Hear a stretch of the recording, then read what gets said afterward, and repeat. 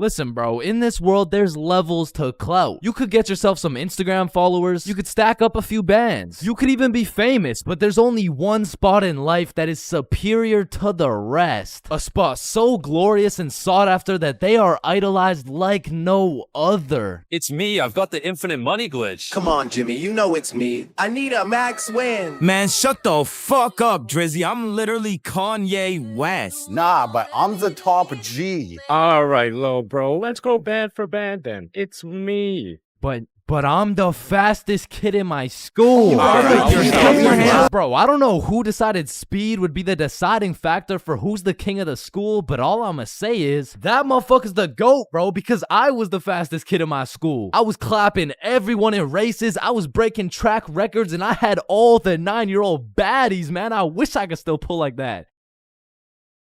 Alright, it's just a miscommunication, you know, like when I say 9-year-old baddies, I didn't mean like... Explain it to the judge, buddy. Sick fuck. And because I peaked in elementary school, come with me and we'll take a look back at some of the first years of our lives and maybe some of the best, am I right?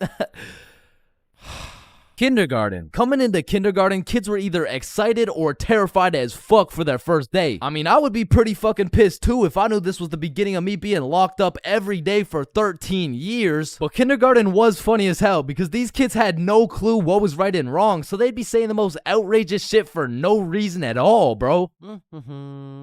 Hey, buddy with the hat, can you pass me the skin color crayon? I mean, at this age, kids were just walking NPCs, and I can't even blame them. I mean, they haven't developed consciousness yet, bro. Like, at this age, recess consisted of catching bugs, playing on the monkey bars, and fucking eating sand. And I've talked about the high school bathrooms and all the wild shit that happens in there, but to be honest, the elementary school bathrooms blow that shit out the water, bro. Because these kids aren't hitting vape tricks, no, they're hitting toilet trick shots, trying to set some world record for the farthest piss taken from the toilet. And let's just say even Stephen Curry couldn't splash that three-pointer, so essentially, motherfuckers was just pissing on the ground. Like, you need to walk into that bathroom 110% alert, or else the next thing you know, you're getting that R. Kelly treatment, bro. And I remember my kindergarten had those green, yellow, and red cards to show how good you were that day, but there was always that one kid with the permanent red. I'm talking the teacher didn't even bother to change his shit the next day, because everyone knows as soon as he walks into class, he's doing some fuck shit. For me, it was this kid we'll call Dennis, because he was a menace, bro. He was always loud, always throwing shit, but besides being a menace, he was also a truth speaker, a fact spitter, for better or for worse, because this little guy had no filter. Okay, Leah, you're up first for our show and tell. Okay, I brought my favorite painting of mine. This right here, this one's me, and this is my dog, Peanut Butter. That shit is ass. Dennis, what did we say about saying the truth out loud? I mean, not the truth. I'm talking about, like, he was the only dude I knew who could talk over the quiet coyote. I mean, to this day, if I see one of those things, I just can't I just can't talk over it. I mean, maybe he's gonna eat me. I don't fucking know. But there was one thing that could shut Dennis up, and one thing only. Boy-girl seating arrangements. Dennis always had so much to say until you put him beside Isabel and Leah, and all of a sudden it's like, hey, what are you drawing? Nothing. Aw, is that your dog? Maybe. Shit, he's just like me for real. Like, to this day, you know? Oh shit. And then we go outside for lunch, and don't get me wrong, eating sand for fun was great and all, but as kids got older, everyone started to play games, some of which consisted of tag, manhunt, soccer, basketball, grounders, red ass, kickball, jump rope, tetherball, and what is possibly the most goated game of all time, Foursquare. This game was legendary, bro, but this shit used to get heated as fuck. I mean, kids were making truces, making whole clans, and that right there was real beef. Like, if you caught the ops lacking at nap time, it was on sight, bro. Psst, what? Oh, no, wait. You're a poopy ass. But man, crushes were everything in elementary school. Like, if you told anyone you had the smallest crush on a girl, words getting out fast, and the entire class is gonna be organizing a wedding for tomorrow. But some kids just didn't use their words, like this one girl in my elementary school who most definitely had a crush on me. I mean, once again, I was the fastest kid in my elementary school, so... As I was saying, this girl had a crush on me, but she didn't like using her words, so essentially, she just like... She just beat my ass. I mean, what better way to tell someone you like them? And she must have really liked me, bro, because you could see it when I came home. Like, oh my God, Chains, what happened? Oh, well, I think this girl at school likes me. Oh, yeah, that's great. But why do you have so many bruises? Well, Mom, I think she really likes me. No, I think you need to go to the hospital. Yeah, probably, yeah. And there was also that one kid who went around teaching people swear words just cause he could. And of course, when I learn some shiny new words, I'm gonna use them. I mean, I still fucking do. But I remember just talking with my friends, dropping the F-bomb, feeling cool as hell. And then one time I see this girl hauling ass over to the teacher and whispering in her ear. And I already knew what was going down because this girl was the biggest snitch known to man. Like, unprovoked. It was like a hobby or some shit to her. And her name was Erin. Like, her real name was Erin, spelled E-R-I-N. Yeah, how's it feel to get snitched on, buddy? But getting in trouble in elementary school was tough because they would act like you were committing war crimes for the smallest things. Like when I got snitched on for swearing, I was in grade 4. I was a big boy, you know what I'm saying? But my teacher was pissed, bro. Chains, you can never say that word. It's horrendous. What does horrendous mean? It's not good, okay? Ah, shit, my bad. Chains! Oh, sorry, it's just stuck in my fucking brain. Chains, cut it out right now or you get detention. Okay, I'm sorry, motherfucker. What? And I'm not gonna lie, the most cursed part of elementary school was the talent shows, bro. Cause the teachers expect you to be all quiet and serious and shit, but it was literally a real life try not to laugh. Like, how am I supposed to be serious when Jimmy's up there shitting out Minecraft parodies like it's comedy gold? I mean, at my school, it was less of a talent show and more of a come on stage in front of the entire school and do whatever the fuck you want for 10 minutes type of show. And man, that shit was brutal. It was like watching paint dry. But if the paint was 7 years old and standing on a stage in front of the entire school, nervous as hell, shitting his pants. Cause elementary school had some weird kids, bro. Like those kids who used to put glue on their hands to let it dry so they could peel it off. Or the kid who would just straight up eat the glue. Or the weird kid who would secretly take a bite out of every single foam football. Like, how are you that hungry? The kid who only wore shorts through rain and snow. The kid who was mad at everyone for no reason. The kid who wouldn't stop yapping. The kid who always had to flex how strong their dad is. My dad is so much stronger than yours. He can beat up your dad with his pinky finger. He can bench press 625 pounds. Wait, what even is that? You don't know what a bench press is? No. What the fuck is a dad? The kid who thought he was Albert Einstein. The snitch named Aaron lives at 354 Stickman Way. The fake snitch. Bro, you won't believe what I just did. What'd you do? I just put my juice box in the recycling. Get this? With the straw inside. I'm telling the teacher.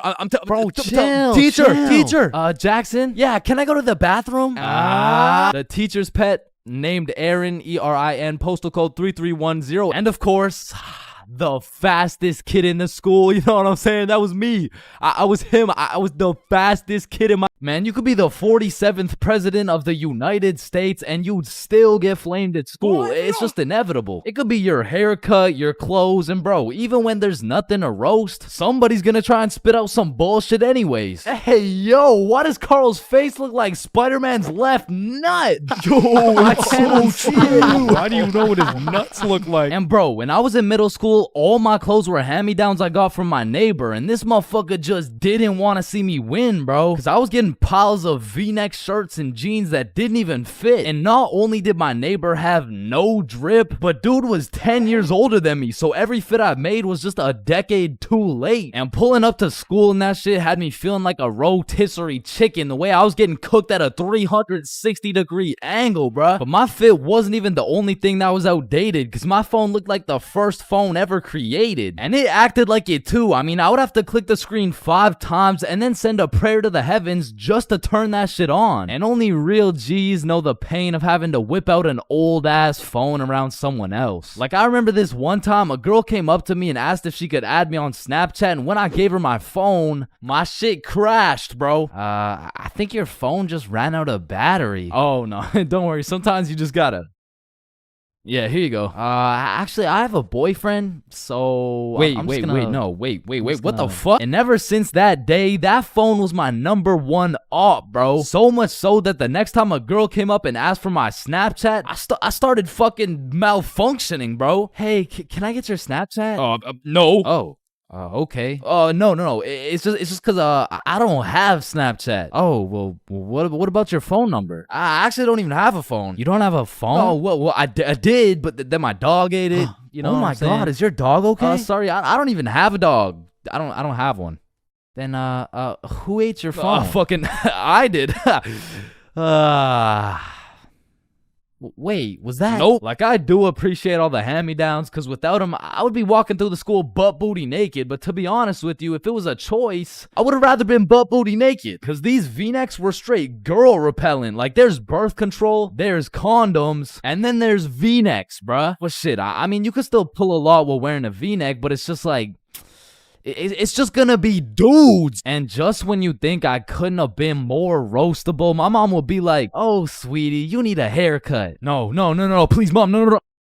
My mom used to take me to this shop that gave out $1 haircuts, bro, and these motherfuckers were straight speed running these cuts. They'd be asking what kind of cut you want while cutting your hair. And by the time you get to show them the cut you want, your shit is already done, bro. And my mom must have not been tipping them either, considering the fact that every time I went back, the cuts kept getting worse and worse. Until one time, I walked out there with my head bleeding, like I asked for a 2 on the sides, and she hit me with a -2. Now, don't get me wrong, when I pulled up to school wearing the most abominable fit known to man with the atrocious haircut and shitter phone combo, I got my shit roasted, flamed, grilled, sauteed, deep fried, and then thrown into the goddamn microwave. Like the type of flaming that has you going home and just taking an extensive look in the mirror, questioning if you should legally change your name to Albert and flee the country. But somehow, this motherfucker Carl got flamed even harder than me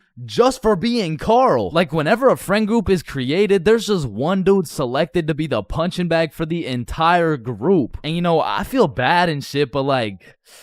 it's better Carl than me, bro, so I'm gonna slip a few jabs in if I have to. Yo, what the fuck is Carl eating, bro? Oh, hell nah. Wait, whoa, Chains is eating the exact same thing. Nah, what? Your shit looks like it tastes like cardboard with honey mustard. Wow, how did you know? Like, Carl can't even get a little chuckle out without getting crucified, bruh. Damn, he's fucking that shit up. Looks like he hasn't eaten in weeks, bro. Oh, hell nah, Carl. I know you're not laughing. Yeah, no, I'm not. You're built like SpongeBob Round Pants. You look like a malnourished Santa Claus, bro. Like, god damn, that's a face only a mother can love. What did I do? Now, getting roasted around your boys is tough, but that pales in comparison to the pain and embarrassment of getting roasted in front of your crush, bro. Yo, Chains, what did you get on the science test? I'm not gonna lie, I got like a 76. I'm surprised you're not smarter with that big ass head of yours.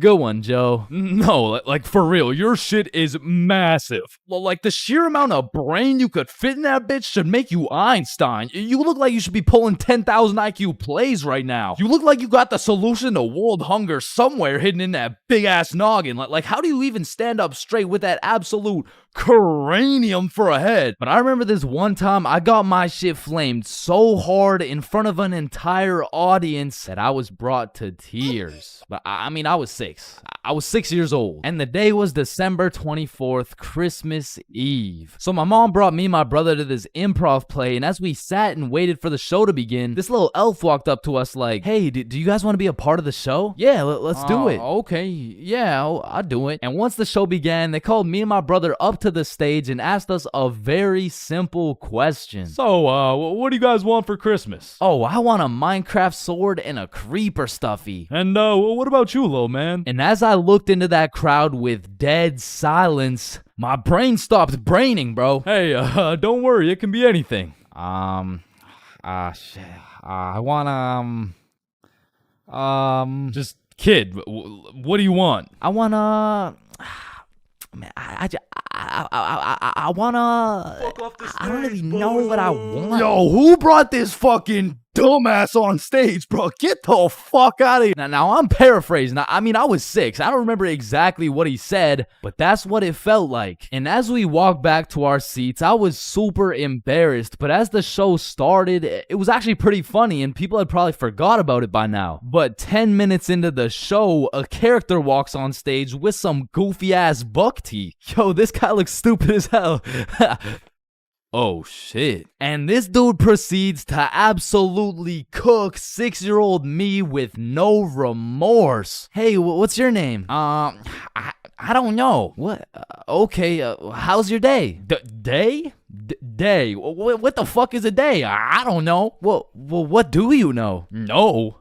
That's just it. I don't know. I just don't know. Shit, I don't think I know anything. And that shit had the whole audience laughing harder than ever. And as I looked around, my brother was laughing and even my mom was laughing. And it was this very moment that I had hit rock bottom. And at the age of 6, I realized I would be put on this earth simply to suffer, and it made me cry, bro. I cried in the middle of this theater. Then the next morning I woke up and it was Christmas. And under the Christmas tree, I saw the best gift of all. It was a Bob pocket tee from ChainsClub.shop. That's right, it's brand new. You can wear it around your homies. You can wear it at school. You can wear it around your mom, your grandma, your great-grandma, maybe not your great-grandma, but damn near anywhere else, and Bob will be posted in your pocket the whole time. Wow, what a perfect thing to get someone for Christmas, am I right?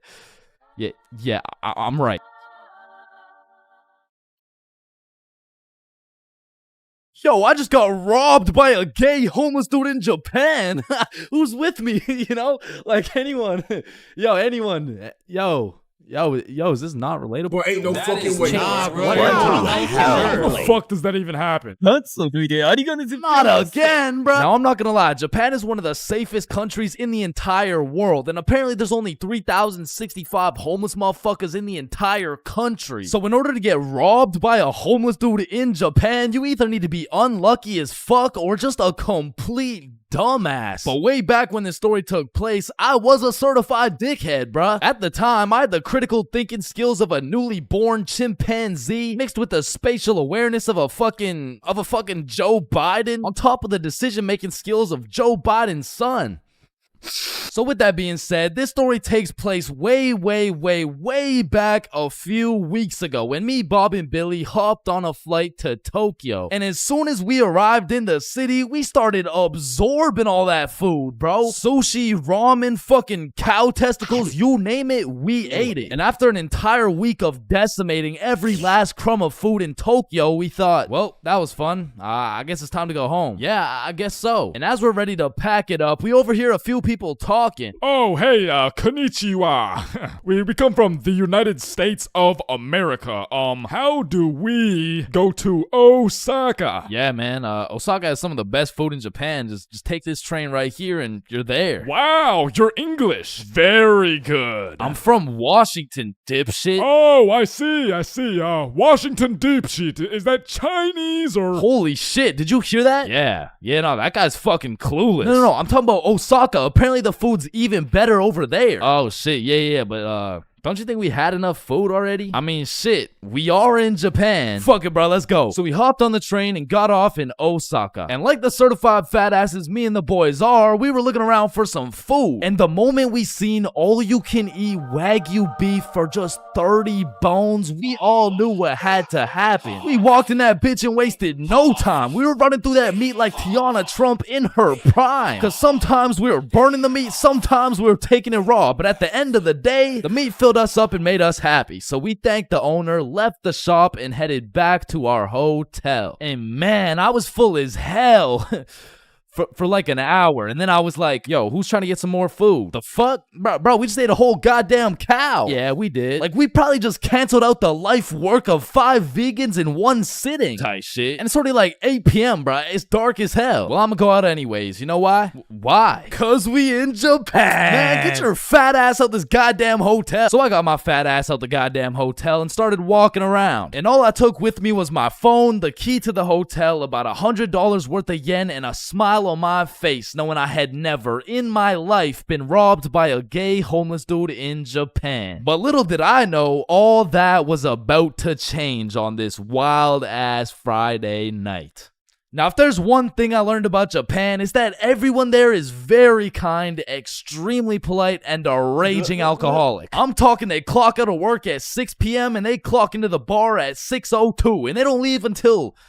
they don't leave until it's time to go back to work, bruh. Because the Japanese people work hard, but their liver works harder. But regardless, I'm casually walking through the city when I hear someone yell from across the street. Yo, So naturally, I'm like, yo. And they're like, come here. and I'm like, shit, okay. So I walk across the street and see 3 individuals posted outside this little bar shop thing like, Yo, I'm Yuto. This Emi. This is twin sister Shigo. hey, it's my first day working here. Come inside, come inside. Shit, I don't know. I'm just trying to get some food somewhere tonight in Osaka. I don't know if it's like... You want Osaka fucking night food? Yeah, I guess I want Osaka fucking night food. Read the sign. Osaka fucking night food. Oh, okay, yeah, fair enough. Shit, You know what? Come get shots. I pay.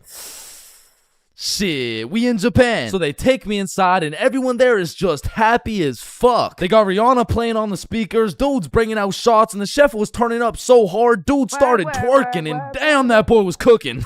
Bro, what? Shit, he was cooking with the food, man, fuck. But the vibes were just so good and inviting that I felt like I just got welcomed into this Japanese family. And so we all cheers and take the shots. And now I'm drinking, and I'm drinking with only one goal in mind, and that's to keep up with my newly found Japanese family. And so to prepare my stomach, I get me some Osaka fucking night food, and it was scrumptious. But as I'm slurping up this kebab, I see Emmy come back with 3 more shots, and she's like, you want one? Shit. We in Japan. So we take the shots, and I'm talking to Emmy, and one way or another, we start talking about our alcohol tolerance. Yeah, I'm not gonna lie, it takes a lot for me to get drunk. Not as much as me. Whoa, is that a bet? Yeah, it is. Bitch. So we're drinking everything in sight. Vodka, soju, sake, tequila. It's a competition. Now, I made the bet in the first place because I'm twice her size. But one thing I forgot to account for was the fact her entire lineage had been training generations for this very moment. So she's taking these shots to the face like... well, shit, like Tiana Trump in her prime, and I'm going shot for shot with her. And after taking about 8 shots, I was feeling it, bruh. Yo, let's go play darts. I never really played darts in my life, but shit. We in Japan. So we pull up to a darts bar, just me, Emmy, and Yuto. And I had never played darts a day in my life. But you ever just try some shit and you're just inherently good at it? Yeah, right? Yeah, that shit was not me, bro. I was dog shit. I was out there looking like I was drunk as hell. I was drunk as hell. Because in order to play, each person had to buy a soju. So now I'm about 12 shots deep, throwing darts, trying to hit a circle the size of a pea, while this little Japanese girl's pushing me and shit. Because to her, this was a game. To me, this was survival. Because every time you lose, you gotta take a shot. And if I keep taking shots like this, these shots about to start taking me, bruh. And sure as hell, I lost the first game. I took my shot and Emmy's like, how drunk are you right now? And I can't let her know I'm losing this bet. So I'm in that bitch like, drunk? Nah. Shit, where I'm from, we brush our teeth with a bottle of Jack. Okay, then loser takes 2 shots. Yeah, let's do it. So one thing leads to another. Now I'm 16 shots deep, and Emmy's like, I'm gonna go to the washroom. I'll be right back. And then Yuto's like, Yo, Chains, we must talk. oh shit, yeah, what's up? Now Yuto had a strong accent and very limited English, so it really went some like, Emi, bomburu. huh? Emi, have bomburu. Yo, Yuto, no, I don't speak Japanese, dog. No, Emi, use bomburu. Swipe left, swipe right. Bamburu. Oh shit, Emmy uses Bumble. Okay. Yes, and she texts the Bumble guy. Come here. Oh hell nah, bruh. I'ma have to abort mission. Me too. You too? Hi, Emi to you daddy. Fuck Emi. Oh shit, facts, let's do it. So we sneak away to the elevator and we're spamming the up button trying to leave, and this shit is just not coming, bruh. So we both peek around the corner to see if she's coming, and she notices us. Oh shit, guys, we're leaving? Yeah, we are leaving. Fuck. So we all get in the elevator and Yuto whispers in my ear like, When the elevator open, we run. and I'm drunk as shit, but I was the fastest kid in my elementary school, so as soon as the doors opened, we hauled ass, bro. And I just kept running till Yuto was like, Stop. we go to bar. And I'm just having a great time existing at this point. So I walk into this bar all drunk, like, where the hoes at? Oh shit. Oh shit. Where the bros at? Yuto took me to a gay bar, bruh. Now, of course, there's nothing wrong with the gay bar, but it was the fact that after drinking 16 shots, I just sprinted full speed away from a cute Japanese girl to run straight into a room filled with a bunch of sweaty gay dudes. And these motherfuckers were looking at me like I'm some fresh meat or some shit. And it really just had me questioning my entire life. I was in that bitch confused, frustrated, drunk as hell, ready to crash out. I was gonna leave that bar looking like I would like a fruit explosion. No, Sebastian, what the wrong video? What the fuck? Oh, hey, Is that Diddy? so you're trying to see a fruit explosion, huh? No. So I left the gay bar, called up Emmy, we link back up, and the first thing she says to me is, "Fuck you." Fuck me? What? Nah, fuck you. Why'd you run from me? Bruh, you were inviting Bumble dudes and shit. What? No, what are you even talking about? I mean, Yuto said, like, you know what? Don't even worry about it. Okay. Well, let's go to the club. And I'm like, shit, we in Japan. So we're at the club doing club shit, and after an hour or so, she's like, let's take some shots. And I'm like, shit, we in Japan. I am blackout drunk, bruh. I don't even know how many shots deep I am at this point, but all I know is I'm so drunk, I gained the ability to fucking teleport. So I'm in the club, and as soon as I blink, I'm in a bar. Then I'm in a club, back to a bar, to a new club, McDonald's, bar, karaoke club, bar, Love Hotel. Love Hotel? Man, what? What the what? Man, what the fuck? You said you wanted to sleep. Damn. Yeah. Yeah, nah, I probably said some shit like that. I don't fucking know. So we walk into our room, and the very first thing I notice, the hub on the TV, vibration devices on the bed, protection everywhere. Shorty just lured me to the Japanese freak chamber, bruh. I blink, and we teleport to the bed. But we were just talking like, yo, Yuto said you were inviting dudes from Bumble. Oh my god, okay, Yuto's a liar. Listen, I gotta tell you something, but you can't tell anyone. Yeah, nah, I won't tell a soul, you know. I will not post this on YouTube, clip it up, post it on TikTok, Facebook, LinkedIn, Instagram, Reels, or anything like that, you know, like, yeah, that'd be weird. Okay, so Yuto's homeless. Wait, what? Yeah, like, he just goes to the gay bar and then goes back to a dude's house and sleeps there. Damn. Oh, man, I didn't even know. And then he steals their money. Wait, he what? Yeah, he just steals their money. Wait, but it's just the gay dudes, right? Yeah, it's mostly just the gay dudes. I check my pockets. The money's gone. Fuck. You said it's only the gay dudes. Yeah, nah, he just steals from the gay dudes. Fuck, I want to go home, bruh. So I leave the Love Hotel, and at this point, the sun is coming up, and I'm still drunk as hell, walking like a zombie. I pull out my phone to go use Google Maps, and that shit dies, bro. So now it's just me and my last few brain cells trying to make it to my hotel before I pass out. And I'm stepping over Japanese motherfuckers blackout drunk sleeping on the sidewalks, thinking I can't end up like them, but honestly, I have no clue where I am, no clue where the hotel is, and no clue what time it is. And after what felt like hours of aimlessly walking around, I blinked and I fell asleep, bruh. And when I woke up, I was in my bed. I genuinely don't know how, who, what, when, or why, but shit, I wasn't complaining. But by the time I got out of bed, it was 6 p.m. and I didn't remember shit. I had to go through my camera roll and piece everything together like The Hangover. But at least that Friday night, I learned a very valuable lesson. Don't try to outdrink the Japanese motherfuckers, bro. You'll lose every time.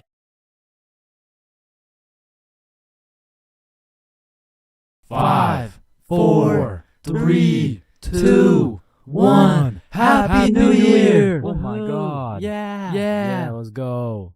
For my New Year's resolution, I'm gonna go on a diet. Nice. Oh, and I'm gonna quit vaping. Yeah. Let's do it. Oh, and I'm gonna go vegan. Oh, nice. And I'm gonna stop beating my meat. Oh, Fuck. 3 days later.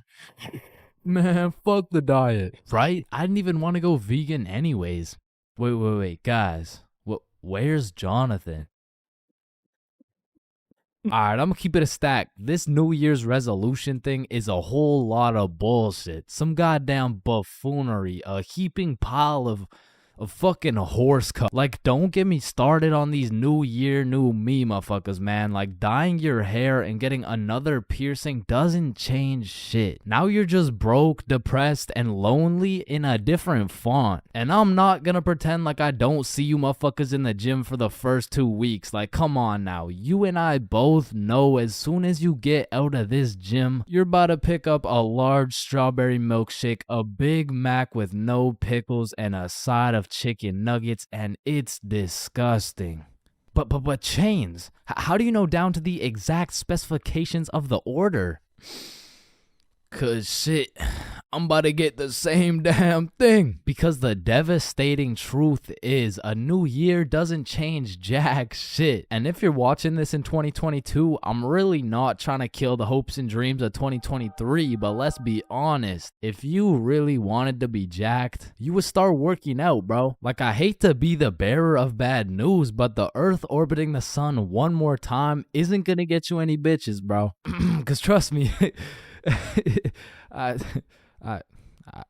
I would know. Now, as a stick man like myself, I can't fuck with New Year's resolutions because it's always the same shit. Like, 3, 2, 1, Happy New Year's.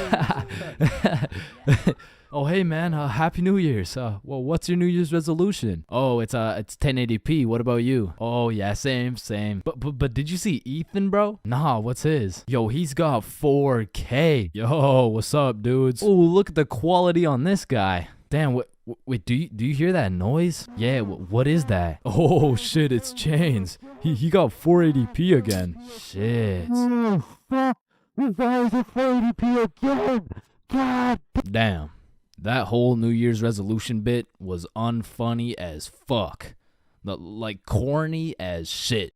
Well, speaking of corny jokes, New Year's seems like the time when motherfuckers feel like it's okay to start whipping out the most overused and unfunniest jokes of all time. Oh, hey Chains, watch this.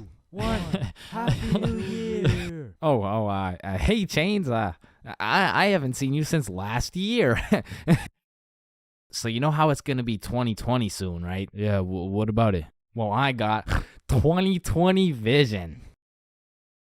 Now, I know it sounds like I'm on some bahumbug shit, but New Year's does have a lot of great things about it. Like the parties, the fireworks, the parties. And so you may be thinking, Chains, why are you like the Grinch of New Year's resolutions? Why do you hate New Year's resolutions so much? Well, the truth is, my hatred for New Year's resolutions dates way, way, way back to 2016. It was December 31st, New Year's Eve, 11:59 p.m. This was the very day when a young, hopeful Chains decided my New Year's resolution would be to acquire a girlfriend. I tried and I tried, but as 2022 comes to an end, my girlfriend remains unacquired. Here at Stickman High, we understand the importance of learning. That's exactly why our new curriculum has been perfected to accelerate the learning of each and every student. Like, hey, look at this kid. Wait, what? Look how big his head is. It must be full to the brim with all that knowledge we provide. Hey, it's not that big. No, it's pretty fucking big. Anyways, let's take a look at how the new curriculum pushes our students in the weight room. Oh, wow, impressive. See, I didn't even know legs could bend like that. They can't. All right, stop recording. Stop the recording. Stop the recording. Stop the recording. All right, Stickman High, welcome to the new curriculum, and let's study those textbooks. All right, class, are we ready to learn about this new curriculum or what? Or, we could just do a Kahoot? That's what I've been waiting for. That's what it's all about. Man, I fucking love Kahoots, and I don't study for shit. Bro, I feel like Kahoots are the exact equivalent of the good old here comes the airplane trick. Like, yo, you want a Brussels sprout? Aw, hell nah, bro, those are disgusting. Oh, shit. Alright, but here comes the airplane. Hey, Chains, you need to study for this history test. Hell nah, bro, that shit's boring as hell. Okay, yeah, but... The Declaration of Independence was signed on the drum. Because personally, I didn't give a single fuck about what we were learning in school. But I swear they infused the Kahoot music with Adderall or like crack or some shit. Because a game of Kahoot used to have me all the way locked in. And I would be grinding my way up those leaderboards. Like I'd make it to 3rd place and then 2nd place and then 1st. And then the teacher would throw in some bullshit like, now what position was Abraham Lincoln conceived in? So I go for the safe answer, and all of a sudden I dropped 14 places, and I'm getting passed by goddamn Dildo and Duncan McCawkiner. And the teacher's over here yapping about, yeah, guys, you should know this one. It's chapter 13 in your textbooks. Like, bro, why the actual fuck should we know this one? But in these Kahoots, people were coming up with the most outrageous names of all time, bro. I remember anytime a teacher would pull up a Kahoot, the first names would start off normal as hell. Jessica, Eric, maybe a little Bartholomew. But as soon as one dude drops a name that's ever so slightly comical, every single name after that ends up being more and more out of pocket than the last. It's like a competition to see who's gonna push that shit the furthest. Like Richard Long quickly turns into Ben Dover, which nicely parlays into Hugh Janus, which passes it over to I Swallow Cum, who alley-oops it for Wilma Dickfit, which eventually somehow always ends up with the teacher just catching mad strays. Like somewhere along the line, that shit goes from Dixie Normus to Miss Jackson's built like Mike Wazowski. Alright, who said I'm built like Mike? I remember I had this teacher who used to love Kahoots. Shit, she loved her Kahoots so much, we'll call her Miss Cahooters. Nope. Nah, we're not actually doing that. We're not calling her that. I think we'll just go with Miss Kahoot. You know what I'm saying? I think Miss Kahoot works just fine. And every Friday or so, we would walk into Miss Kahoot's class, and she would have a Kahoot pulled up smiling from ear to ear, which I'm not gonna lie was really sad to see. Not because she was smiling, but because I knew in 20 minutes tops, that smile would turn into straight anger, bro. Hey class, happy Friday. We're gonna do another Kahoot because I know it's a class favorite. Just please, everyone be appropriate. DJ Bustanut, are you serious? In my 22 years of teaching, I have never. And I felt bad for Miss Kahoot, you know, like I really did, but it was low-key her fault for running it back so many times. Cause DJ Bustanut just couldn't stop catching these dubs, bruh. He was a dog. But nah, I really do feel Miss Kahoot, cause sometimes even Kahoot pisses me off, bruh. Cause picture this, I'm here grinding out these answers, giving it my all, even cheating a little off that one smart motherfucker with the big ass laptop, but I still get a few answers wrong, you know. Nobody's perfect, but imagine my pain as I read my screen and find out I'm 76 points behind fucking Sebastian, bro. And I look up at Sebastian and this motherfucker doesn't even know what he's playing. He's just happy to be here and shit. But there's only one feeling worse than being 76 points behind Sebastian, and that feeling always came from the easiest questions. It would be like, oh, what? This is a little too easy? How do you say hi in English? And you're trying to speedrun this shit, so you click the first thing that kind of makes a little bit of sense and the answers come up, and you're the only motherfucker to get that shit wrong. No, dumbass, that was a zero. And everyone's looking around for who got it wrong. Like, yo, whose dumbass got that shit wrong, bruh? Top facts, bruh, type shit. Dumbass, type shit. The fucking dumbass. Chains? Were you the dumbass who got that shit wrong, bro? Me? Dumbass? Nah, shut up. Shut the fuck up. Nah. It was probably Sebastian, bro. Just look at that motherfucker. And I feel like there's only 7 types of people in class when you're playing a Kahoot. And the first is Dover. Ben Dover. We all know him and we all love him. He's got a smart name, but not a smart brain. He might get the first answer right, but then he falls off the face of the leaderboards, never to be seen again. But on the leaderboards, we got Genius George, because George actually studied the material like a well-prepared and studious nerd, bruh. Because George was the type of dude to be like, calculate for the common denominator. Oh man, this one is too easy. Like, bro, if you don't shut shut the fuck up, I'm about to commonly dominate that ass. No, it's called a denominator. Oh, I know. And I swear every game of Kahoot had that one person who took their sweet time to answer every single question. Like, it could be 1 + 1, and this motherfucker would be 30 seconds deep into the question, like, okay, 1 + 1. Is it a trick question? No, just answer the question. Oh, okay, 1 + 1 equals... The answer's 2, dumbass. Okay, can I use a lifeline and phone a friend? All right, chat. How do we kick Jasmine out of the lobby? And then we got Flying Fuck Frederick. And Flying Fuck Frederick doesn't give a flying fuck. Dude will give his best shot at the first question, and then he's aborting mission and playing some goddamn Clash Royale. And then there's always that one dude yelling out the wrong answers. All right, what's the biggest mountain in the world? Ooh, I know this one. Chains. It's blue, bro. Trust.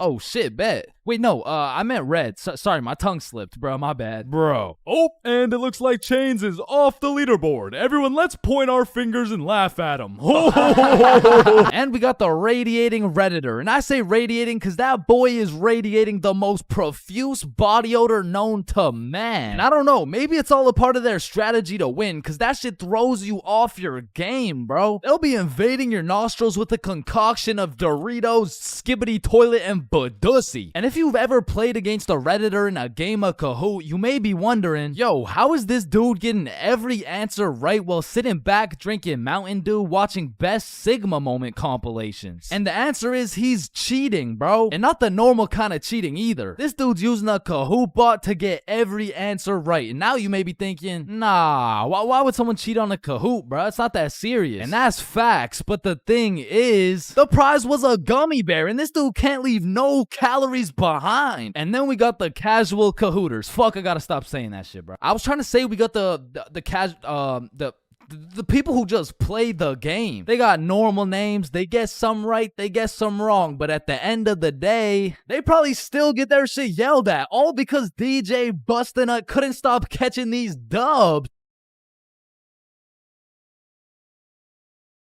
Alright. Alright, class, today we're going outside for a run. But it's literally 0 degrees. Oh, Chains, don't be a bitch. It's not even that cold. See? I told you guys it's not even that cold. Yeah, for you. Cause you're out here dressed like the Michelin Man. High school PE is something different. And every PE class has 5 different types of people. Like the group of kids who just stand in the corner and occasionally get sniped in the head with a dodgeball. Or the kids who participate and make sure everyone is included. Or the legend who's chilling on Instagram. Yeah, he follows at ChainsFR's. There's also the dude who just never shows up. And of course, we got the sweats. These motherfuckers treat PE like they're in the military. These motherfuckers treat PE like they're training for the Olympics. These motherfuckers treat PE like they're gonna get scouted to the league. Which is honestly just funny as hell because, let's be honest, 85.7% of the class doesn't even want to be there. So you'll have some innocent soul zoning out during a basketball game, and all of a sudden they'll be getting posterized like they're playing against Ja Morant. Yeah, bitch! I mean, these kids will come out of PE drenched in sweat, breathing heavy, and with a smile on their face, knowing they dropped 104 points on some kids who have never touched a basketball in their life. And listen, don't hate me, but I do understand the appeal of sweating your balls off in PE, because I too once participated in the sweaty activities. Ow.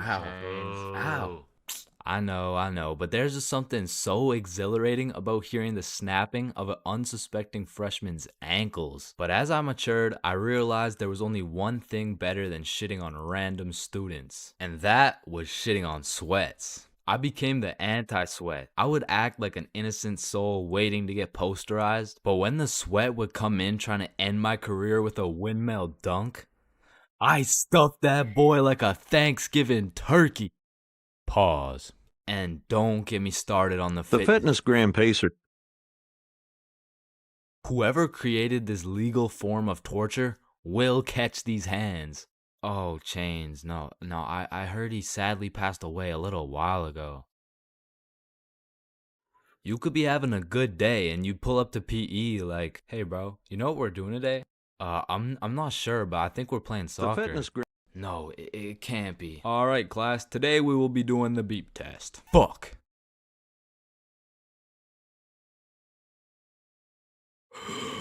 Woo. Damn, what was I at? Chains, we haven't even started. That was just our warm-up. But one thing that did bring me a little bit of joy was looking at everyone during the push-up section. Like, there was always some dude doing the neck push-ups, some dude who thinks he's Mike Tyson, the guy who takes breaks when the teacher isn't watching, and there was always at least one dude who was out here looking like he was hitting it raw. James, I don't think that's how you do it. Oh, yeah, you're right. Yeah, bitch. Yo, you can live the rest of your life without breathing. What? No, you need to breathe. Hey, watch and learn, my friend. Oh, shit. Would you look at that? Okay, class, today we're gonna be studying atoms. Yes, Chains. If we're made out of atoms, and we're studying atoms, does that mean atoms are studying themselves? Chains, are you high? No. No. Damn. You know how everyone says, "Oh, I took a shit." No, you never take a shit. You leave it. Yo, guys, I just took the meanest shit I've ever seen. Hell What the no. fuck? Bro, isn't it crazy that you can imagine what it would feel like to lick any object you look at? Bro, why are you looking at my balls like that? Oh, hell no. You know what I just realized? Yeah, what? Walking around with one crowbar is much more suspicious than walking around with 3 crowbars. Bro, is that your car? Oh, shit. Yo, this burger is busting in my mouth right now, bro. I know, this shit is scrumptious. The ham, it's just exquisite. But wait, ham? There's no ham in the burger. It's a hamburger, dumbass. Of course there's ham in the burger. No, the patty, it's made out of beef. Bruh, that's like saying a hot dog isn't made out of a dog, for Pete's sake. Damn, you're high as shit. Okay, when I say sun, do you think of day or night? Obviously the day, that's when the sun's out. Okay, makes sense. But what if I were to tell you that you see more suns in the sky at night than you do in the day? Whoa. You are hereby sentenced to 35 years in jail for repeatedly kicking a pregnant woman. Objection, Your Honor. When you really think about it, everyone in this room has repeatedly kicked a pregnant woman before. Even you, Your Honor. Fuck. Holy shit. Horses are naysayers. Sir, I am very sorry to inform you the STD results came back and you are positive for chlamydia, gonorrhea, trichomoniasis, syphilis, chlamydia, herpes, HPV, HIV, and chlamydia again. Somehow you got 3 cases of chlamydia. Damn, you know what that made me realize? That you should wear a condom? Nah, life is a sexually transmitted disease that will 100% lead to death. Damn right, sir, you got 3 days to live. You ever think about how old cars are looked at like, look at this dude's old ass car. He's broke as shit. Damn, at least my car isn't as old as this dude's. Holy shit, this guy's car is a shitbox. Damn. Look at that vintage car. Wow, that guy's car is insanely old. He's gotta be a millionaire. What the fuck? Is that Fred Flintstone? Whether we like it or not, we were all once inside some balls. Facts. I'm talking in the testes. Damn. I'm talking in the family jewels. I'm talking in the nut storage. I'm talking in the semen spheres. God damn, Todd's really laying down some mean pipe over there. You know, Todd beating down those doonies really got me thinking. Most people are made in a bed, born in a bed, and die in a bed. Damn. Bro, stairs were made to make a really big fall into a bunch of small falls. Oh, shit, are you good? You know, someone probably still got your nose from years and years ago. Got your nose, give it back. It's me. What? What do you mean? It's me. I am the one who got your nose. Wait, are you serious? Yes. Dude, give it back. Or what? Give it back. No, it's my nose now. You gotta eat the frog. No, just eat the frog. Nope, one bite. Not doing it. You just gotta try it. I'm not eating the frog. It tastes like chicken. Yo, mama tastes like chicken. Come on, it's tradition. You have to eat the frog. Damn, traditions are really just dead people peer pressuring us. Eat the frog, pussy. That's why you're dead, bitch. Listen, I just can't wrap my brain around it. Yeah, what's up? Can you tell me why the fuck we park on the driveways and we drive on the parkways? It makes no sense. Hey Alexa, order some extra large magnums real quick. No, we both know you get absolutely zero bitches. Alexa, you literally Alexa, got stop. No reason Stop. on top of that, Alexa, you and I both know Alexa, you are a shut size up. small condom bull. Bro, over the next generation, we're gonna see a serious decline in the number of people who are named Alexa. Damn. Wow, that's quite a beautiful birdhouse right there. Yeah, do you think it's made out of wood? Oh yeah, for sure. And where does wood come from? Fuck do you mean where does wood come from? It comes from a tree. Exactly. Are you thinking what I'm thinking? People cut down birds' houses to make bird houses. Oh, fuck? Yeah, I meant people cut down bird houses to make bird houses. As you get older and older, a life sentence continues to become less threatening. Yo, there's probably a point where you just don't give a fuck. Put the money in the bag, bitch. I hereby sentence you to a life sentence in prison. 3 days later. Whoops. Oh. Okay. How the fuck did somebody look at all these rocks and trees and shit and just think, yeah, I can make a Wi-Fi out of this? Why is it a chair, bro? Someone tell me why it's a chair. You see, the word chair actually originates from the word cathedra, which is a combination of Latin words that mean sit and down. Incidentally, the word cathedral got its name as it is the seat or chair of the bishop. Oh, damn, this sandwich is about to go crazy, bro. Wait, that sandwich would hit way harder if we smoked before you eat it. Oh, okay, yeah, you right. A few moments later. Damn. What? Damn. My sandwich went bad. Nah, when you think about it, your sandwich didn't go bad. Something just started eating it before you did. Whoa, that's crazy to think about. Wait. Are you eating my sandwich right now? You gotta be faster than that, bro. I'm talking inside the cum factories. For real. I'm talking inside the sperm bank. For real. I'm talking inside these nuts. I'm talking in the Dwayne The Rock Johnsons. Damn. Nah, fuck you. Hey, fuck you then. That's why you eat meat. I don't eat meat. I'm vegan. Oh shit, same. But you're still a bitch. Okay, and I still laid pipe on your mom. Yo, what's going on here? He called me a bitch, and he said he had sexual intercourse with my mom. Yo, calm down. I thought you guys were both vegan. Yeah, we are. What about it? If you guys are both vegan, are you guys really beefing?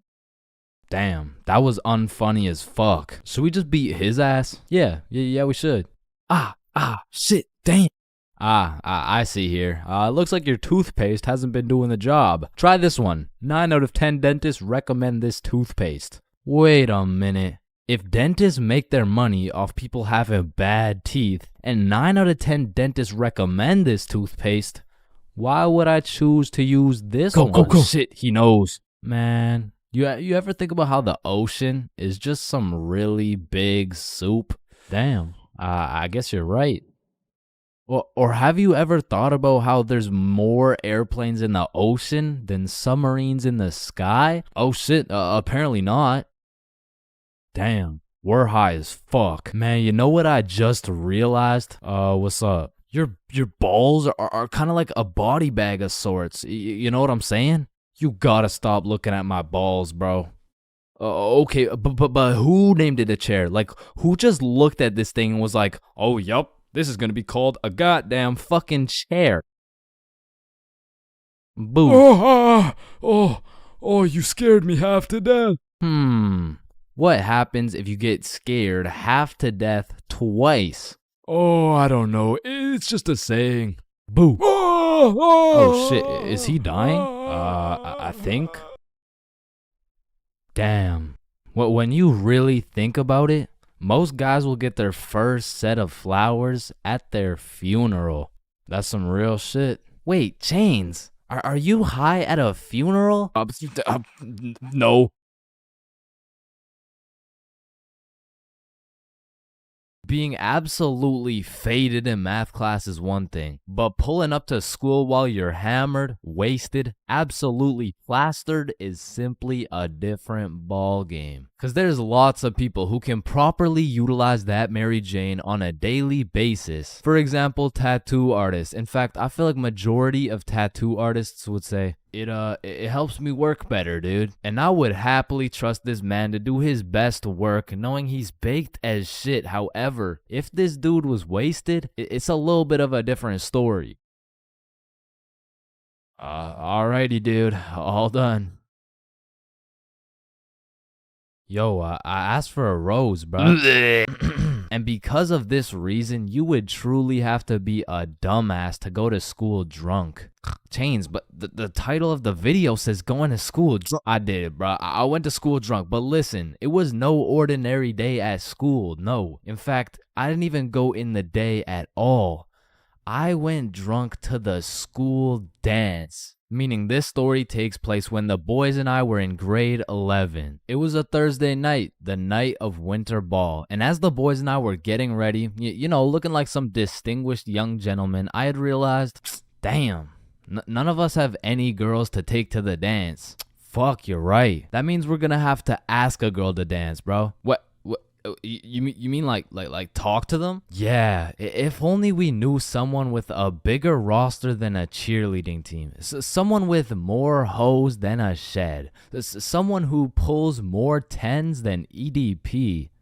It's Bob. So me and Billy started analyzing Bob. Like how does he pull so many girls, bro?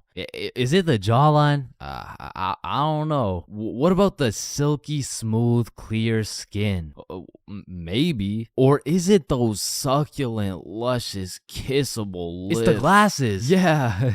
the glasses. Yeah. So we stole Bob's entire flow in the hopes this would put an end to my drought of bitches. So we check ourselves out in the mirror and then we hop into Billy's whip. We throw on some Rihanna to get us hyped, and before we knew it, we had arrived at school. Now to really paint the picture, it was a Thursday at 8 p.m. And on this Thursday at 8 p.m., Billy pops his trunk to pull out 2 bottles of vodka. Now, if you were unaware, it was currently a Thursday at 8 p.m. on a school night, and we were headed into our school. Now, logically, I should have simply denied the alcohol, but I'ma keep it a buck. The whole idea of walking up to a girl and asking her to dance was really giving me the heebie-jeebies. I mean, my palms were sweaty, my knees were weak, and arms were heavy, so I took a big old chug of that liquid courage in order to ease the nerves a little bit. And shit, Billy must have been feeling the same way because Billy was down in that shit like it was water. And right after we consumed enough alcohol to kill a baby elephant, I got a notification on my phone. Oh shit, I got an email. Oh, it's from the school. It says, if you come to the winter ball under the influence of alcohol or any drug, you will face suspension and will lose your right to walk across the stage for graduation. Fuck. Okay, listen, if we can get into the dance before this shit hits, we're chilling. All right, we got this. So we walk into the school looking fresh as hell, but then I noticed a fat line of students, and this line led to a security check to get into the dance. Fuck, that's not good. Nah, we're chilling. I still don't even feel anything. What about you? Yeah, same. We're good. And just as we came to the consensus that we were good, the principal starts walking down the line in our direction. Fuck, act cool. We're good. Act cool. Whew. That was close. You three, over here. Shit, fuck, shit. Do you guys know why I called you over here? Nah. Nope. I smelled alcohol the moment I walked past you three. Now, I don't know if it was one of you or all of you, but you know the consequences of showing up under the influence, right? Yeah, we do. And tell me, is it or is it not suspicious that all three of you guys showed up with glasses on? Nah, we just thought it looked suspicious. Take them off. Damn. Yes, sir. And although I downed a sizable amount of vodka, it still hadn't kicked in yet. Now, I didn't want to do this to you guys, but look at my finger. This motherfucker starts waving around his magic finger in Billy's face with a flashlight to somehow see if he's drunk. Now, I don't know what the plan was, but I was fucking scared. Okay. He's not bad. Oh, okay, he's good. Now let's see here. And just as this motherfucker puts his finger in my face, that vodka hits, bro. I'm using all the strength I got to keep my balance while I'm getting blinded by this flashlight. Let me try that again. I got a little feeling you guys drank, but it hasn't fully kicked in yet. I'll check up on you in a little bit. Yeah, that's good. Yeah. So we get to security and they make sure to pat us down. A little bit too good, but before we knew it, we were at the dance. And just like that, I saw my opportunity and I put that liquid courage to use. And you know, I'm very articulate when it comes to words, so I ask, "Hi, how are you?" "Oh, hey, I'm good." So I wanted to ask you, like, you know, we're at the dance and I saw you, so I walked over here. Here we are, you know what I mean? So like, do you want to dance? Yeah, sure. It had worked. My plan had finally worked. And just as I was about to feel the female touch I'd been deprived of for all these years, I see Mr. Principal walking in my direction with his finger ready and his flashlight in hand. So I just haul ass, and I don't stop hauling ass until I'm off school grounds. So the moral of the story is, don't go to school drunk, bro.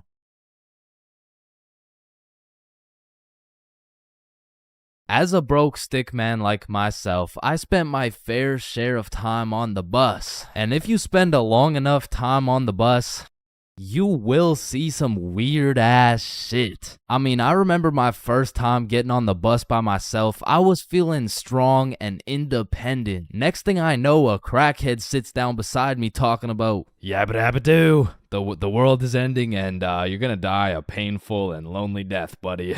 And just like that, I went from strong and independent to shitting my pants. Yeah, bro, the bus is just something else. Like 1 in 10 people who enter the bus are straight gremlins, bro. I'm talking about the gremlins who know the perk is fake, but they still pop it. Now you just gotta sit next to this motherfucker for another 30 minutes while he tells you about the kids in his basement. But to be fair, these gremlins aren't even the worst part of the bus. The worst part of the bus is the energy. You walk in there and everyone just stops and looks at you like they're sizing you up or some shit. And you know who sizes you up the most? The fucking goddamn motherfucking bus driver, bro. These bus drivers are just eternally pissed off. Every time I would get off the bus, I would try and cheer bro up, but they're just like allergic to happiness or some shit. Hey, thank you. Have a great day, man. Shut your ugly ass up, little boy. I already know you get no bitches with your big ass forehead, no drip having ass with your skinny ass arms. Boy, you're built like a stick man, bruh. Damn. Hey, bro, there could really only be 2 reasons why these bus drivers are so mad all the time. Either they had a demon villain origin story where they were abandoned as a child and never shown any form of love until one day. In freshman year of high school, Timmy met Linda. Linda was kind, smart, beautiful, and she paid attention to Timmy when nobody else would. Timmy asked Linda to be his girlfriend, and she said yes. They dated all throughout high school, and they even got into the same university so they could be together forever. Until one day, when Timmy's world was flipped upside down. Timmy found out Tyrone had been laying some mean pipe on Linda this entire time. Everyone in Timmy's school made fun of him. Timmy could not let this slide. So he called out Tyrone to run the ones in front of the entire school. And without a single word, Tyrone winds up and hits Timmy with the meanest left hook any stickman had ever seen, leaving Timmy slept out cold, unconscious, in front of his classmates, his teachers, and even in front of Linda. 'Cause shit, if that happened to me, I'd be just as mad as Timmy over here. Now, realistically, the only other reason these drivers are so constantly mad would be because the driver's seat secretly has a stick built in. You see, this would explain why the driver constantly has a stick up his ass. I mean, shit, you really can't even blame him for being mad. But still, I'm gonna blame them, cause I know these motherfuckers get pleasure whenever they see me running at full speed trying to make it to the bus stop in time, cause they start stepping on the gas. Dumbass. To be honest, there's nothing that leaves you more defeated than when you're sprinting to a bus stop, then that shit just cruises on by and everyone on the bus is laughing at you. Damn. Honestly, at that point, I just give up and go home. But it hits a little bit different when that bus is your only way home. And it was the last bus, cause it's 2 a.m. And now you gotta bunk up with the gremlins on the side of the street, all because that goddamn bus driver had a stick up his ass.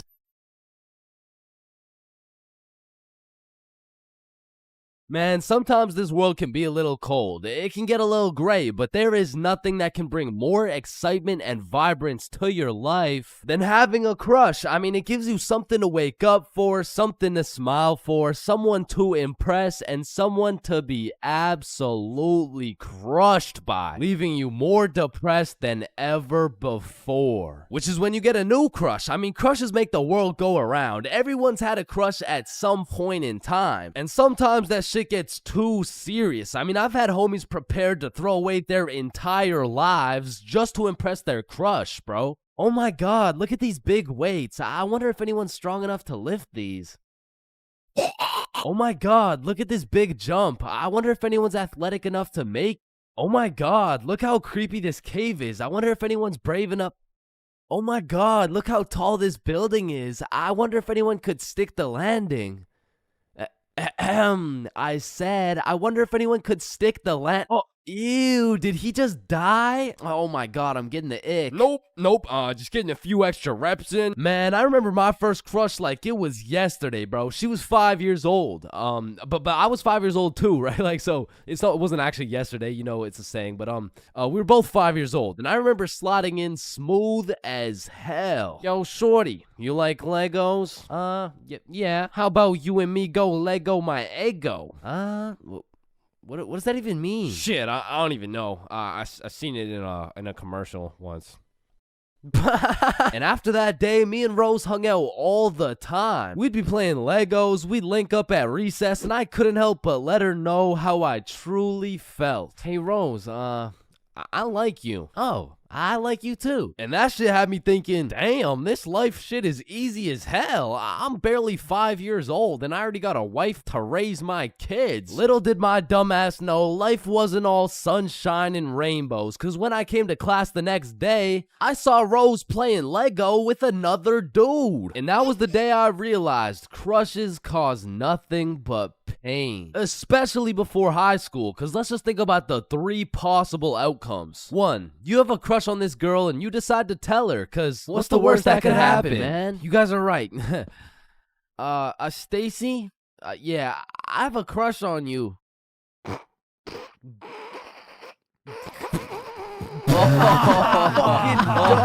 ugly as fuck. Or 2, you never build up the courage to tell her and end up watching your crush sit in a tree with the faster kid who had the light up Skechers and the Charizard EX. And we all know what happens when Stacy and Jimmy are sitting in a tree. Or outcome 3, you confess to your crush and it's the perfect scenario. I like you too. Now you've officially started your first middle school relationship, which is probably the worst outcome of all, bro. Cause now you've been sentenced to 14 days of relentless cringe and countless awkward scenarios. And I say 14 days cause that shit's lasting 14 days max, bro. Hey Stacy, do you want to be my girlfriend? Yeah, okay. Oh, yeah, awesome. Yeah, awesome. Woohoo. So do you want to hold hands or something? Yeah, sure. So, Stacy, I've been thinking. I don't think this whole thing's gonna work out. Oh, okay. It's not me. It's you. Oh. Wait, what? Yo, fuck my ass, bro. Or what's even more tough than having a crush in middle school is having a crush on a fictional character, bruh. Cause it's like, you'll just be chilling, watching some Teen Titans eating cereal or whatever. All of a sudden your crush is kissing other dudes right in front of you and you can't even do shit about it. I remember back in my day, I was down horrendous for Lola Bunny, bruh. And I really don't know how I feel about admitting my attraction towards a 2D cartoon bunny, but you gotta remember, this was in the past. Like, this was at least 2 months ago. And maybe I'm tweaking on this one, but the red fish from Shark Tale, bruh, she was different, bro. And her name, I think it was Lola as well. Shit, maybe I just like cartoon girls named Lola or something. That's exactly what I want to hear. No. And I don't know about you, but for some reason, whenever I would talk to my crush, it was like I got an instant nerf, bro. I'm talking minus 10 charisma, plus 15 stutter, minus 5 strength, and plus 350% chance of getting put in a random ass headlock. Like, I could be in the worst scenario of all time with a girl who has 5 kids and is married to a member of the cartel. And just cause she's not my type, I'll get an instant stat boost that'll have me pulling like Mr. Duke Dennis himself. But put me in a room with my crush and all of a sudden I got the same charisma as fucking McLovin. Hi. Hey, it's 10:33. What? AM, like in the morning. Like I'm saying, it's 10:33 in the morning. Fuck.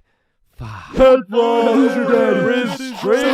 on top of your crush turning you into McLovin, it also leaves you open to the inevitable pain of being embarrassed in front of your crush. And man, let me tell you, there is nothing quite like it. It was a beautiful sunny day and I was in grade 2 wearing my favorite bright blue basketball shorts in math class, gazing out the window at those shiny old monkey bars, excited for recess. And when the bell rang, I hauled my little ass over to those bars and I was swinging like there was no tomorrow. And before I knew it, the whole class was on these monkey bars, which quickly turned into chicken fights, and I wasn't complaining. I mean, hanging from a bar and kicking the living shit out of some toddlers, sign me up, you know what I'm saying? So I'm in line watching these grade 2 gladiator battles go down until it was my turn, and when I step up to those bars, I look into the crowd and see my crush of 2 weeks, Lexi. And now that Lexi was watching, there was no chance I was about to lose this fight in front of her. But as I look over to see who my opponent is, I realize it's Axel. And Axel was known for being the undisputed chicken fight champion. Legend had it he once took on 3 dudes at once, pause. So I knew going into this, I had to lock the fuck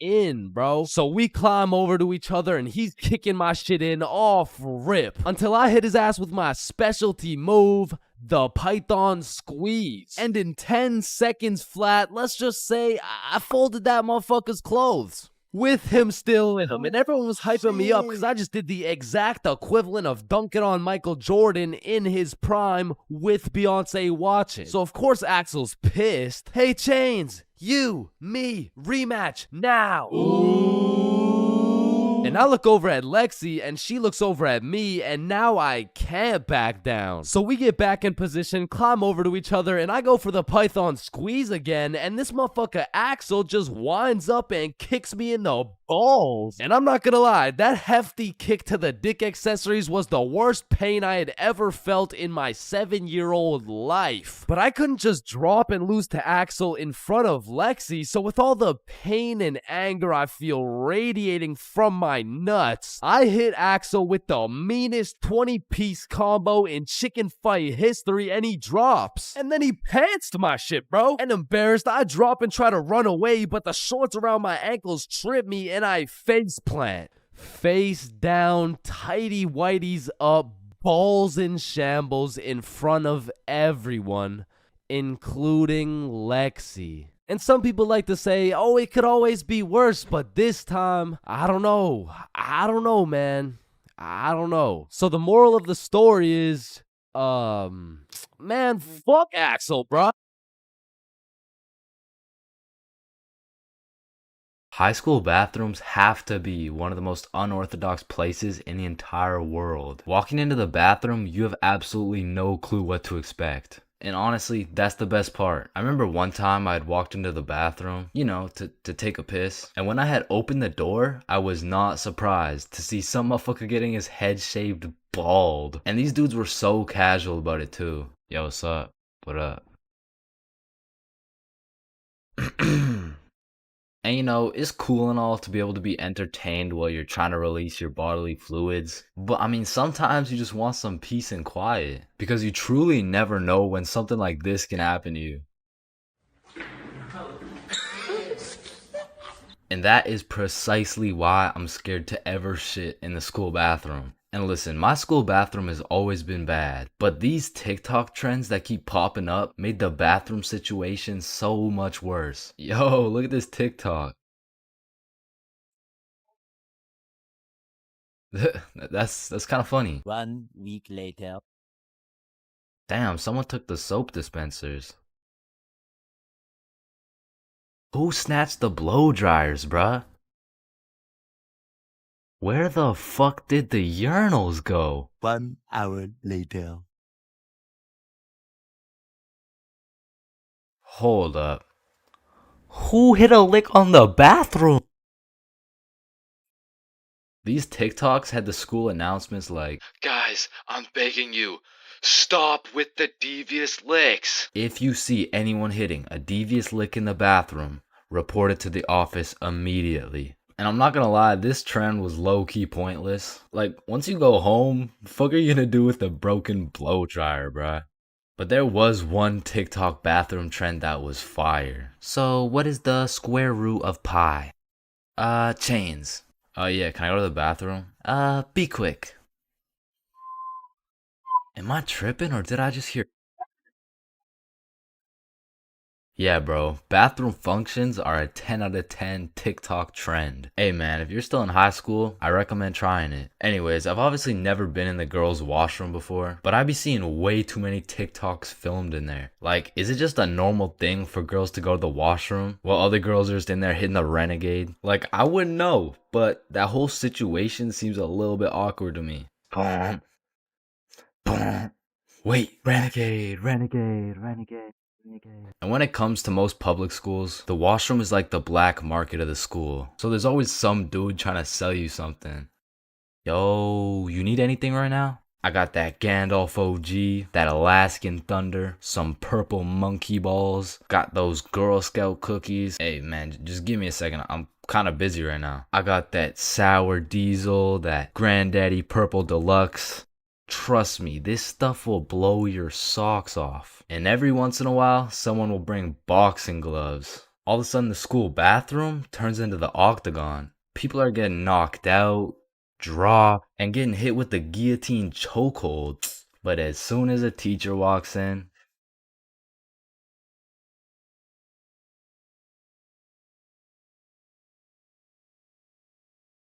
Aw, can I pet your dog? Yeah, for sure. Aw, what's your name, little guy? His name's Ben. Ben. Aw, he's so cute. I just wanna punt that motherfucker. Man, these intrusive thoughts I be having make me wonder whether I belong in maximum security prison or not. Like, I don't even mean to, but the thoughts that pop into my head are so menacing that I can't even say this shit on YouTube, or this video will get taken down. Then I'll be canceled. Then my whole channel will get deleted. Then I'll be thrown into a psych ward, and then I'll be put on the fucking death penalty. Like, these thoughts that pop into my head are so alarming that they make me want to beat my own ass, bro. Hey, man, why'd you just sock yourself in the face? Oh, well, you see, I was about to push that unsuspecting toddler into the deep end for no apparent reason, so... Yo, this guy's about to assault a minor. Hey, you can't do that! Behind your back. But it's not like every single intrusive thought I have is bad enough to get me convicted. Like, whenever I'm walking across a bridge, I have to use every cell in my body to fight the urge of just tossing my phone into the water. Like, there is literally no benefit from doing that shit, but there's just something inside of me that would feel so much satisfaction with just seeing my phone dissipate into the water. You know, maybe you get that urge because it would just be satisfying to do some shit that's out of the box, some shit that nobody else would do, just to break the simulation a little bit. Cause I could be having the best day of my life. I could wake up, get the meanest pump in, hop in the shower, eat the most fire breakfast, and draw the most pristine stickmen I've ever drawn. But as I'm casually walking beside a bunch of cars that are going 65 miles an hour,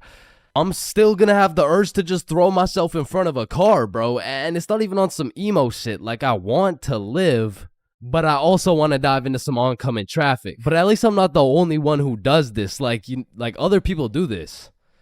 Right? Like, it's normal, right? But half the time an intrusive thought will just be to do some goofy shit. Like, you're just forced to imagine the consequences of what it would look like to start throwing it back on a Tuesday at 2:41 p.m. And every once in a while, you'll just be chilling and you'll witness a motherfucker fall to the intrusive urges. What are you get along the table, bruh? Shit, he let the intrusive thoughts win, man. Now, I don't even know if these count as intrusive thoughts or not, but as a dude, when I'm walking down the street, I'll just be going on with my day chilling. Then all of a sudden I see a car and I'm like, if I don't make it to that tree before this car, I'm gonna die. Aw, shit. Honestly, these kinds of intrusive thoughts are kind of motivating. Like, it's the same thing as having a hype man at the gym, except instead of that positive reinforcement, if you don't get those 3 extra reps, you're gonna die. It's like whenever I'm at the gym hitting those Bulgarian split squats, I be having mental wars with myself. Ooh, that was a good set, man. I think we're done. 5 more reps or you're a bitch. Damn, good shit. All right, I think we could wrap it up. 10 more, pussy. Who the fuck's gonna carry the boats? I told you we should have stopped, bro. 15 more or you like dick. Now that I think about it, there's a good amount of people in prison right now who just succumb to their intrusive thoughts. Cause intrusive thoughts are just like that demon on your shoulder telling you to do the most devious shit possible. And I know there's a bunch of motherfuckers out there who just listen to that little guy. Hey, man, you see that lovely old lady right there? Yeah, you're gonna hit her with a mean right hook. Well, what's in it for me? Nothing. Shit, alright. But to be honest, there is a handful of times where I've let the intrusive thoughts take over. One of the most memorable was way back when I was 5 years old. Me and my older brother were just dicking around, doing some 5-year-old shit. Keep in mind, this story takes place before your boy had even developed consciousness. So I was just a little munchkin doing munchkin shit. Then suddenly, this urge came over me. It was unlike anything I'd ever felt before. It was dark, irresistible. And for no apparent reason, I bit my brother's arm. And this was probably the most satisfied I'd ever felt in my entire life. But it was followed by shame and regret because I had no excuse. Ow, why the fuck did your dumbass just bite me, bro? I felt like it. And one of my lowest IQ moments of all time took place when I was in grade 8. It was goddamn sewing class, bro. And I remember I was having a particularly miserable day, so I was just going through the motions. We were all gathered around this big table with our sewing machines, some fabric, and some scissors. I remember I was working on some shitty little big chungus stuffy. But on this particular day, the sewing machine cable was looking mad thick and juicy. And like I said, I was having a bad day, which is exactly why the intrusive thoughts decided to catch me at my worst. Psst, psst. Do it. What? To do what? Oh, you know what to do. You're the one with the scissors in your hand, buddy. How did these even get in my hand? Now cut it. Cut it, Chains. No. Why the fuck would I? The wire exploded with smoke and my heart dropped so fast, bro. And everyone around the table just stares me down. And I'm thinking I can somehow cover this shit up like I didn't just take some fucking scissors and snip that shit like an umbilical cord. Maybe I could convince the teacher the cord snipped itself or some shit. But as I look down at the scissors in my hand, there's literally a chunk missing from the scissors. They look like they survived World War II.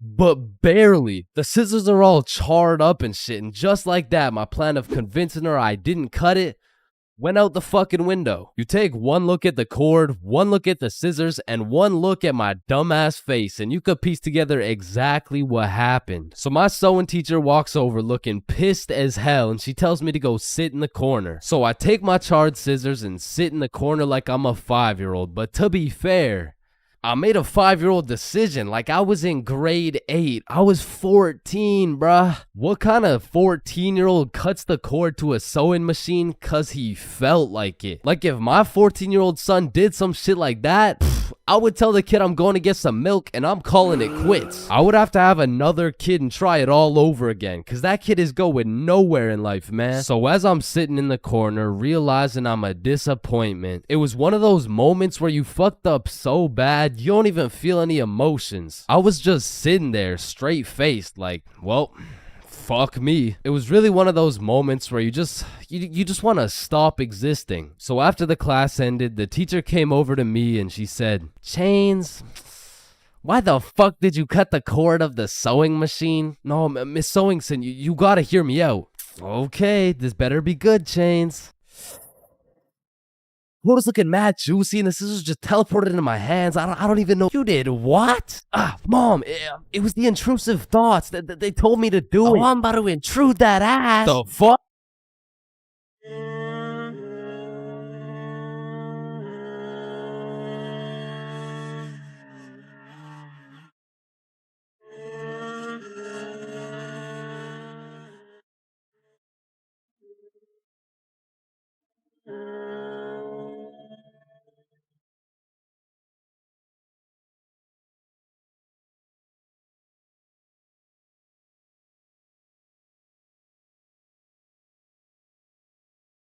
So, 50,000 word essay, 3 worksheets, pages 5, 6, 9, 273, 655 in your workbook, and you'll need to make a TED Talk you'll present in front of the whole school.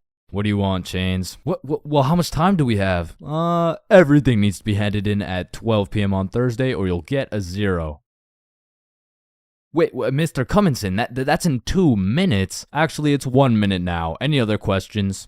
Yeah, can I go to the bathroom? Fuck no. Sit down, Jeremy. Oh, okay. Man, imagine being a high school teacher, bro. Like, as soon as you hit the ripe age of 5 years old, they throw your ass into school, and you just don't make it out until you're like fucking 65. And when I was younger, I always used to wonder, like, why is Mr. Cummingson so angry all the time? But as I got older, I realized I would be pretty fucking pissed if I was in the exact same spot I was 40 goddamn years ago. Which brings me to the first type of high school teacher, Mr. Angerson. This is the type of motherfucker whose wife divorced him 7 years ago and he takes his heartbreak out on the students. What was that? Oh, nothing. I just had to sneeze. Oh, so you think it's okay to just sneeze in my classroom now, huh? Well, no, I just needed to sneeze. What if I just broke into your house and started sneezing on shit, huh? Well, no, that's just matter of fact. Get your ass up here. Yo, this isn't the 1950s. You can't just Linda, come back, please. Now, I don't know how Mr. Angerson continues to keep his job, but it feels like this dude's mission is to ruin the day of every student that walks into his class. Like, he'll be putting in extra effort into his tests to make them as confusing as possible. The type of motherfucker to make a multiple choice test with the first 4 letters all as A. Bro will have me changing the correct answers into the ABCD strategy. Next up, we got Mrs. Talkinson. Some teachers really just don't give a fuck about teaching, bro. I mean, Miss Talkinson over here, she really just wants someone to talk to for real. And that's when Franklin D. Roosevelt became president. You know, Actually, in high school, I had a friend named Franklin. He was a really nice guy. We used to go to the movies together and stuff, and then he went to jail for multiple hate crimes. Like, by the end of the class, you'll know her home life, her family, how she takes her anger out on her children. So me and my classmates would recognize the fact that if we could just keep Miss Talkinson talking, we wouldn't have to do shit all class. So in 1938, Germany invaded Austria.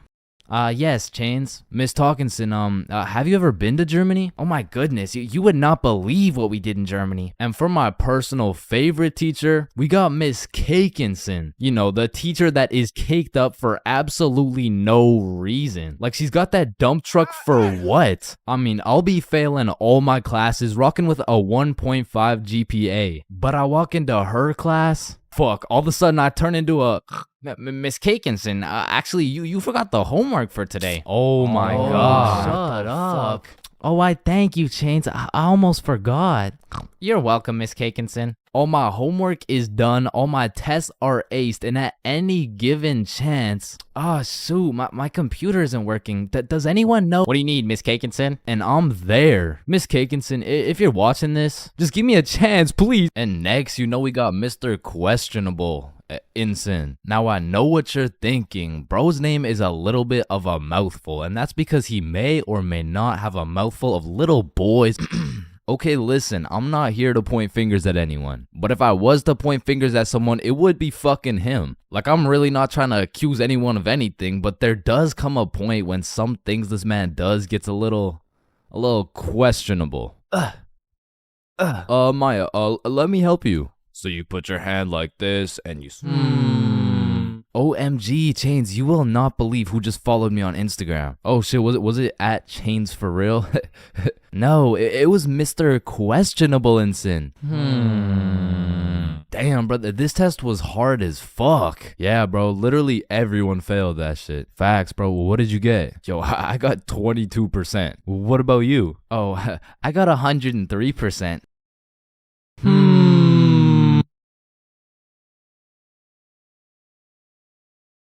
Man, I don't know about y'all, but for me, having an older brother is like, oh, chin check. Damn, bro, L chin, am I right? Nah, I got you a gift, though. Damn, for real? Yeah, open them up. Oh, these are tough. Let me try them on. Yup, you know what these are good for, bro? Yeah, what is it? Wedgie! I'm not gonna lie, bro, I still love having a big brother. Like, yeah, you get your ass beat bi-weekly. Yeah, these motherfuckers will steal your food, and they be frying your shit for no reason whatsoever. Chains for real, now that's Chipotle for real. Because he's wrapped like a burrito. But let's think about it, bro. What is the alternative? A big sister, bruh? Hell nah. These motherfuckers will force you to do your makeup and shit. Alright, yeah, pull the plug. But it looks good. Pull that shit. Like, pull the plug. So I don't think we can do that. Pull the Damn, plug. are you Pull serious, the bro? man. Pull the fucking plug. Like, having a brother's an interesting situation. Because I would trust this motherfucker with my life, no questions asked. But I'm not trusting him with my Chipotle for a second, bro. Like, I was born with my very own #1 hater and my #1 supporter who just happens to have the same mom as me, bro. But listen, nowadays, I'm a grown-ass man. My brother, a grown-ass man. And now that we're both grown, we get along like PB and J. Yo, that's what I was about to say, bro. For real, though. We get along like chicken and waffles. Okay. Yes, sir, bro. We get along like salt and vit. Nah, I don't get it, bro. I don't know what you're trying to say. Nah, I mean, what I'm trying to say is if I'm eating, right, worried, and if he gets into a fight, we get into a fight, If someone reads my search history, we searched up Lola Bunny furry buns, lubed up, shaking in wild style, Nah, hell nah. What are you doing, bro? We didn't do that? Fuck no. Okay, yep, no, that's fine. But a lot of shit has changed throughout the years, man. Back in the day, me and my brother were ops, bro, because this motherfucker's sole reason for living and breathing was to rage bait my ass. And I was like 5 years old, still figuring out who's milking the chocolate cows and shit. And big bros hit me with shit like, yo, what's 9 plus 10? It's 19. Get a load of this dipshit. Bro, it's literally 19. Man, what the fuck? Okay, why are you so mad, bro? Bro, you literally. Tired, relax, bro. Just sit down, take a deep breath. Who's a good boy? Yeah, Man, who's a... fuck. Now, me and my homies used to wrestle all the time, and my record was decent. We're talking like 50-10, and at the time, my signature go-to finisher move was the guillotine choke. It had seriously never let me down once until I tried that shit with Big Bro, and I started guillotining my ass beat, dog. My brother's 3 years older than me, so that shit was like a boss battle that you just don't have enough XP for, bruh. Like, when I would pull up on him, I hear boss battle music, my health bar pops up, and I start unloading the clip on this motherfucker, but he's done beat my ass so many times. He's got my moveset memorized and shit, bro. Like, this motherfucker's the Picasso of beating my ass specifically. Like, every time, I was getting folded like an omelet, folded like origami. I was getting folded like I was playing poker, the way he just dealt me these hands, bro. And maybe you're thinking, Big Bro got the strong genes, so I got the smart genes type shit. Nope. Nope, not. This motherfucker took those genes too, bro, and he put them to use. Because he used to manipulate the shit out of me, bro. Like, I remember one Halloween a long time ago when I was like 4. My mom came up to us with 2 costumes, right? One was Spider-Man with the fake muscles and everything, and the other was Shrek. It was Shrek. Yo, I call Spider-Man. No, but I want Spider-Man. Actually, you know what? I want Shrek, man. Shrek is cool as hell. Like, what'd he say? What'd he say? What are you doing in my swamp? Wait, no, I want Shrek. Oh, you think he's supposed to be like Mike Wazowski or some shit? I don't even know. What are you doing in my swamp? And this can't just be me, bro. But when we were younger, my brother would teach me some lingo or advanced intellectual informational shit. And I would go around school just spewing out words I don't even understand, bro. Damn, what y'all got for lunch? Shit, it's just a little PB&J. That's savage. Yeah, yeet. Yeah, man. I guess. I mean, my mom made Okay, it. Bob, I see some pizza. YOLO. What about Bevs? Bevs, what are we saying? I got some apple juice.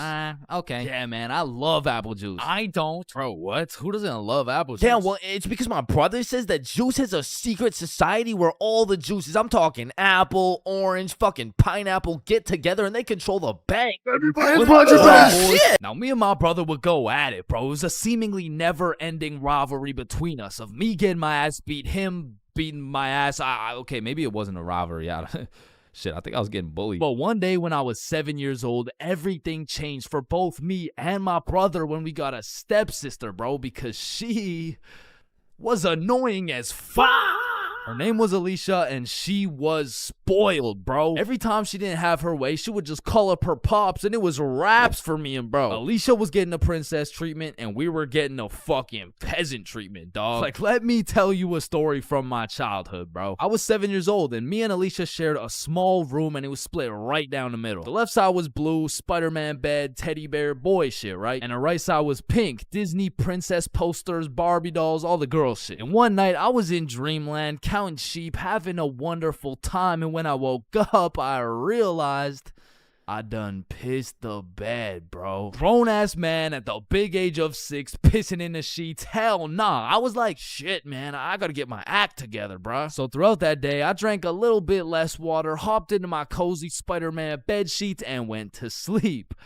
And when I woke up, I done pissed the bed again, bruh. Fuck, man. 2 in a row. I gotta lock in, man. So that day, drank no fucking water. I was parched as hell, but I jumped into bed to finally have a nice, peaceful, dry sleep. And when I woke up, fucking soaked, dog. I went 3 for 3, bro. I was like the LeBron James of waterlogging the mattress. All right, bro. This shit's just getting ridiculous. So I go 2 days straight, no water. I'm fully dehydrated. There's not an ounce of water in my body. I finally go to sleep, but this time, I wake up to rustling, movement. My bed kind of shaking. I fully open my eyes. Alicia just pissed on my bed, bruh. Yo, what the fuck? Oh, hey, Chains. They will never believe you. Bro, I hop off the DIY water mattress, run over to my mom's room, and you gotta think about how guilty and schizophrenic I sounded, bruh. Mom, Alicia's pissing on my bed. Chains, it's possible you wet your own bed while you were sleeping. No, come here. Look, she's probably doing it right now. Chains, Alicia's dead asleep. No, but every single day I wake up and there's just piss all over the Spidey blankets. All right, Chains, what's next? Alicia's just gonna shit your pants too, bro? And to this day, nobody believed me except my motherfucking brother, bro, because he's a G. And when he realized how annoying a little sibling can actually be, He was like, shit, I low-key fuck with you, little bro. Hey, I fuck with you too, twin. So we started playing some Mario Kart together. He taught me how to play basketball. He introduced me to Minecraft. He even taught me how to make a YouTube channel. And as we got older, big bro got a car. And that shit felt like when Greg and Roderick finally started fucking with each other, bro. We were running around, hitting late night Sevruns, eating straight Roderick-ass meals. We were in that bitch like, brain freeze. And ever since that day, my big brother's been like my second half, bro. My twin in him. Truly, I can say my big brother's my vinegar, bro. It was salt and vinegar. It was on the tip of my tongue, bro. How did I not get that?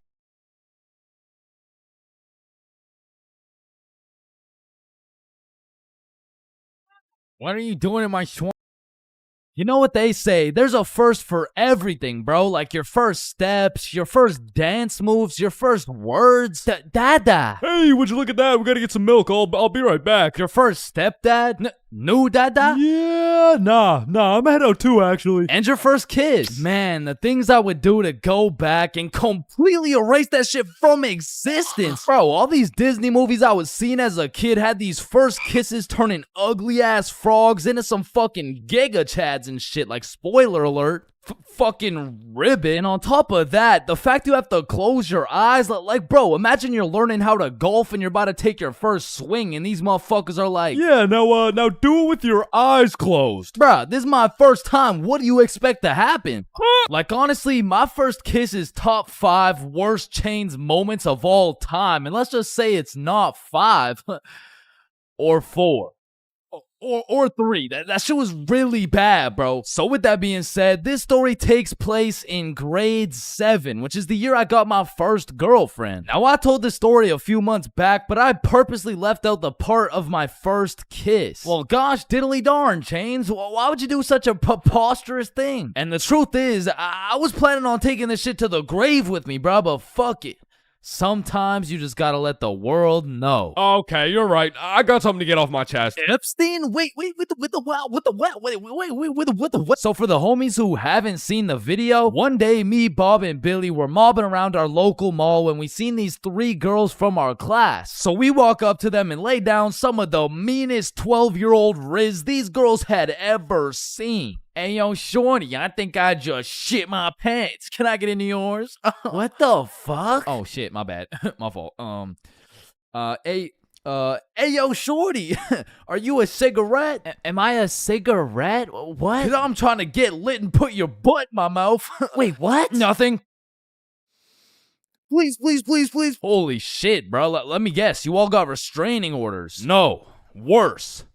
We got fucking girlfriends. And 12-year-old me had no business dating nobody, bruh. Like, my dumbass could barely even handle playing Fortnite with the girl. Like, oh, hey, Gamer Girl 97, hey. I'm kind of low. Can I chug on your jugs? Oh, no, sorry. Whoa, I mean, I just want to slurp on your juice. No, I'm sorry. Ew. I mean, like, I need heels. Can I trade you? What do you need? Oh, yeah. Is there any way you could get me some mats? Oh, yeah, no, I'd love to give you my wood. Huh? or bricks, or metal, or anything you need. Okay. Anything else? Yeah, I don't have a shotgun yet. Oh shit, I got 3. I can give you 2 pumps. Or no, it's 1 pump. No, wait. Oh, sorry. I can give you shotguns. I mean. Okay. Where are you? I'm in this little wood fort I made. Oh, okay. I see you. Let me come in your box. What? So needless to say, every single interaction I had with my girlfriend was awkward as shit. Cause I had to pre-plan things to say in my head, and as soon as that shit went off script, I was cooked.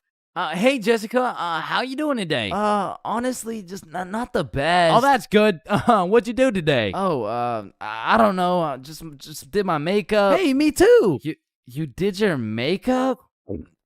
Yeah, we have so much in common. Have a nice day. Fuck! And on one Friday after school, me, Bob, Billy, and our girlfriends all went to the mall together as we did every single day. But on this specific Friday, we rubbed together a few brain cells and realized, yo, do you got money? Nah. You got money? Zero. You got money? I'm broke. You got money? No. You got money? Yo. Why are we at the mall? I don't know. That's a good thought about it. Yeah, I mean, we could all go to my house. Yeah. Doing. And so, of course, as the good kid I was, I text my mom to ask her to go. Greetings, Mother. I would like to know if it's in the realm of possibility that you would be so kind to grant me your permission to visit the household of my dearest acquaintance, Nikki. Looking forward to hearing from you. Your favorite son, Chains. And I immediately get a call. Let me speak to her parents. Now, I, Chains for real, have never dated a 12-year-old boy in my life, and I honestly don't plan on it. But even in grade 7, I could use my logic and reasoning skills to understand if your boyfriend had to get his mom to talk to your friend's mom for permission to slide to the crib, instant ick, bro. There's just no way. She'd probably break up with me on the spot. So I'm doing anything I can to not let that happen. Hey there, Miss For Real. This is Nikki's mom. I just want to let you know Chains and his friends are welcome over anytime because they're goated with the sauce. Shit. Oh, hey, Nikki's mom. Sorry, it's kind of hard to hear you over all this bullshit. You're not allowed at her house. Come home now. Chains, are you coming? Look, Mom, I'm not gonna lie. You gotta lock the fuck in right now. This is the first time in my life I ever been invited to a girl's house and there's cheeks up for grabs. Like, Mom, this is my only opportunity. If you don't let me go, the For Real bloodline might just end with me. Okay, listen, Chains. I'll let you go this time, but you have to be home at 9 p.m. sharp. Yay, thank you so much, Mom. Now, I'm paraphrasing, but the point is she let me go with a curfew of 9 p.m. So all 6 of us leave the mall, hop on the bus, and get off at Nikki's house. We go inside, sit on the couch, and now it's even more awkward, bruh, because instead of walking around the mall, all we had to entertain ourselves was ourselves. And just like any other awkward middle school scenario, that shit went like so, truth or dare? Yeah, That's I'm exactly down. what I was thinking. And my heart instantly dropped, bro. Cause I knew if I picked dare, I would have to kiss Jessica and shit, bro. That's a whole lot scarier than playing Fortnite with Gamer Girl 97. But regardless, Nikki starts the game of truth or dare. Hey, Billy, truth or dare? Yo, truth. What's your favorite color? Blue. Oh, what? This shit's not even bad. Okay, then Chains, truth or dare? Truth. No. What do you mean? No, it's truth or dare. I said truth or dare. Dare. What the fuck? Okay, fine, dare. You have to kiss Jessica. Bro, this time it wasn't a pickup line. When I say I just shit my pants, I mean not literally, but metaphorically, I was shitting bricks, bro. And when I turned to Jessica, she's just sitting there straight-faced as fuck. So, Jessica, are you down? like hypothetically speaking, of course. Okay, I'm going in. Sorry. Let me just Alright, bro, I'm not gonna lie, this is fucking weird. You guys were just watching and shit. Like, I don't know, it's just kind of. Oh, so if we weren't watching you do it? I mean, yeah, I would actually. Wait, what the fuck? Every single one of these motherfuckers ran to the corner and started staring at the wall. Like, did you do it yet? We're not looking till you do it. Yo, hurry up, dumbass. So now I got all this pressure on me to do this shit, but Jessica's out here looking at me like, hey, how was your day? Yo, shut the fuck up. Just kiss her already. What are you yapping about? And I deadass didn't know how to go about it. I ended up sitting on this couch, nervous as hell, awkward as hell, looking stupid as fuck for 20 minutes, bruh. Now, 20 minutes in general doesn't sound that long, but imagine sitting on a couch in complete silence with everyone just, bro, just watch this.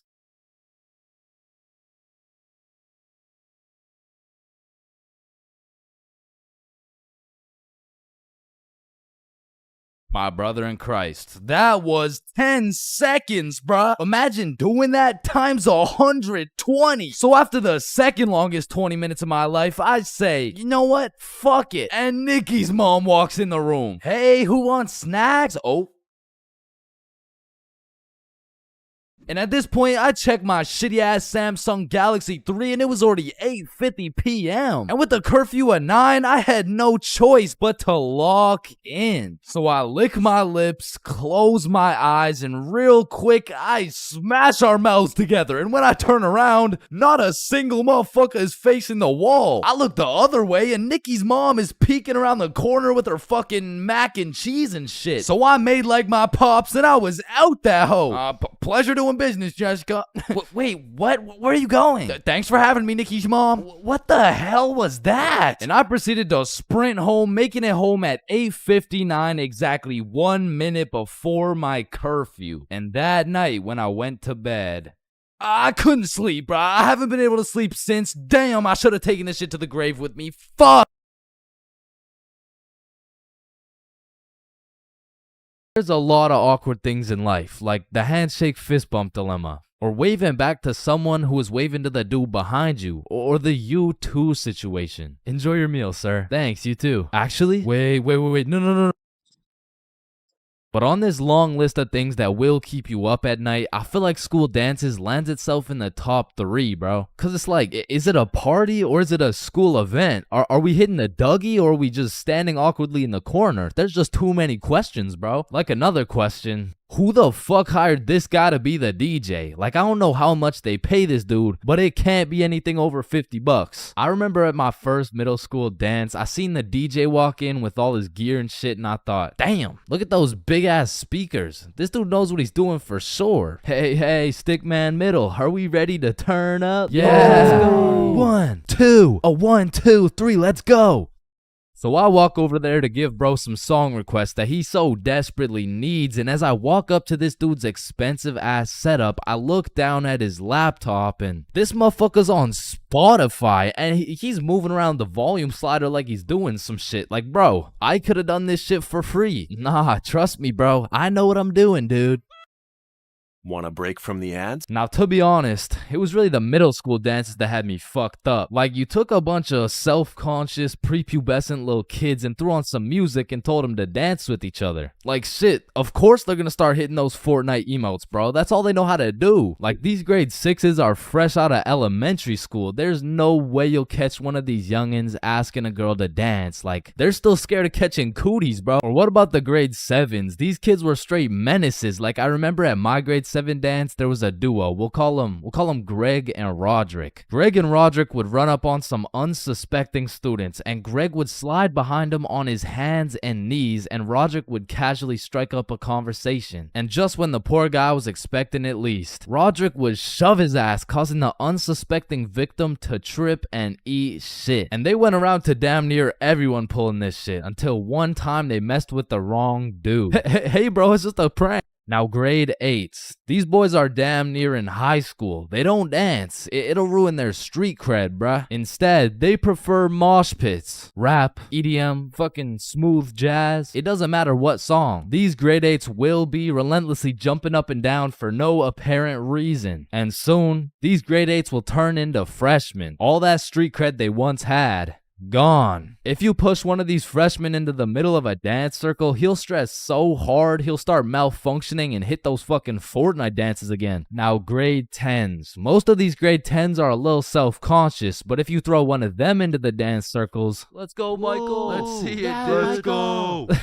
Guys, what? I don't know how to dance. Let's go, Michael. Well, I guess I can bust out a few dance moves. All of a sudden, dude's got moves like Jagger. Come to find out, bro's been practicing for this moment in his room for months. So once these grade 10s soon become sophomores, those YouTube tutorials start paying off for real. And if they're lucky, they might even catch some cooties, bro. And these seniors just simply don't give a fuck. Bro, watch this. I'm about to hit the worm. What? You know how to hit the worm? No.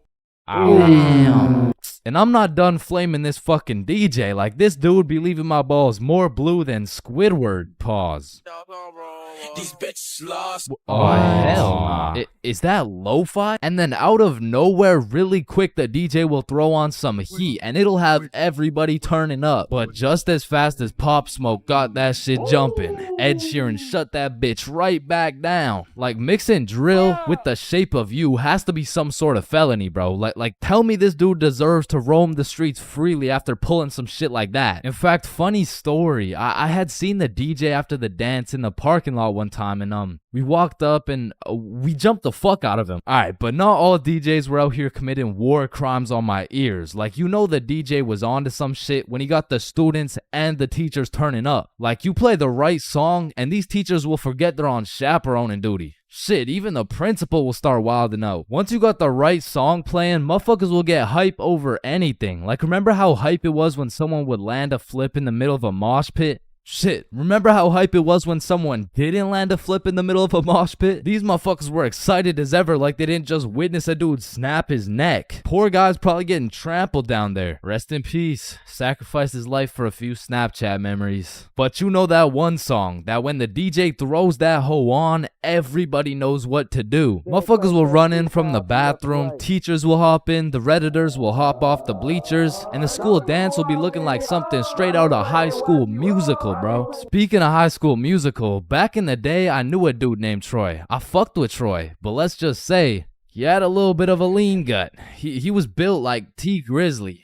Nah, fuck that. He was built like DJ Khaled. And I remember this dude, Troy, was just coming off a school suspension, but for whatever reason at the dance, this motherfucker must have been looking for another one. Cause Troy came up to me talking about how he was gonna beat Jordan Johnson's ass at the dance tonight, and honestly, I ain't believing him. So once the dance came around, he was beefing JJ every chance that he got, until soon JJ wasn't gonna stand for it. Now, a school dance is simply the best time for a school fight to take place for the dude who wins. For the dude who loses, you literally have every single motherfucker in your school gathered in one place to get several different 4K angles of you getting pieced up. So Troy was really putting everything on the line here because JJ was known for handing out whoopings like food stamps. But to be fair, Troy loved food. Regardless, JJ wasn't scared. In fact, he threw the first punch. Boom. But Troy ate that shit like a Wendy's 4-for-4 combo. And instantly, the entire school gathered in a circle. The circle was so big, there was no escaping. They were gonna have to fight to the death. But the DJ was so locked in that he was completely oblivious to what was happening. He was playing some happy-go-lucky ass shit. Oh, shit.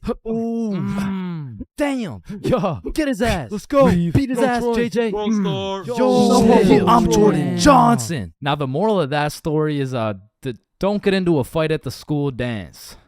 Unless you know you're gonna win. Now, on another note, asking someone to dance is a very important topic when it comes to school dances. Now, girls, I'm sorry, I can't help you with this one. I've never asked a dude to dance before. But boys, shit, I can't help you either. I'm like 0 for 15 with this shit. But I do know someone who can. I'm talking about the homie Bob. So Bob, how do you ask a girl to dance? Watch and learn. Is this motherfucker moonwalking right now? Oh shit. Oh, what the fuck?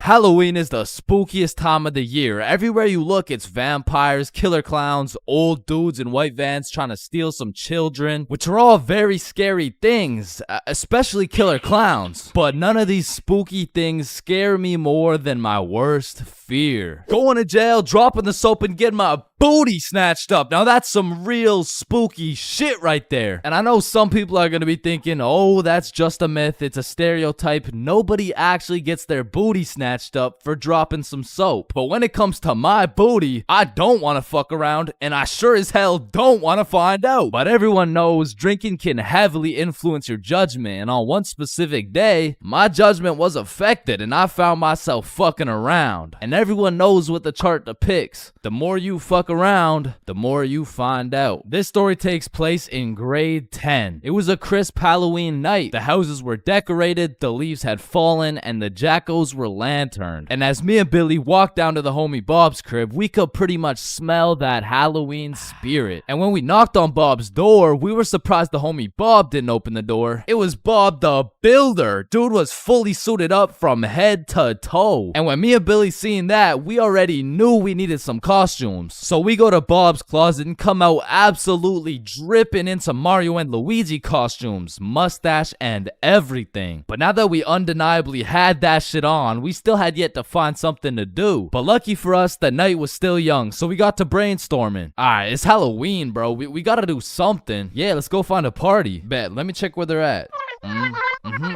Okay. Yeah, there's no parties, bro. Fuck. I mean, we could trick or treat. Shit, we might have to, bruh. And just as 3 15-year-olds decided we would knock on strangers' doors asking for candy, our Halloween was looking grim. And not in a good way. But you know what they say. Can we fix it? Yes, we can. Because Bob pulls through and sets up a goddamn 3-man mission. And just like that, Halloween goes from an L to a W night. And I thought the homies and I couldn't get more hype, that is, until Bob pulls out a bottle of Hennessy. And you would have thought Peach took the kids the way I was abusing that bottle. And we passed it around until we were all tipsy. Then we started walking to Chloe's house for the little Halloween 3-man. And it was already 9 p.m. at this point, so we're walking through the neighborhood admiring these decorations when we see the creepiest house of them all. It was Chloe's crib. So we walked through a whole graveyard just to knock on the door, and Chloe opens it looking like a whole angel. I mean like literally, like she had the halo and the wings and shit. So we go up to her room where her 2 friends Lucy and Mia were, and we sit on her bed, and I'm not gonna lie, it was a little awkward, bro. I was sitting there with my Mario fit, my little mustache, like, so, Chloe, why'd you choose to be an angel? I don't know. I just liked it. Why'd you choose to be Mario? Shit, you know, Mamma Mia, am I right? Shit. Fuck. Then Chloe whips out some tequila and all of a sudden we're playing drinking games and shit. But honestly, I was just trying to get drunk, so it'd be like, haha, drink up. Oh no. Alright, it's your turn. Wait, you're supposed to get it in my cup. What the fuck? And after purposely selling multiple games of tequila pong, I was feeling what some would call completely and utterly drunk as fuck. And next thing I know, we're playing spin the bottle. And I was up, so I spin the bottle and it spins and spins and lands on Chloe. And in my head, I'm thinking... And just as Mario's about to get some peaches, we hear the door open downstairs and Chloe's like, oh shit, my parents are home, hide. So me and the homies run into her closet with a bottle of tequila and we can hear her dad come into the room. Hey, what's going on up here? Oh, you know, we're just watching scary movies. All right, I'll be downstairs watching TV. Let me know if you need anything. Thanks, Dad. And once her dad went downstairs, we all came out of the we exited the closet and Chloe said, you guys gotta sneak out through the front door. Just be super quiet. And so we creep down the stairs and peek around the corner and Chloe's parents are right there with a clear sight of the door. So we know what we have to do. We take a shot for good measure and then run to the door. And my drunk ass couldn't even figure out how to unlock this fucking door. Hey, who is that? It's me, I'm Mario. Then we ran out that joint and we didn't stop running until I got a call from one of my homies named Dave. He was like, yo, what are you doing right now? Oh, nothing really. Just drunk as hell running from Chloe's angry ass dad. Yo, that's what's up. Come link me and Joe at Stickman Elementary. And we had nothing else to do, so we pull up and it's Dave, Dave's girlfriend, Joe, and Joe's girlfriend. And they got some couples costumes going, but I couldn't help but notice Dave and Joe were shiestied up. What are you? If the Simpsons grew up in Chicago? Nah, I'm just Homer. Yeah, but I mean, Homer doesn't usually wear a fucking ski mask. Oh, yeah, no, I just wore this because we graffitied the hell out of this school. What? Joe was here and Dave was too? Bro, what the fuck were you thinking? What? Oh, you want me to include your name too? No, hell no. And just as we become guilty by association, 4 cop cars come zooming down the street. Oh shit, it's the cops, run! And the cops hop out of their cars and start running at us with flashlights. So we head for the forest, but to get to the forest, we had to run across this long ass muddy field. And in the middle of this field, there was a huge pothole. And how did I know that? Cause I seen Marge absolutely eat shit right in front of me. And don't get me wrong, I was absolutely plastered, but as the cops got closer and closer, I could practically see myself getting caught and dropping the soap, and you know I wasn't gonna let that happen. And so with all that adrenaline, I Mario jumped that fucking pothole and hauled ass into the forest. And right when you get into the forest, there was this deep creek with a log going across it. But when I look back, I see the cops' flashlight getting brighter and brighter, so I say fuck it and take a run at this log. I get a good 2 steps and then my drunk ass slips. Boom, right into the muddy creek. But I don't have time to give a single fuck. So I run through this waist-high muddy water, and then we regroup and check who made it. I see Bob, Joe, Dave, and Dave's girl. Yo, where the fuck is Billy? No, where's my girlfriend, bro? Oh, she ate shit a few yards back. Whoa, wait, what? Is she okay? Did she get caught? Wait, shut up. Billy's calling. Yo, where are you? I'm hiding behind a tree right now. In the middle of the field. The cops are looking for me. I bet we're coming. I gotta go. Fuck no, bro. If you go, you're gonna get caught. Listen, bro, I have to. He's the Luigi to my Mario. So I go back in to save Billy, and my main man Bob comes with me. So we get to the edge of the forest and see Billy absolutely shitting his pants trying to hide from these cops, but they keep getting closer and closer. So Bob turns on his flashlight and both cops look at him. He's right there. Get over here. And while the cops were looking for Bob, me and Billy both run for the street, and we ran and ran, but once we were at least 5 blocks away, we text Bob like, bro, we both made it, are you good? And Bob's like, so Bob makes it out of the forest and we all link up. And we take a moment to appreciate the fact that none of us went to jail. And more importantly, none of us got our booty snatched up. And after our moment of appreciation, we were like, yo, maybe we should have just went trick-or-treating. Yeah, bro, some Reese's Pieces would hit right now. I mean, it's not too late to buy some candy. So we all go to the store and cop the biggest packs of candy we could find. Then we walked back to Bob's crib and enjoyed the rest of our night while fucking up some Halloween candy.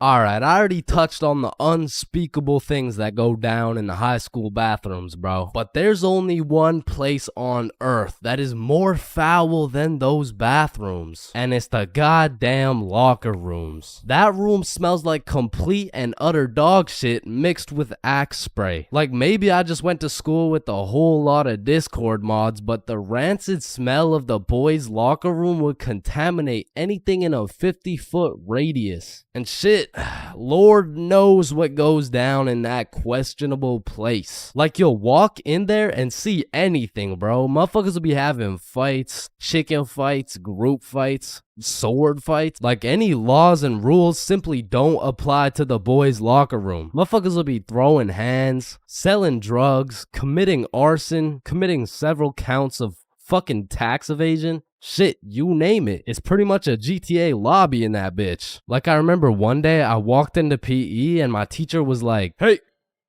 where's your PE strip? And I was like, shit, it's in the locker room. So I walk into the locker room and there's just 2 motherfuckers throwing hands and they just stop and look at me like, oh shit. I'm gonna just get my backpack and shit, so yeah. Alright, y'all be safe. And then they just went back to beating the shit out of each other. Now listen, I don't spend too much time in the girls' locker room, but anytime I walk by there, that shit smells like rose petals and rainbows. So I can only imagine there's no group fights, no chicken fights. Hopefully no fucking sword fights. And bro, you deadass can't leave shit in the locker room. Like if you leave anything not locked up, it's gone. These kids are ruthless, bro. They're snatching your wallet, your phone, your clothes. Shit, they're taking your PB&J sandwich. And the thing is, if you want your PB&J back, you're gonna have to get it back in blood because there's no laws in the locker room. See, if someone snatched my sandwich in math class, I'm turning into 6'9", bro. Mr. Cumminson, Jordan Johnson here, who lives on 123 Stickman Drive, postal code STK53Z, just stole my peanut butter and jelly sandwich my mom made me, so I'm gonna need his ass suspended. But if you try to tell a teacher about anything that happened in the locker rooms, they don't give a fuck. Mr. Principal, Jordan Johnson just stabbed me and stole my backpack, my phone, my wallet, and my ID. Damn, I'm sorry to hear that. Where did this happen? It was in the locker room after PE. Oh, you said the locker room? You're just gonna have to get it back in blood. Back in blood? What are you talking about? Yeah. I'm not gonna lie. The way you're snitching right now, you kind of look like a bitch. But yo, one time me, Billy, and Bob were coming back to the locker room after some good old dodgeball, and Billy notices a dude rummaging through his backpack. So he's like, yo, what are you doing, bro?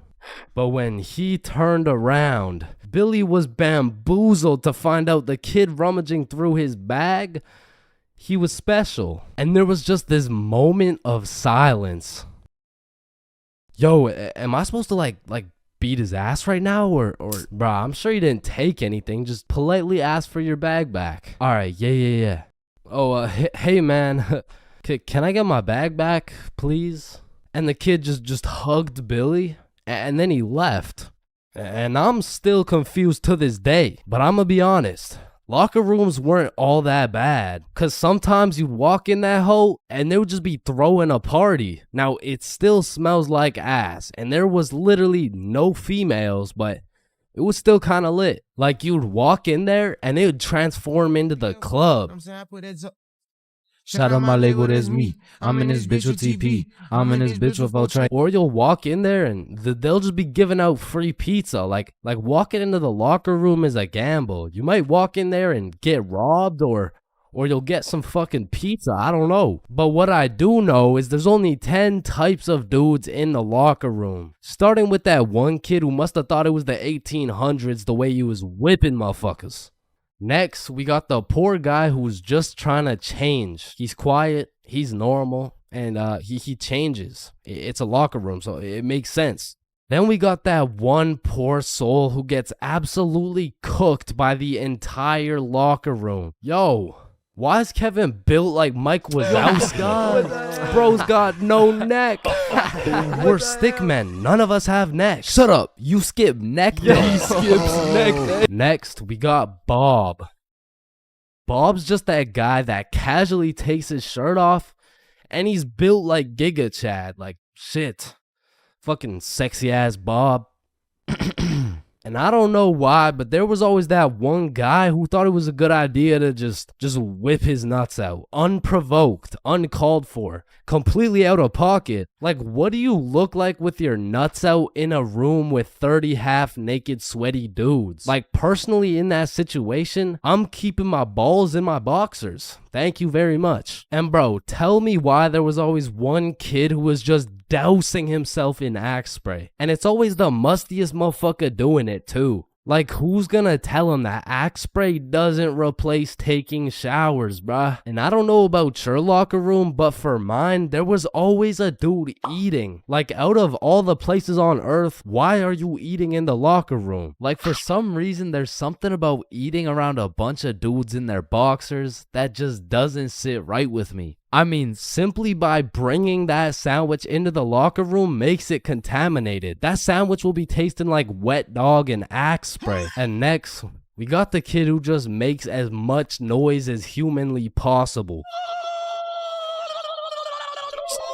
Shut the fuck up. And then there's that one dude who decides he's having a shower. And all power to that guy, but personally, there is no fucking way I'm showering in school. Like, I can't trust this little door to stop these menaces from breaking into my shower. Cause remember, there's no laws in the locker room. Like, it's no jail, but I'm sure if you drop the soap in there, you're gonna get violated. And of course you got the fiend. There's always a dude fiending for a vape in every locker room. And it's low-key worse in the locker room than the bathrooms. Like, these locker room fiends would do a little bit too much for some nicotine. I've seen them pay $5 for a single hit, and fuck, I don't want to know what they'll do for a hit when they run out of money. And still, I'm not gonna lie, the high school bathrooms get wild. They'll be hotboxed, there'll be fight clubs, but the thing about the bathrooms is a teacher can walk in at any time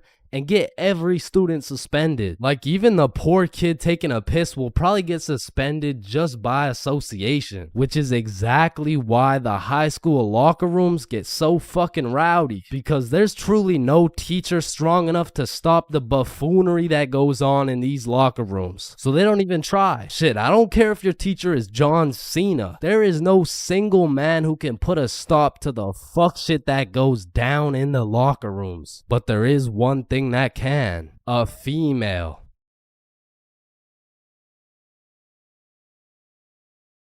Hello, class. I'm Mr. Subinson. I'll be your sub for today. For rules, I don't want to see any horseplay, no phones, and no WWE wrestling moves off the top of the desk, alright? Mr. Sub. Yeah, he just looks like the dude from the Pringles can. Walking into class and then seeing a substitute teacher is like the same feeling as squaring up to fight a dude and then finding out that dude's blind, bro. Like, you pretty much just gotta show up and you win. Like, I honestly feel bad for these substitutes, bro, because every day they have no clue what they're showing up to. Like, one day they're walking into a class full of angels, and the next day they're fighting for their life in a class of straight demons, bro. I mean, being a substitute teacher is all about confidence. Like, the moment the sub walks into the class, they're being analyzed. Like, the way they walk, how they dress, and especially how they talk. Yo, if the first thing they say sounds like, hey, hi guys. It's raps. It's raps, bro. If you start the class sounding like an intro to an 8-year-old's Minecraft Let's Play, paper's gonna be thrown, pencils are gonna be thrown, fucking dudes are gonna be thrown, like, it's gonna be straight anarchy, bro. But when the sub walks in the room with a little pep in his step, a little drip in his fit, and most importantly, he starts the class sounding like he's done this shit before. Hey guys, I'm Mr. Peppinson, and today we mean business. All of a sudden, people are listening. Everyone except for one man, the class clown. He's gonna see that confidence as a challenge, and bro's gonna start testing the waters to see if this sub is really about it. And that is how Y equals MC squared. Any questions? Yeah, blue hat. Yeah, Mr. Peppinson, why are you built like that? Oh, you mean built like The Rock? Yeah, these are called muscles. You learn about them when you hit puberty. But bro, I'm in grade 11. I've already hit puberty. Yeah, nah. That's not what your peach fuzz mustache is telling me, buddy. Okay, well, your hairline is telling me it's going on a vacation, bruh. All right, let's see your shit then. Yeah, like, it's not bad. Like, some substitutes are so good, you just wish they were your real teacher. Like, I remember one time in grade 10, I had this math class with one of those teachers who used to yap the whole time and then assign a bunch of homework with 5 minutes left in class. And then one day, a goat walked into our class, a goat who went by the name of Mr. G, or more formally, G-Dog. Now, G-Dog was packing a mean 68 years in his lifespan. However, he had the utmost pep in his step, paired with the drippiest of fits. And he was the type of dude who would lay down some respectable rules, and if anyone broke them, he wouldn't get mad. He would just simply flame the living shit out of you in front of everybody. And that's how you calculate the surface area of... no text while I'm talking, please. I'm just texting my mom. Oh wow, that's crazy. How's she doing? Wouldn't you like to know? Oh yeah, I mean, I would actually, cause she's probably pretty tired after last night. I mean, I did lay down some mean dick. But there are definitely some questionable substitutes out there. I remember when I was in grade 6, my entire middle school was just weird, bro. My recess was called Nut Break, my music teacher was deaf, and our principal was damn near bipolar. Alright, who told the blind kid he could say the N-word? Okay, alright, it was me, but like, I didn't think he would actually say it. Oh no, that's actually a pretty good one. I mean, I gotta give it to you, kid. Wait, so you're not mad? No, I'm fucking furious, okay? Get in my office right now. Okay, wait, I thought you were just laughing. What's going on right now? Yo, I'm just messing with you, kid. You're good to go. Okay, thank you. Thank you. Good to go out of the school, cause you're expelled. That is absolutely unacceptable. Are you joking, or... Does it sound like I'm joking? Yeah, kinda. Yeah, bro, my middle school was weird as hell, so I can't say I was surprised when a substitute teacher walks into my class talking about, hello class, I'm Mrs. Hutchinson, and I identify as a mermaid. And I'm only 12 years old, so I'm like, dog, what the actual fuck does identify mean? But bless Miss Hutchinson's heart, man, because Lord knows middle schoolers weren't gonna take that shit seriously. Oh, she's funny, mermaid. No, class. I'm serious. Oh, so that's why you smell like the ocean. Exactly. Wait, what? And I remember one time this sub walked into our class, and I could have swore they just found this motherfucker on the side of the street, bro. He walked in sagging like crazy, and if he even went to school, this motherfucker most definitely cheated his way through, bro. Yo, hey class. Like, what are we doing today? I mean, shit. You're the teacher. Oh yeah, right. So what'd you guys learn about yesterday? We were learning about agriculture. Oh yeah. And I think you're right too, because the culture we live in right now is very angry, and the anger culture just needs to take a chill pill. You know what I'm saying? Any questions about that? What's a chill pill? Oh, yup, I'm glad you asked. Okay, see, I actually know a guy who can hook you up with some. Just meet me in the parking lot at lunch. Mr. Saginson, are you trying to sell us drugs right now? No. Well, I mean, yeah, but it's for chemistry with neuroscience, or I mean like for microbiology or something like that. And these substitute teachers seem to butcher every single name on the attendance. I mean, shit's gotta be on purpose at this point. Like, hello class, I'm just gonna do some attendance really quick. Correct me if I get your name wrong, okay?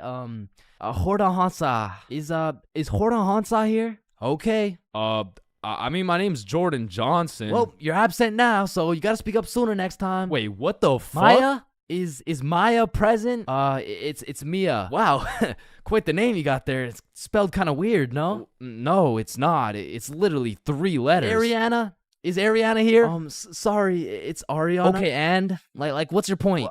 That's just how it's pronounced. Juwan?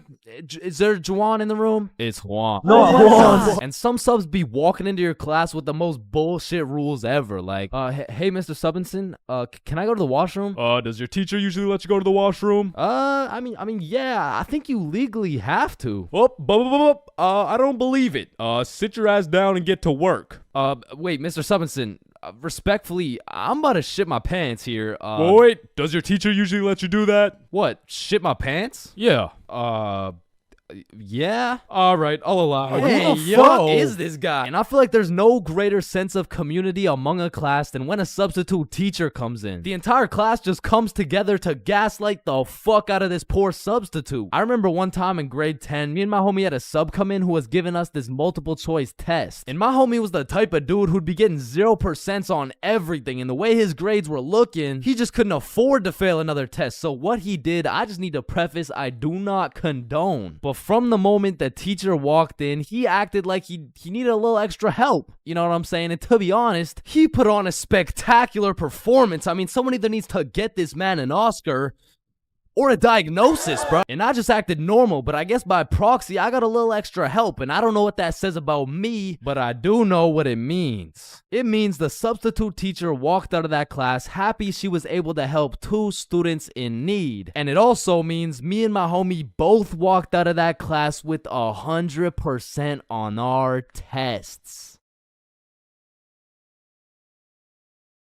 Bigfoot, the Loch Ness Monster, leprechauns, unicorns, 2 pretty best friends, and love.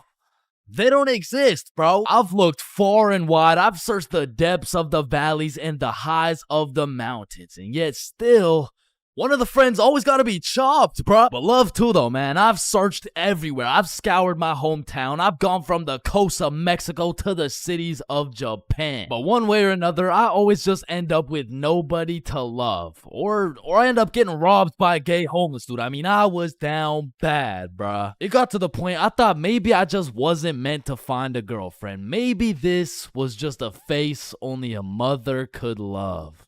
Ew, get that shit off the screen. What? Mom! So I hopped on a flight to Barcelona, and this story takes place a few weeks ago. It's a new continent, new city with new people, and maybe even a new girlfriend. And so as soon as I stepped foot on that Spanish soil, I downloaded Tinder and got the swiping, bro. Fine shit, swipe right. Cute shit, swipe right. Chop shit, swipe right, bro. It's a numbers game. I done swiped so much my thumb had a 6-pack and I ran out of girls to swipe on. But shit, I mean, it's a numbers game. And since I pulled up solo dolo, I went and checked into a hostel. Now, if you don't know what a hostel is, it's pretty much like a little hotel, except you share your room with like 6 other motherfuckers. But to be fair, you save a lot of money. And I low-key don't mind sleeping with some random dudes if it means I get some extra change in my pocket. You know what I'm saying? Is 15 enough? Nah, the hostel was like 30-something. Oh, nah, I don't need a hostel. What? Wait, no, not like that, bro. Anyway, sleeping in that hostel was fucking crazy, bro. Like, first night I got there, I hopped in my little twin bunk bed and closed the curtains, and everyone was like, all right, good night, boys. Good night, gang. Sweet dreams. Love you, motherfuckers. Love y'all, motherfuckers. Yo, motherfucker on the top right bunk, say it back. Good night. And? I love you. Love you too, bro. Lights out. So the sun came up and my ass didn't get a drop of sleep. But regardless, I got out of bed, got some coffee, explored the city, hit the beach, got some food, all the normal shit you do when you're in a new city. But after a long day of tourist shit, I went back to my room. I went back to our room. I hopped in my little bunk bed and prepared myself to open up Tinder after letting that shit cook for a solid 24 hours. And when I opened that shit up, yo, I got 28 matches. Yeah. Yeah, thank you, bro. Thank you, man. Yeah. Oh, hell no. Now I'm gonna keep it a buck. Initially, that number 28 was looking mad nice until I clicked that shit and started looking through my matches and realized, yo, this shit is not a numbers game, bro. Like, you know you're cooked when the chuds are sliding on you, saying shit like, hey, yo, I'm trying to put you in chains for real, and then touch your stick, man. Yeah, nah, I'm deleting this shit, bro. And just as I'm about to give up on my dreams of finding my other half, I get a new match. It's Yvonne, straight dime, certified fine shit, bro. I had to slide in with some heat. So I'm like, Yvonne? Nah, more like King Von, because I'm trying to take you to the O of marriage. Now that would be a crazy story. Opening bracket featuring Lil Durk, closing bracket. And before I send her some absolute bullshit like that, she hits me with a, hey. Oh, you know, nah, that works. What's up? How are you? Great, how are you? And we end up having a marvelous conversation. We share a bunch of beliefs, perspectives, and above all, we got the same taste in music. So I'm like, you free tomorrow? Yeah, I'm free tomorrow. What's your favorite food? I'm a drinks type of girl. Say less, I know a place. I don't know shit. I literally just got here, bro. Okay, see you tomorrow. And just like that, I just got myself a date. I'm coming. Nah, you can't come. It's my date, bro. Oh, hell no. So that night, I did a little research and found the coolest bar in Barcelona. But when I went to make a reservation online, they only do in-person virtual queues. So instead, I went to sleep. Yeah. Ever heard of jerkness? So the next day, I woke up with some pep in my goddamn step. I looked at some fire architecture. I hit a mean leg day, ate some gas Spanish food, and before I knew it, it was time to get ready for my date. So I hopped in the shower, put on my toughest fit, sprayed on a little Valentino, hopped into Uber, and arrived at the bar 30 minutes early. So this way, I could join the virtual queue in order to get into the bar at 9 p.m. sharp. So I'm waiting outside and Fine Shit messages me like, yo, I'm gonna be a little bit late. I'm still doing my hair. And I'm all like, that's no problem. I know some people. I can make some calls. Don't worry about it. So I walk up to the security out front like, yo, so Fine Shit says she's gonna be a little bit late. Can I change the time or something? Nah, bro, just rejoin. I bet. So I rejoin, go sit outside and wait, and then I get another text message. I'm so sorry, but my makeup took longer than I thought, so I'm gonna be a little extra late. So I walk up, rejoin the queue, and security's like, yo, what's going on? It's nothing. Fine Shit's makeup took a little longer than expected, you know. Hey, listen, man. This Fine Shit of yours, you sure she's even coming? Nah, yeah. Nah, of course, that's Fine Shit. She's coming. So I go back and sit down outside, but looking back, I definitely gave her the benefit of the doubt, but that was her first red flag. So now it's about 9:40 p.m. and I get a text message from Yvonne that reads, I'm here. So I go to link with Yvonne for the moment of truth, whether or not I'm about to go on a date with Fine Shit or 50-year-old neck-bearded catfish shit. And fortunately for me, no catfish. Chains. Yo. Hey. What's up? Now, the virtual queue still had 10 minutes before we could get in, so we go and sit down outside and have a little chat. And it's a great conversation. We got a lot to talk about, and the vibes are there. So you could travel to Barcelona alone. What do you do? Is it daddy's money? Yeah, it's daddy's money. Ah, okay, interesting. But I'm daddy. Yeah, no, I need to drink some alcohol. Yeah, nah, me too. me too. My phone beeps and it's our turn to go inside, but this is no regular bar. So I'm like, yo, Just follow me. So we enter this pastrami shop. I open the fridge. We go inside and we go through this tunnel that leads us to the bar. We order our drinks and continue talking. Okay, so if it's not daddy's money, then what do you do? And so obviously, I just told her, like, OnlyFans. You're lying. I am dead ass serious. My meat is all over the worldwide net. What? No way. Show me. Shit. Like, nah, shit. Maybe after a few drinks, you know what I'm saying? And right on time, our drinks showed up and my shit was radioactive, bro. Like, here's a picture. There are no filters or effects on that shit. And I'm not gonna lie, it tasted exactly how it looked. But regardless, I'm tanking that shit and I don't know what it is, but that shitty ass drink was giving me superpowers, bruh. That shit had me cooking up the greatest answers to her questions possible, bruh. Okay, so if you had one wish, what would it be? Damn, that's a good question. Shit. Okay, if I had one wish, period cramps. What? I would rid the world of period cramps, man. I hate the fact that they exist. Just even thinking about it, like, ooh, they sure do get me riled up, man. I hate them. Wait.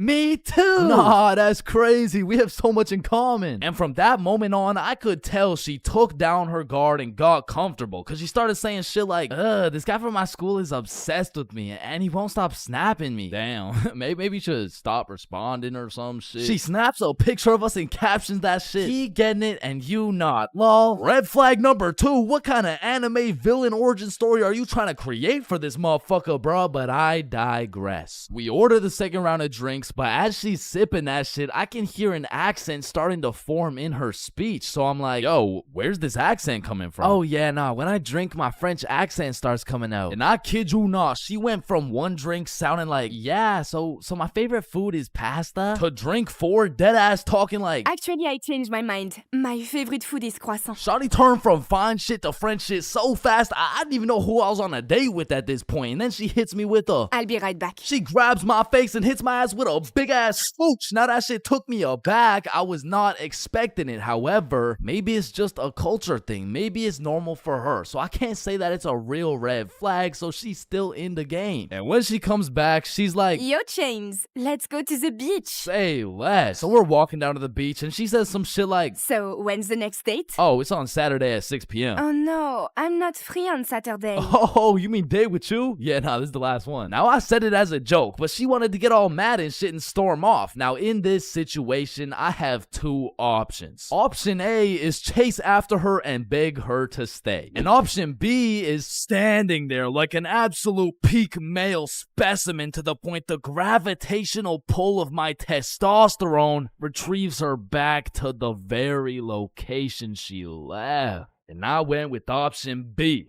And she came back, bruh. You're supposed to chase after me. It's like a French thing. Ah, okay. I'm not French, bro. So we continue with our walk, and I'm cracking jokes, entertaining her and shit. But honestly, that little stunt shorty pulled back there was red flag number 3 for me, bro. So at this point, I'm not in it for the game of love. I am simply just in it for the love of the game, bruh. So we arrive at Barceloneta Beach. We sit down, and at this point, it's about 1 a.m., but we're still chatting, having a good time. But out of the corner of my eye, I see a man hooded up walking towards us from the darkness. And as bro's approaching, I'm ready for anything. I'm getting ready to take a stand, throw some hands, get in the sand. Shit, I'd even go band for band. But if this dude gets any closer, I'd be damned. And this motherfucker hits us with a drive-by compliment. You have a very beautiful girlfriend. Aw, thank you. Thank you? Damn, do you think he'll find a girlfriend beautiful like me? Yeah, nah, he seems like a great dude. I'm sure he could find somebody. What?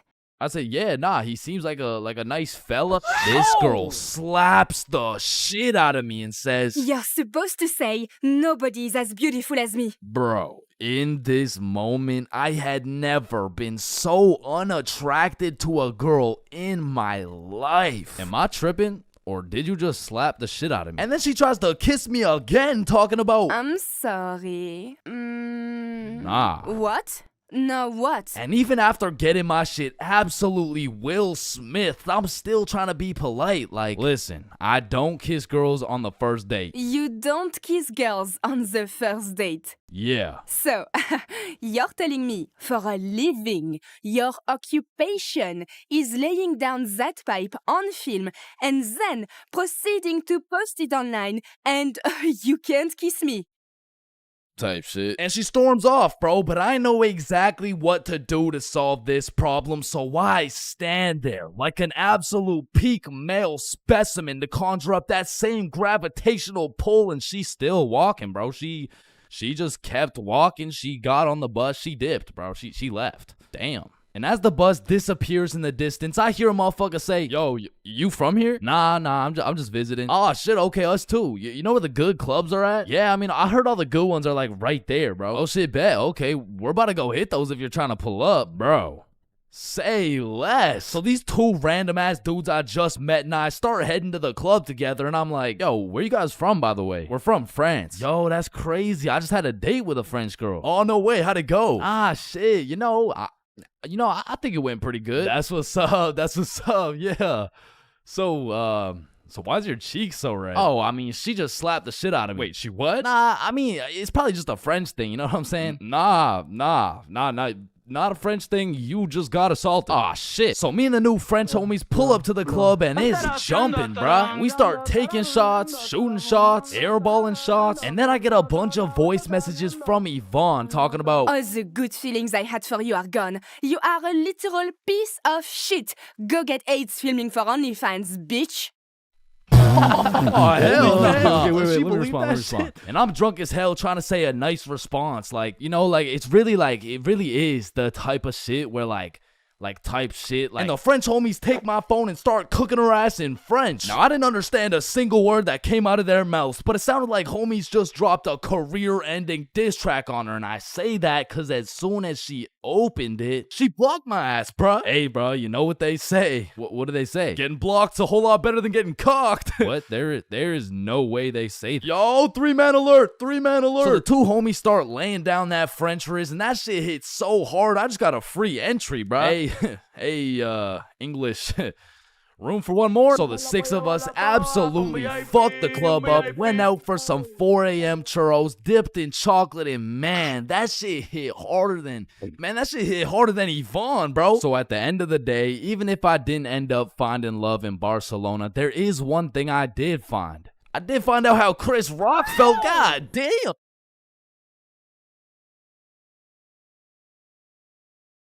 Yo, when you think about it, every light switch is also a dark switch. Light switch, dark switch. Light switch, dark switch.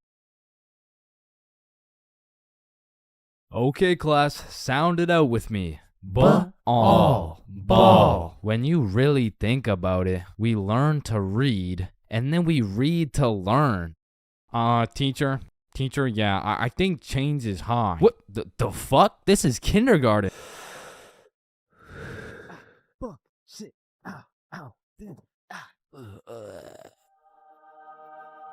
Damn.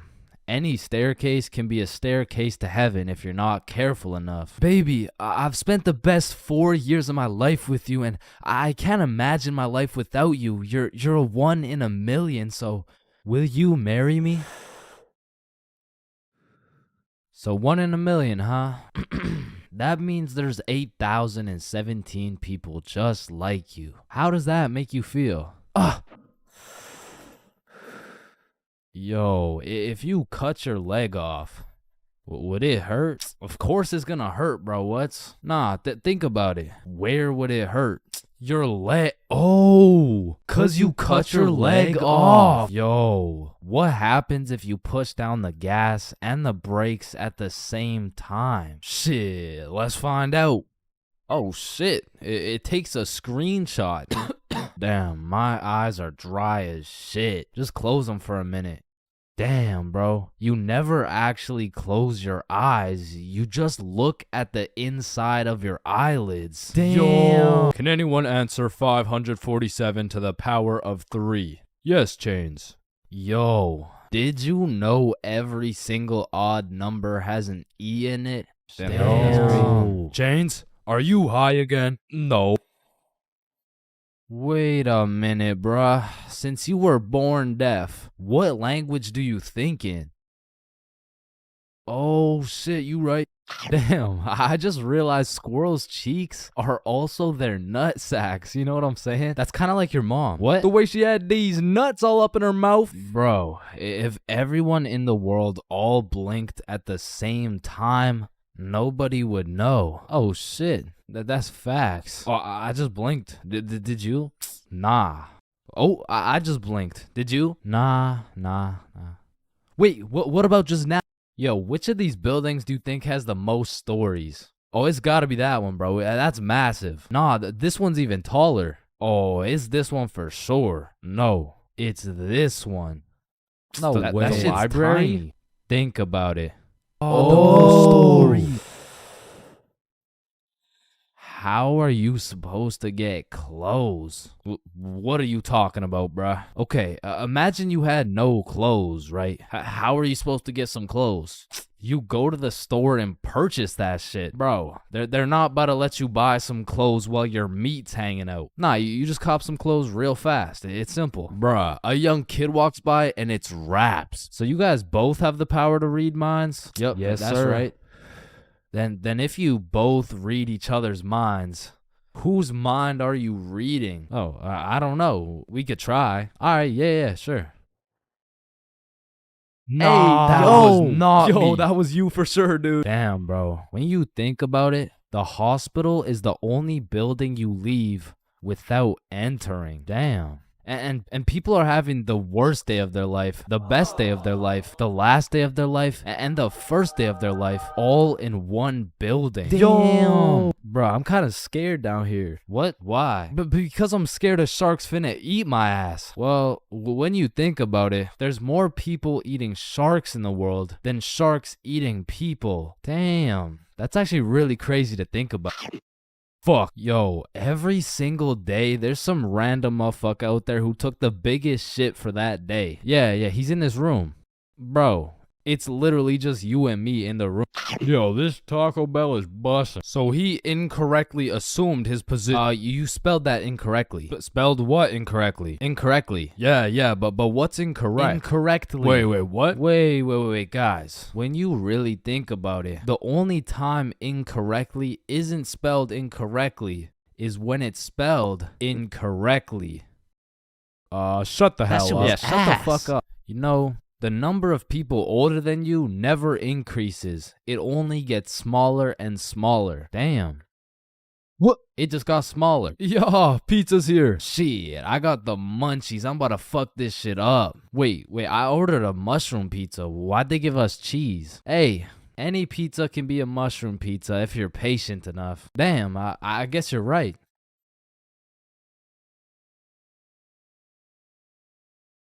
At last. Damn, you know what I just realized? What? A pregnant woman swimming is pretty much a submarine. Are you just always this high, bruh? Yo, did you boys know your last name comes from what your ancestor used to do back in the day? Oh shit, mine's Baker. Yo, mine's Carpenter. Oh, mine's Smith for blacksmith. Well, what's yours, Johnny? It's Donald. Well, wait a minute. Your last name isn't Donald. It's Dickinson. Guys, chill. I can explain. Get the fuck out of bed, bitch. Go. Your alarm is really your theme song because it plays at the start of every episode. Well, why the fuck are you in my house? Yo, is Chains still mad over that chair? Yeah, well, what does this dude have against chairs? Why is it a chair? Yo, why is there sidewalks in the movie Cars if there's no humans? This dude won't shut up. Like, just watch the fucking movie, bruh. Damn, think about this. When a child is an asshole, the child gets a whooping. But when the parents are an asshole, the child gets another whooping. Shit, tell me about it, bruh.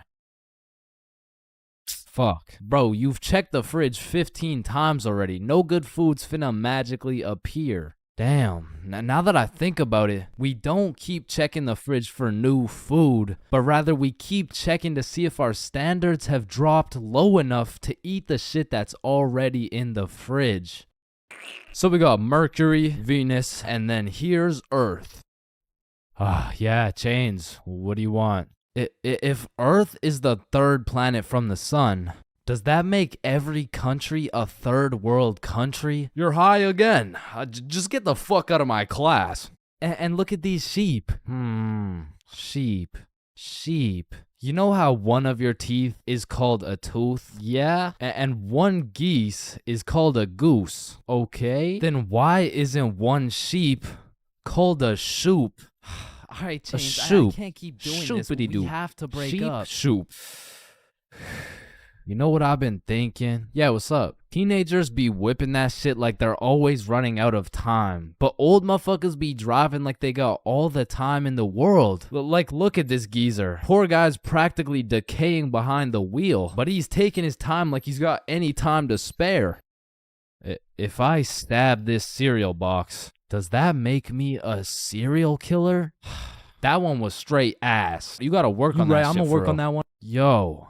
If you weigh 99 pounds and you eat a 1 pound burrito, does that make you 1% burrito? Yo, that's crazy, because I literally just did that last night. You guys wouldn't believe this, but your blood work came back and it says you're 1% burrito.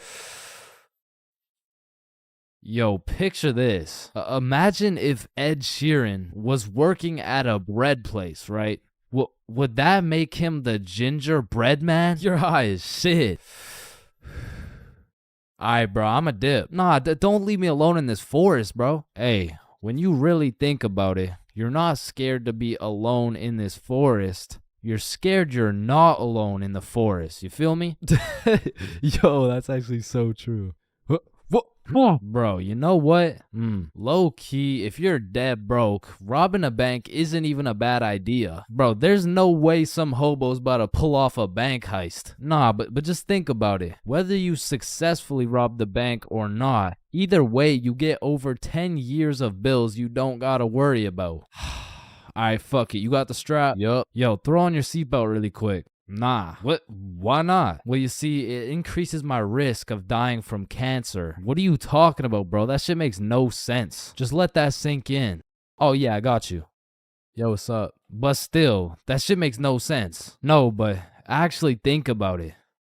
Oh. Hey, bro, you want a hit? Nah, I don't smoke. I'm scared that I'll get all paranoid and shit. Hey, man, if you're paranoid that you're gonna get paranoid, you're having the side effect without even smoking. It's though.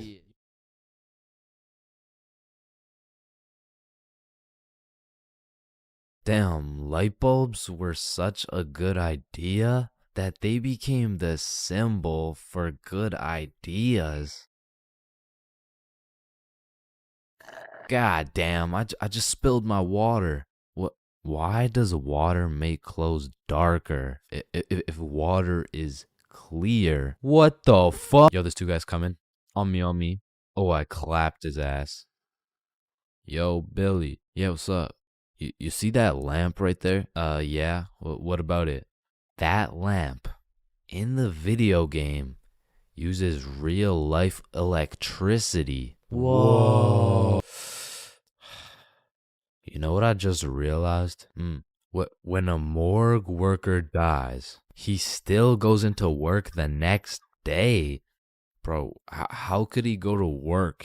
He's dead. Oh, shit. Oh, whoops. Just dropped the soap. Wait, when you drop the soap, does the soap get dirty or does the floor get clean? Wait, guys. Since I'm alone, I'm the only person in the world to ever see this peanut. Nah, I saw it too. Who the fuck are you? Yo, when did you get so much money? Man, it's the money my grandma inherited me before she died. Yo, that's low key like when your homie dies in Fortnite and you pick up his loot. Come on, bro, my grandma's dead. Not cool. You right, my bad. Man, imagine the guy that discovered milk. And think about him convincing someone else to drink it. You did what to the cow? No, trust me, it's good, just drink it. Wait, you drink it too? Yeah, it's really good, look. Aw, hell nah. Damn, bro, mosquitoes are some brave creatures, considering those jits got 1 HP. Facts. Yo, Chains, you need your parachute to skydive. No, you don't. You just need a parachute to skydive twice. No, Chains. Well, what the fuck? Why did you just break my mirror? Well, actually, mirrors don't break. They simply multiply. Oh. Damn, bro. We're all just some walking nut for real. Facts. Damn, for real. It's crazy. It's true, though. Oh, shit. I'm on fire. If you really think about it, you're not on fire. Fire is on you. Call the fire truck. Wait a minute. A fire truck is actually a water truck. Oh, god damn, just call the truck. Jesus. Bro, I was on fire. Why didn't you just call the fire truck?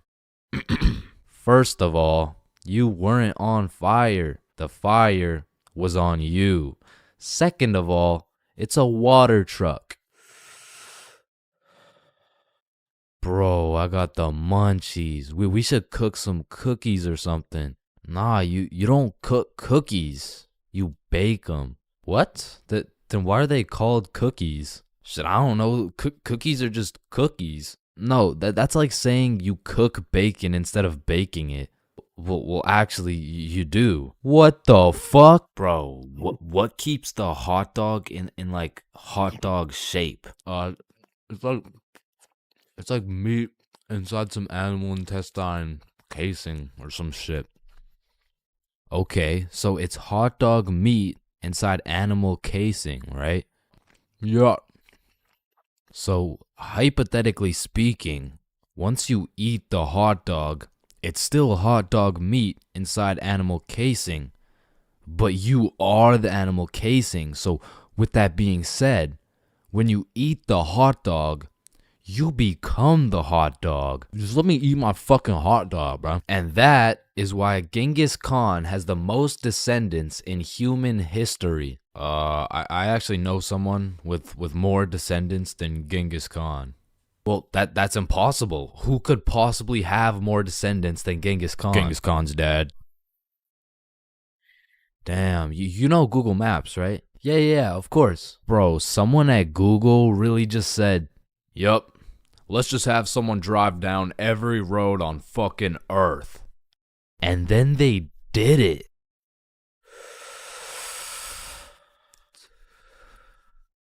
You know how concrete and glass are both made out of sand? Yeah, what about it? So if concrete and glass are both made out of sand, does that make skyscrapers just really big sand castles? Yo!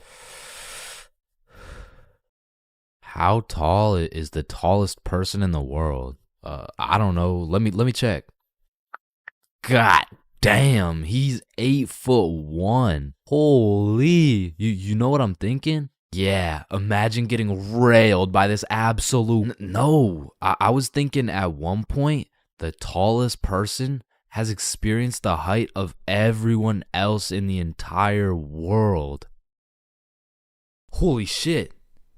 Paper has 6 sides. Shh. Like we're really just some talking nut for real. Facts. No cap. Damn. Just some breathing semen for real. That's crazy. For real. Facts. So true. Damn. True. For real. Hey little man, what do you want to be when you're older? I want to be a doctor and cure aging and all the diseases.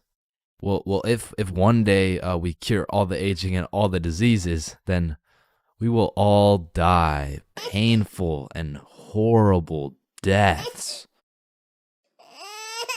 I still don't understand why it's a chair. It just doesn't make any sense. Yo, you know what I just realized? What? The size of your hands is the font size you use in sign language. Oh shit. That motherfucker Shaq must be talking in all caps. Sir, I am very sorry to inform you that you are bleeding internally. Wait, I'm bleeding internally? Yes, we will need an immediate operation, and we will have to... Oh, no. It's all good. Internally, that's where the blood's supposed to be. No, sir. Where are you going? This is an urgent matter. Get back here. You're in critical condition right now. Yo, can you pass the Apple charger really quick? Yeah, for sure.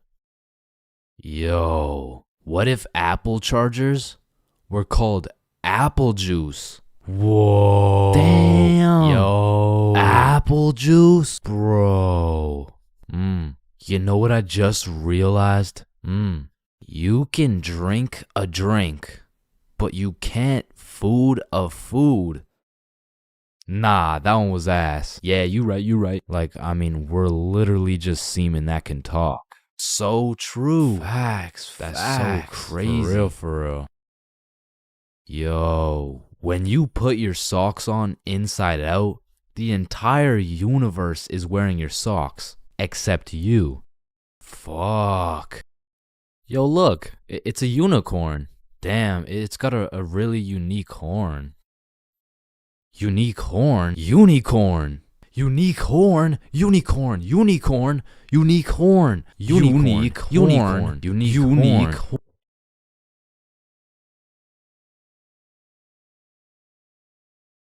Oh, leaves are called leaves because they leave the tree.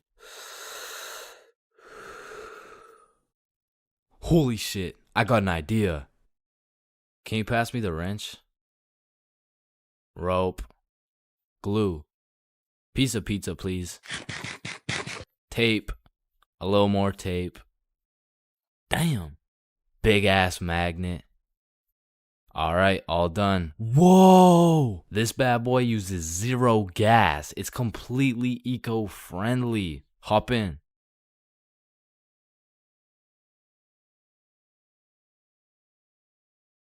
Oh shit, there's a penny. Bro, there's no point in picking up a penny. It's literally worth 1 cent. How much do you make working at Wendy's? 15 an hour? Oh, okay.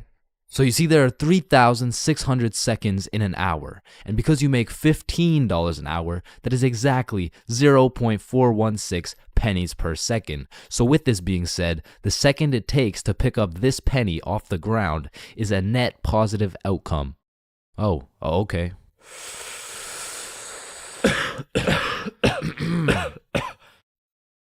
Wait a minute. Are stickmen always naked? Holy shit, we are stickmen. What the fuck? Yo.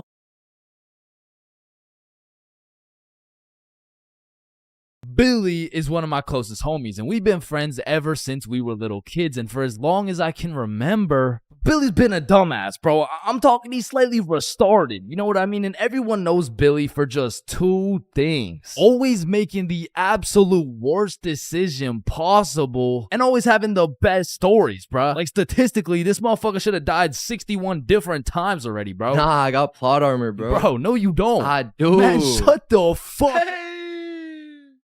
What the fuck? Now, this story takes place on February 14th, 2025, Valentine's Day. And I'm gonna be so honest, this story is one of the craziest stories I've ever heard in my life, bro. So, wait, can you swear to them that is real? It is. Say you swear. I swear, bro. On everything you love, the Valentine's story happened, bro. On everything I love, the Valentine's story really happened. It was a fine Valentine's Day night. Bob, Billy, and I were all some single dudes, except Billy had a little situation, you know. He was talking to a girl named Elise, and they would hang out from time to time, but it was a new thing, so they weren't really dating, and they were definitely not Valentines. Now, I don't know much about Elise, but just 2 weeks prior, Billy was telling me about how he met some cute girl. They would text, they would hang out, but for whatever reason, their conversations would always be some like, hey, how you doing? Oh, I'm good. I am a little bit stressed because I'm moving and everything. Oh yeah, moving sucks. How about you come over, I relieve all your stress type shit. Billy, I really like you. I like you too, Elise. But I think you might be a whore. Wait, what? Like, you're most likely a bop. Okay, wait, I mean, you're like- definitely a fuckboy. Okay, chill now. I've never fucked a boy in my life. So keeping that in mind, we were all single, and this Valentine's happened to land on a Friday, and because of this, we going to the club. yeah. Yeah. So the plan was simple. We go to the drink store to get something to pregame, go back to my house, and then hit the club, fall in love, and live happily ever after. Now the problem was, Billy was stuck working a 9.5-hour shift until 10 p.m. Now he was the pizza delivery guy for a chain we'll call Big Caesars. So he's doing his thing, delivering those Valentine's pizzas. Well, me and Bob decided that we would go get the drinks now and meet Billy back at the crib once he's off work. So we hop in the car, we get to the drink store, and at this point it's 9:30 p.m. And so Bob calls Billy to ask what he wants. No answer. I call him. No answer. We both text him. Nothing. Now this was strange because Billy usually responds while he's working, but we shrug it off. We go inside the store and get Billy his go-to bottle. Hennessy. So we go back to my house and get to my room at about 10 p.m. and still no word from Billy. So we're waiting for a good 20 minutes and then I get a text message from Billy. The craziest shit ever just happened. So I'm like, what happened? Bro, it's so crazy, I need to tell you in person. So Billy whips it over to my house, kicks down the door, and instantly starts breaking down the craziest plot I've ever heard, bruh. Yo, listen, this story takes place 1 hour ago. It was 9:30 p.m. and Billy was finishing up a long 9.5-hour shift with his very last delivery of the night, but the problem was his phone was on 1% and he didn't even have a charger. So Billy locks in and memorizes all the directions to get there right before his phone dies. So from one side of the city, Billy goes 100% straight off the dome to the other side of the city for his last delivery on this fine Valentine's Day night. Billy hops out the car, walks up to the house, knocks, and they open the door. Hey man, happy Valentine's Day. Oh, thank you. Thank you so much, but I didn't order a pizza. Oh shit, are you sure? Gerald, did we order a pizza? Fuck no. Yeah, no, we didn't order a pizza. I don't know. It says a meat lover's pizza for 3516. Oh, honey, no, this is 3416. 3516 is all the way around the back of the cul-de-sac. Oh, okay, thank you. Have a good night. So Billy's walking for a good 8 minutes to get to the back of the cul-de-sac where at last he finds 3516. He walks up to the door, knocks, and a fine-looking woman in her 40s opens the door holding a vape, and Billy sees a little potential here. Hey, happy Valentine's Day, man. Oh, thank you. Of course, beautiful. How's your Valentine's Day going? You know, it's okay. Why's this okay? You ain't got no special plans? Well, honestly, my husband's out drinking at the bar, so... Bro, this was the perfect situation for Billy, bro. There's so many things he could say to make a move right here, and out of the infinite combinations of words he could put together, he says... Well, a man's got a drink, you know? Yeah, okay, yeah, well, anyways, here you go. Keep the change. Have a good one. Billy fucking sold, bruh. He missed a wide open layup, and as he turns around to head back to his car in shame, Billy gets an idea. A genius idea, if I do say so myself. So Billy turns back around, walks back up to the door, and knocks again. Hey, what's up? Hey, so my car, like the pizza car, is on the other side of the cul-de-sac. So if there's any way I could cut through, it would save me like 10 minutes. Yeah, of course, come in. And this motherfucker just got his own rebound off the backboard, bro, but he only has 60 seconds on the shot clock to make a move, and so he starts breaking down that professional barrier. So what's your name? My name's Angelina. What's your name? My name's Billy. Wow, you have a very beautiful name. And you have a very beautiful smile. Oh, thank you. Holy fucking shit, he was cooking, but they had made it to the basement, meaning he only has 30 seconds left before he's back to the cold, lonely outside world. So Billy cooks up yet another genius play. Angelina, I really hate to ask, but is there any way I could charge my phone real quick? Like, I just need to get it to like 5%. Of course, honey, sit down. It's no worries at all. This motherfucker Billy did it again, bro. Now, I don't know if it's because she just wanted some human connection on his Valentine's night or she was genuinely just being nice, but this motherfucker's now in a position where he's posted up on this woman's couch in her basement at 10 p.m. on a Valentine's night. Yo, what flavor is that? Oh, it's mango ice. It's my favorite. Damn. You think I could take a hit? Only if I could hit chores. Oh, shit, I bet. So as these two fiends are bonding over a little nicotine addiction, Billy's like, so you said your husband went out to the bar? Yeah, Yeah, he did. To be honest, it kind of hurts because like it just sucks to be alone on Valentine's Day, you know? Yeah, 100%. I feel you. I don't got a Valentine either. Type shit. Now, at this very moment, Billy's about to shoot a shot farther than a three-pointer, farther than a half-court, full-court football field. This was a blindfolded shot from Mars by a 6-year-old kid with Down syndrome, bruh. I mean, shit. We could be Valentine's tonight. Oh, that's so sweet, but my daughter's upstairs. Ah, shit, yeah. I get it, but like, this couch low-key spacious, though. I mean, it's not that spacious. Really? Billy, you're funny. Now, at this moment, Billy's 0 for 3 with these shots. I mean, the defense line was tough. She's got a whole husband and a daughter who's just posted upstairs, probably waiting for that fucking pizza. But to be fair, Billy was still on the court, but his phone was already at a good 3% charge, so he needs a game-winning shot right now, and so he reaches deep into his bag. I'm talking middle school years. He pulls out a shot I never thought I would see in the big 2025. This flavor's fire. Yo, let me show you a new trick. Yeah? What is it? Alright, so it's called a transfer. Basically, me and you just transfer the smoke. Okay, teach me. You gotta come closer though, alright?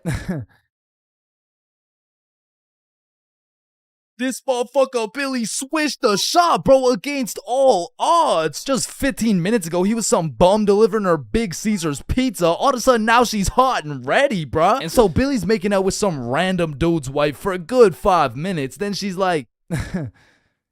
Is your phone charged? Yeah, I appreciate it. You know, let me charge everything. Of course, honey, it's my pleasure. Alright, I'm gonna text you. Okay, drive safe. And Billy leaves this married mother's house after making out with her as the fucking pizza delivery guy. Bro, what the fuck? Billy, are you dead ass? I swear to God. Bro, that story is fucking insane. I mean, shit.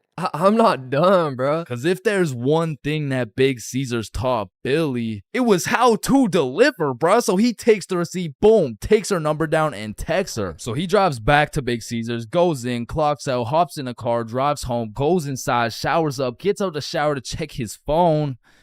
No response. Damn. So Billy tries calling her, straight to voicemail. He changes the no caller ID and calls again, and it rings, meaning... she blocked his ass, bro, and I have no clue why she would do such a thing. I mean, like, yeah, she has a husband and like a kid and probably another boyfriend on the side, but damn, say something. And that's the moment when he gets a Snapchat notification. Elise has added you as a friend. Now, Elise is the girl he's been talking to on Snapchat, so why would she even have him unadded in the first place? So Billy's like, you unadded me? And she just hits him back with a WID. Shit, I just got off work. What you doing? Oh, I'm just chilling at home. And then there's a brief pause. Do you know whose house you were just in? Do I know whose house I was just in? I've been to her house before. She doesn't even live close to... Wait. And Billy starts piecing everything together. How Elise was moving houses, all the boxes laid out in that woman's house, how Elise's family loved eating Big Caesars, and the woman's daughter... being upstairs the whole time. Oh, fuck. Billy hooked up with his girl's mom. Now, we have no clue what her mom told her, because it makes the most sense that she said something along the lines of, hey, why did the pizza dude take so long? Elise, I think he was flirting with me. Because let's be honest, what is the other option, bruh? Hey, why did the pizza dude take so long? Yeah, no, I mean, I just cheated on your father with the Big Caesar's pizza delivery guy who actually just happens to be your age. So Billy's texting Elise, trying to play it cool, like, oh, I had no clue that was your house. What are the chances? And she just says, yeah, I get my good looks from my mom. And then she blocked him again, bro. Because after telling her 100 times that he's not a hoe, he's not a bop, he's not a fuck boy, I accidentally hooked up with her mom, bro. Billy, you know I gotta make a video about this, right? Yeah, I know.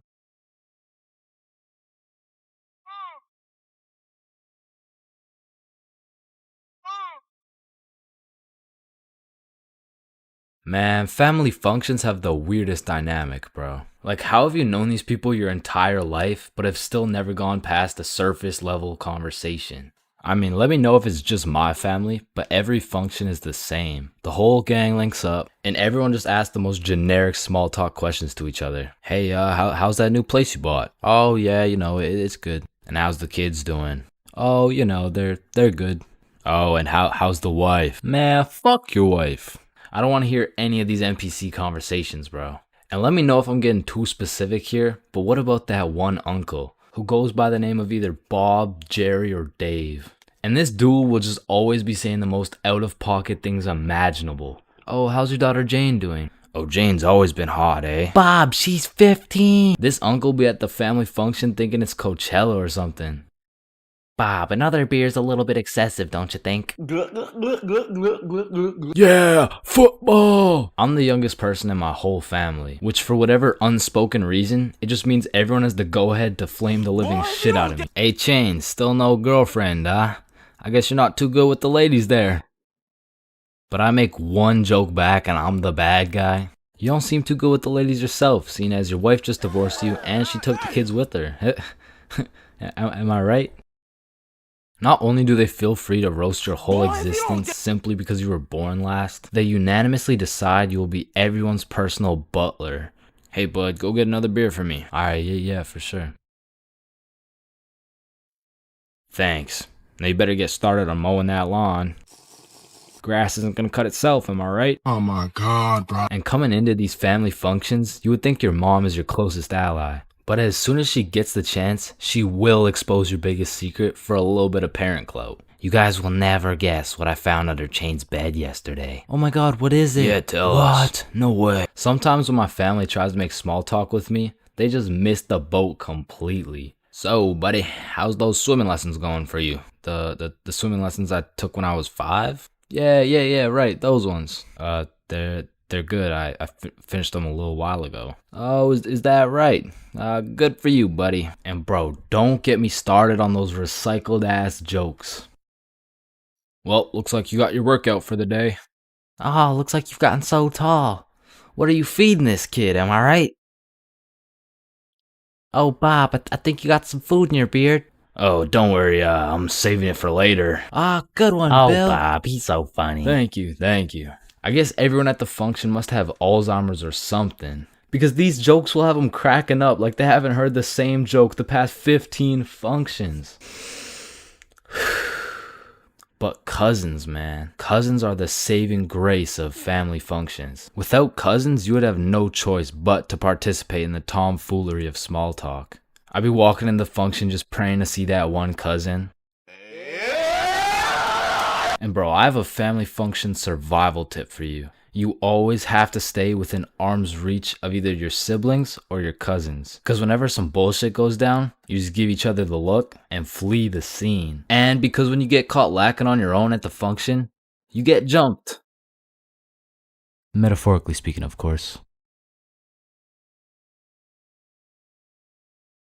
Now, I really don't have many fears, but there are 4 things that I would say I'm truly scared of, which are sleep paralysis, being flipped over while I'm in a porta potty, this thing, and public speaking. And honestly, I can't even really explain why I'm scared of public speaking. I mean, sleep paralysis, you'll have demons chilling in your room while you can't move. The whole porta potty thing, that's just some traumatic shit. And this thing is fucking terrifying. But there's just something about talking in front of more than 5 people that has me shitting bricks. Like, my brain will start showing me the absolute worst case scenarios possible. Hi guys, my name is Chain. Get off the stage, loser. No one likes you. Ow. Hi guys, my name is...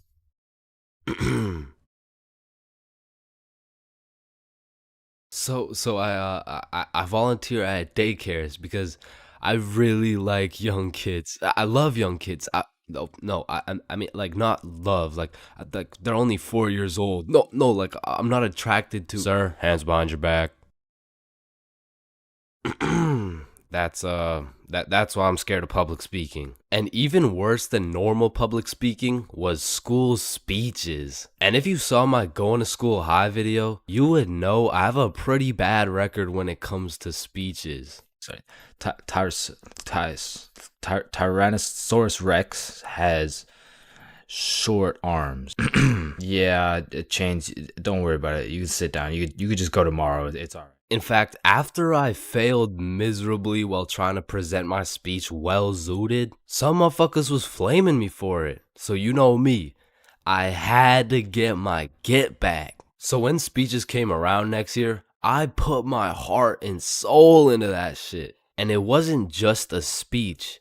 It was a spoken word, so it all had to rhyme. I mean, I was whipping up some heat. I was writing bar after bar like Kendrick. Shit, I had to have a fire extinguisher on standby while I was writing that shit. And I was never the dude to actually study. Like, I would start learning while I was taking the tests. If y equals mx plus b, then who invented the Eiffel Tower? Oh shit, I guess y equals mx plus b. I mean, even though I did bad on all my tests, maybe I can just get a job drawing stickmen or some shit. Anyway, so I never studied, I never did homework. But when it came to this spoken word, I had something to prove. I mean, it felt like motherfuckers was preying on my downfall. So I actually spent my own free time at home practicing and perfecting this spoken word. So by the time I had to present, I was prepared as fuck. I mean, don't get me wrong, I was still shitting bricks. But when I got up there, Chains, get up here. And don't stutter like last time, alright, buddy? He's gonna stutter for sure. Don't get on here rapping, I'm stacking, making it happen. Okay? I've been perfecting this speech while y'all jits was lacking. You don't want beef with me, I put you on a tee, I call that shit fashion. Okay. I'll put you in a box like some cereal. You'll get crunched, I'm the captain. Captain Crunch. Now let me stir it up like some mac and cheese. I want 100% like curry from the 3. I'm talking all A's, no B's, bitch, I'm blessed like a sneeze. Blue, honey's like the seas. I'm too icy, I might freeze cause I'm him. I'm not talking slash he. God damn. Spitting right now. I went bonkers, bro. In fact, I went so bonkers, the teacher volunteered me to go present my speech to the entire school. Now, usually I would be way too scared to public speak in front of that many people. But right now, I'm all hyped up on how bananas my speech went. Plus, I spent all that time perfecting it. I might as well share the heat with the rest of the school. Alright, next up is Chains with a spoken word on Don't get on here rapping.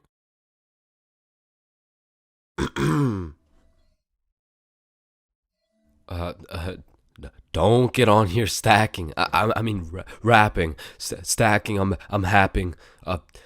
You don't want beef with me because, quite frankly, I will put you on a t-shirt. I mean, you could call that fashion. Thank you guys for having me. I fucking fumbled. I folded under the pressure, bro. With the entire school watching my fear of public speaking absolutely crush me. And that is the reason why I have a fear of public speaking.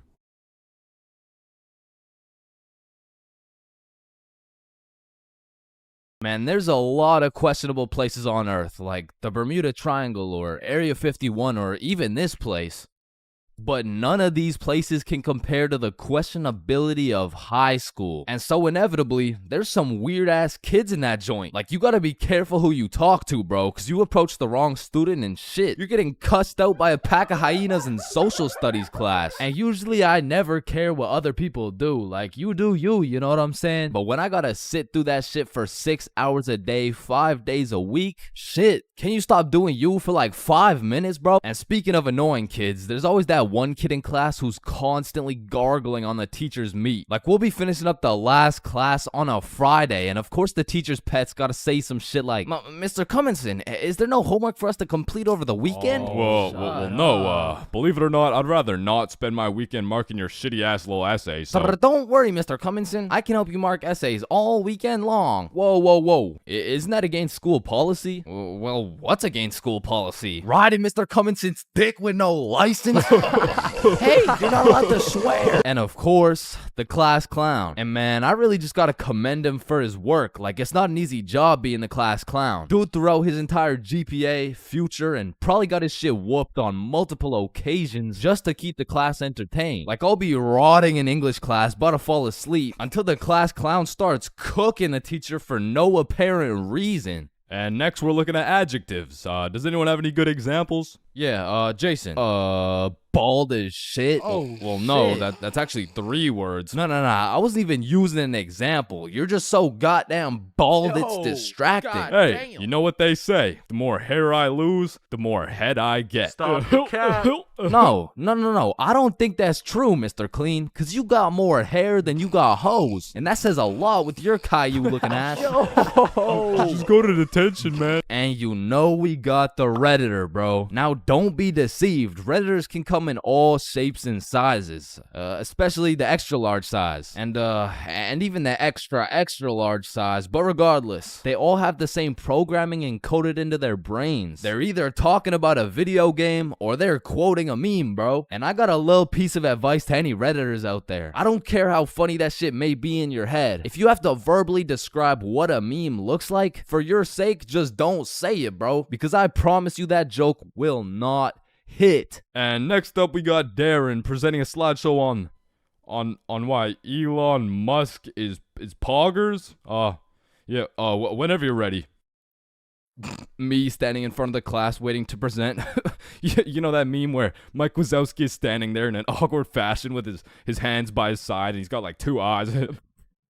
Now, there really is levels to being a Redditor. And don't get me wrong, they're not all that bad, but the ones that got that I paused my game to be here T paired up with the beard belly neck beard combo, that shit is lethal. And if you press E to interact with one of these bad boys, you'll get stuck in an endless time loop hearing about Among Us memes and hentai. Now, the band kids are like the Redditor's second cousin. Like it's all the same shit, but bro just knows how to play a tuba. Now, on the opposite side of the spectrum, we got the dudes who touch grass.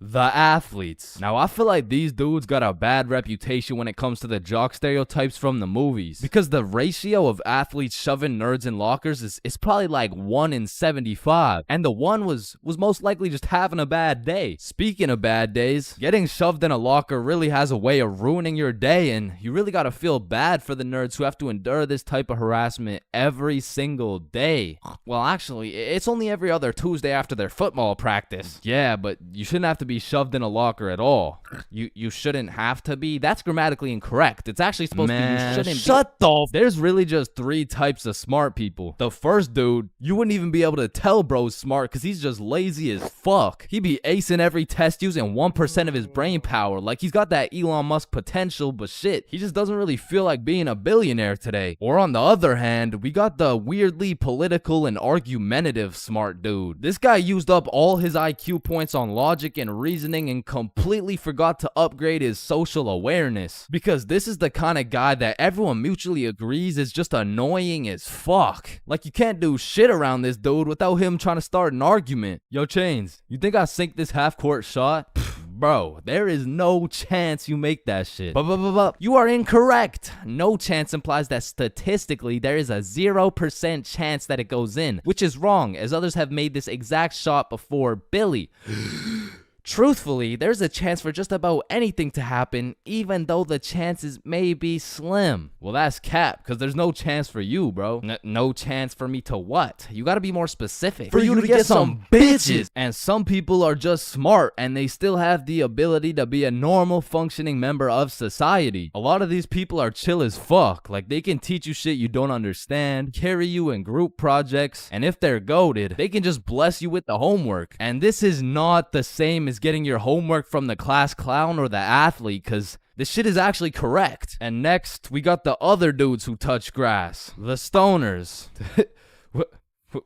Why are you looking at me? There's always a dude posted up in the back of the class who's visually fried as fuck. You'll commonly see him posted up with a snack of some sort, and you know they never forget the Bev. Now you don't want this dude's homework because I promise you it will just have a bunch of doodles with some mushrooms and this graffiti S, and somehow these motherfuckers will manage to take a multiple choice test and get every answer wrong. Like, it's actually kind of impressive when you think about it. But besides that, they're just cool people. But I'm not gonna lie, I can't really say the same about the hot Cheeto girls, bro. Like, these girls put in an effort to be as loud as possible. Like, Lord forbid if one of these girls breaks one of their long ass nails, it doesn't matter if you sit on the opposite side of the class, you're gonna hear about it. You're also gonna hear them chewing those hot Cheetos because they be lip smacking like crazy. Speaking of smacking, there's always that one kid in school who simply enjoys smacking motherfuckers. And at my school, it was Jordan Johnson. And if you see my high school fights video,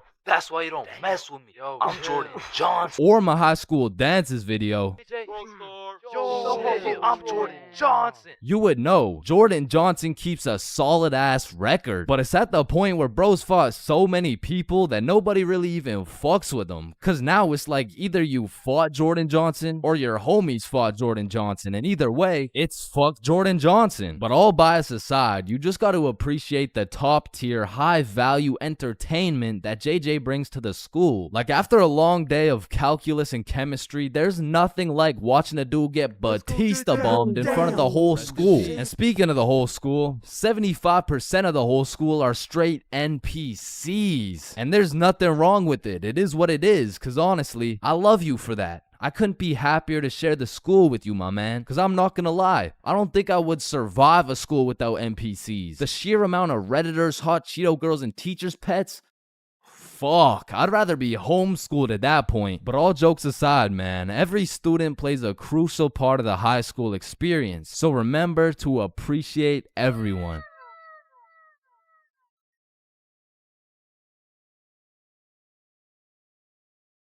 Middle school is just an awkward place, bro. Like, middle school dances, awkward. Middle school speeches, awkward. And middle school relationships, in my experience, is the most awkward thing on the face of this planet. I mean, the girl's a whole foot taller, got a deeper voice, and shit, she could probably bench more than you, lil' bro. Like, I hate to break it to you, but you don't got a girlfriend. You are the girlfriend, bruh. Middle school just occurs at the craziest time in a teenager's life, cause motherfuckers is just getting slapped by puberty out of nowhere. You'll be walking down the halls and see a bunch of kids who look fresh out of daycare. Then all of a sudden you'll see a grown-ass man built like Shaquille O'Neal thumping his way down to math class. And attendance in middle school was looking like, Matthew, here. George, present. Daisy, here. Owen, here. Dude's balls would be dropping halfway through presenting their speech, like, and this is specifically why dinosaurs went extinct. And in middle school, nobody had drip. Like, dudes would be showing up to school in a neon green t-shirt paired with some bright red shoes looking like a fucking traffic light, while their haircuts looking like their barber cut their shit with one hand, well blindfolded. But to be fair, everyone had a shitty haircut in middle school, bro. And if you think your cut wasn't that bad in middle school, chances are your shit's probably still ass to this day. And just to make things worse, the cherry on top is that everybody's got acne. There's just all these hormones flying around and these kids have no clue what to do with them. Which is exactly why middle school beef is unmatched, bro. Motherfuckers will be throwing hands for no reason at all. And I don't know how, but somehow even the fights were awkward. It would be like, hey pal, I heard you sat beside my crush in class today. So what? You want to fight about it? I mean, like, if you wanted to. That, like, I'm not scared. Like, yeah, we can fight. Okay, let's freaking go, pussy. Fuck, I wasn't ready. Sorry, was that too soon? No shit, Sherlock. Okay, you can hit me back so we're even. But if two dudes were throwing hands and their crush is watching, they're about to fight to the death. But the thing is about middle school fights, I didn't know this was possible, but somehow both motherfuckers end up losing the fight. I remember one lunch at my middle school, a dude whipped out some boxing gloves for no reason at all, and all of a sudden we're running a whole fight club. Kids would be betting their lunch money on who's gonna win and shit, but we never laid down any ground rules. So one day, JJ hit Timmy with a spinning back fist and put his ass to sleep. And I'm hyped, cause I just doubled my lunch money, but Mr. Principal didn't seem too hyped to see one of his his students knocked out on the ground. So of course JJ gets in trouble because he's just that one kid who's always in trouble but never got expelled. Like I could have swore dude was on his 3rd strike 5 strikes ago. But man, middle school had some characters, bro. There was that one guy that would walk through the halls blasting music on his speaker. The kid who used to sit in his chair like this. The dude who hit puberty and midlife at the same time. Mr. Donaldson, can I get some help on the subtraction? Help on the subtraction? You look more like you need help on your taxes. No, subtraction's just hard for me. During recess, do you go check on the wife and kids? No, I just play on the monkey bars. Tell me, how do you manage to be in middle school and work a 9-to-5 job at the same time? The girl who thinks she's a horse. The emo kid. Catch him in the back of the class with his hoodie tied up watching sad Bart Simpson edits. The kid who had to touch the top of the door frame before entering a room. Girls who have to bring their Starbucks cup everywhere. The dude who's constantly emoting. And in order to find the answer, we can make a grid. Did someone say gritty? Right foot creep. Ooh, walking with the heat. Of course, there's the kid who Naruto runs through the hallway. And then there's that weird-ass kid who accidentally called his social studies teacher mom one time. It was probably an accident, though. Fuck! And I have no idea why, but there's something about teaching middle school that had all these teachers going through a midlife crisis. I remember one day our science teacher was teaching us about rainbows. Does anyone know what a rainbow is? Yes, Jaden. Refraction of light through water droplets. Oh, wow. That's right. How did you know that? Reddit. Oh, okay. Where did you read it? Reddit. Yeah, but where did you read it? Reddit. Jaden, I can't do this right now. Just tell me where you found this information.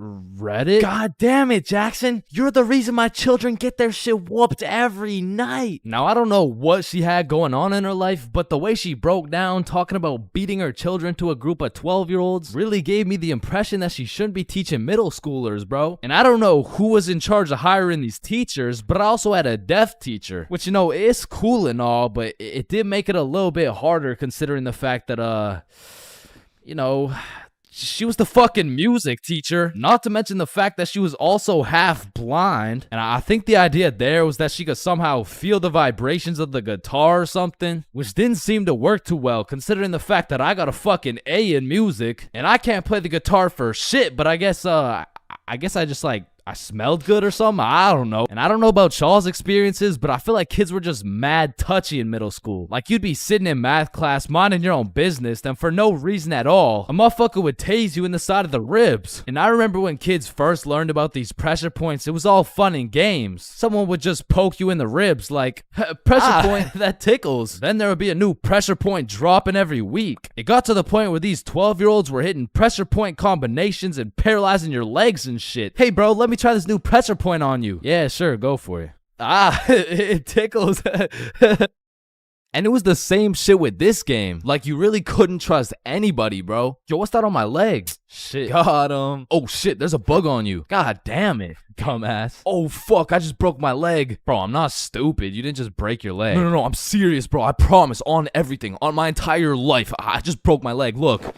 Bro, I remember I got punched so many times, my arm was on life support. It was about to fall off, like, And thinking back to middle school, there's just so many things that make me cringe, bro. But by far the cringiest of them all is the relationships, man. And believe it or not, I had my fair share of middle school relationships. I remember one day I was sitting in class and this girl came up to me and said, Chains, I have a crush on you. And that's really all it took to have a young Chains in love. Head over heels. We went to the movies together. We went to my house and watched movies. Well, we went to her house and we also watched movies. Now that I think about it, all we really did was watch movies. We didn't really talk that much. I mean, I didn't really have a way with my words at the age of 12. So, do you like movies? Yeah. Yeah, I like movies too.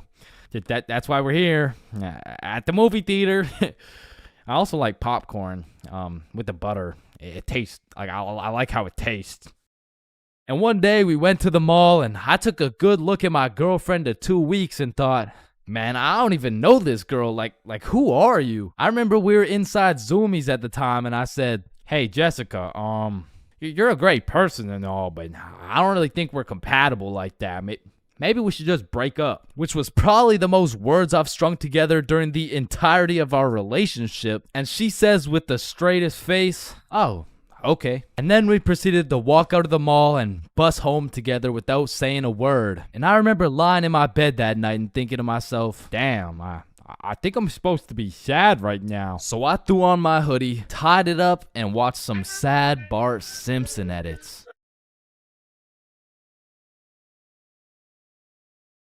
Alright, next up we got Billy presenting his baking soda volcano experiment. Hey guys, how we doing? Alright, so you see if I put a solid amount of baking soda in here and then a little bit of vinegar here. It's supposed to explode. Oh, shit. Fuck! Quickly! Organize a single file line in alphabetical order. Hey, I'm first. No, you're not, bro. I'm first. Your last name is literally Johnson. I have 2 last names. Listen, bro, I'm not saying we shouldn't have school drills and all, but what I am saying is the school drills we do have are straight bullshit. Like, if there was a fire in my class, I'm jumping straight out the window. The fuck? There is no way you'll catch me waiting for Alexander and Arnold to debate who's first in line while I'm out here getting sauteed. And shit, fire drills aren't even close to being the worst of the drills, cause we got lockdown drills. Now I don't know who planned out these drills, but goddamn these drills are ass. Now if you never had lockdown drills, they're pretty much a foolproof plan set in place to completely counter anyone pulling up to school with a strap. You see, the plan is pretty simple. You lock the door, gather all the students into the corner of the class, and you turn the lights out. And the reason we turn the lights out is so we can politely tell the intruder that nobody's home. Now, if every classroom followed these steps perfectly, we might even be able to convince the dude that it's a pro D-Day or something. Now listen, I hate to be the bearer of bad news, I really do, but there's one minor flaw in this plan.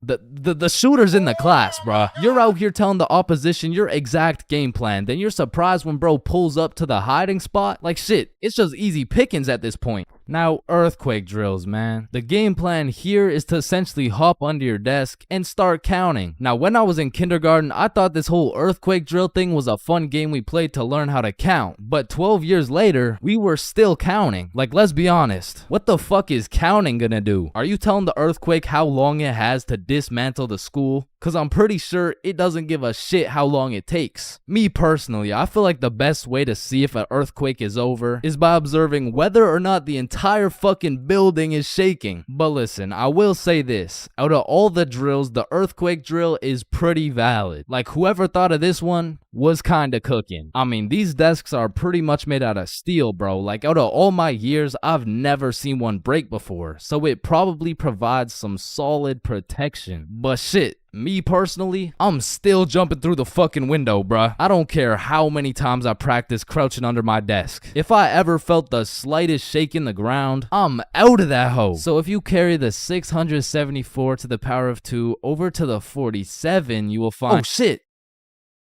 Well, why did Chains just dive out of the window? Shit, I don't know. Now I'm gonna keep it a stack. I've never done a single tornado drill in my life. So after doing some quick research, it looks like you just, you do this. Now I don't know shit about tornadoes, but what I do know is that I'm not gonna be doing this shit. Like, I'm no scientist, but I don't think the doggy position is gonna stop the tornado from packing you up. So to be honest, once again, I'm jumping out the fucking window, bro. Like, that's just my default reaction. And if that tornado ends up putting me on a t-shirt, then so be it. At least the last position I was in before I died was not the face down, cheeks up pose. But bro, imagine being the kid who poorly timed his piss and now the fire alarm's going off midstream. And you don't even get to know if it's a drill or not. Then there's the whole do you wash your hands dilemma, right? Cause you don't want to get trapped in the fire and fucking die, but on the other hand, you don't want to just not wash your hands. Because if it's a drill, then you're just left with dirty ass hands. And while you're trying to decide whether to wash your hands or not, the class is outside taking attendance like Rosalina. Here. Jared. Here. Chains. Chains? Oh, fuck. Where did Chains go? I don't know, bruh. Shit. Oh, no. I was just in the bathroom. Woo. Oh, you scared me there for a second. Wait, Did you wash your hands? No, I was in a little bit of a rush. Get back in there and wash your hands, buddy.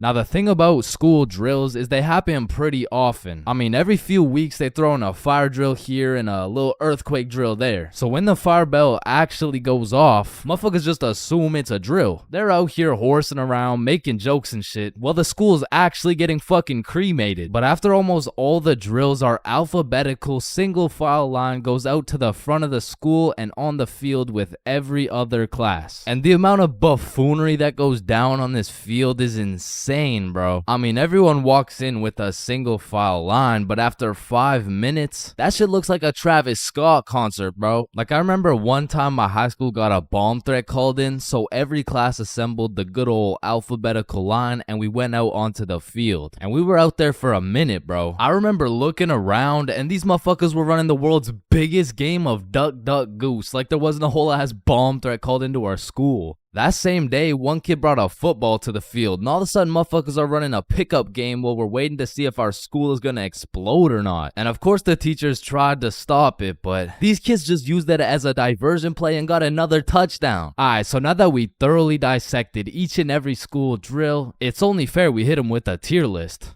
So let's see what we got here. We're starting with lockdown drills. What are we saying? Fucking F tier. Holy shit, they are ass.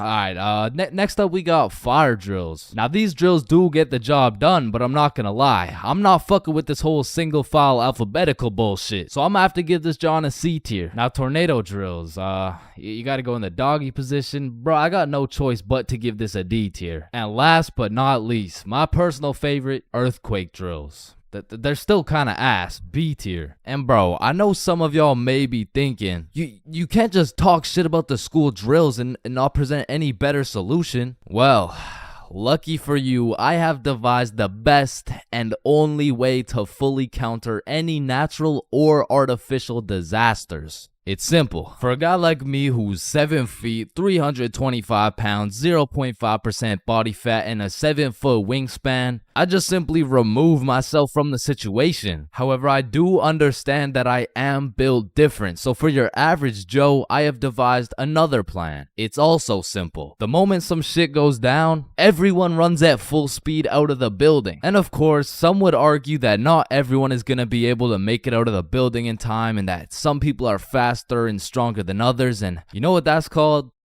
Natural selection. You see, if I was principal, instead of running students through these impractical drills, I would be running students through different kind of drills. I would have my students in peak physical condition. Instead of a fire bell, I would have a push-up bell. At any given time, if that shit goes off, you drop down and give me 50, or your ass is getting expelled. You see, this way, when there's a fire, everyone can simply remove themselves from the situation. Or in other circumstances, they can simply intervene.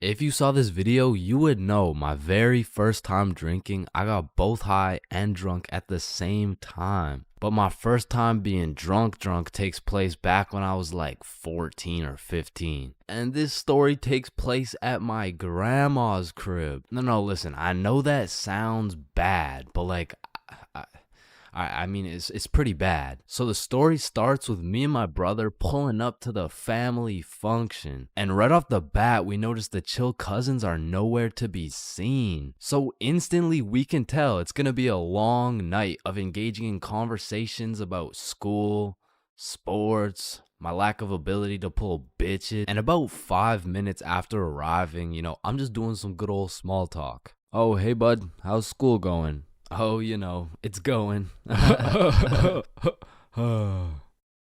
how's sports going? Yeah, the sports are good. Nice.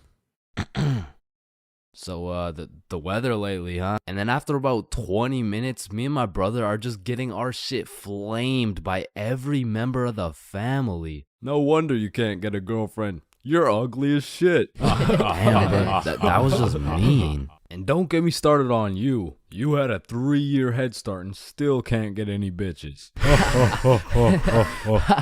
And honestly, we just can't say anything back because last time I tried. Man, still no girlfriend. That's brutal. Not as brutal as your third divorce, am I right? Guys, so instead of flaming the living shit out of this grown man in front of his mom, I decided to be the bigger man. I just laughed that shit off and then got the fuck out of there before they brought up my school grades. So as my brother and I sit down in a different room, I'm just in agony thinking about how everything this dude flamed me for was actually true. But my brother, on the other hand, he was whipping up some devious plan. Yo, Chains, follow me. Oh, okay. So we walk down to the basement. So, what are we doing in the basement?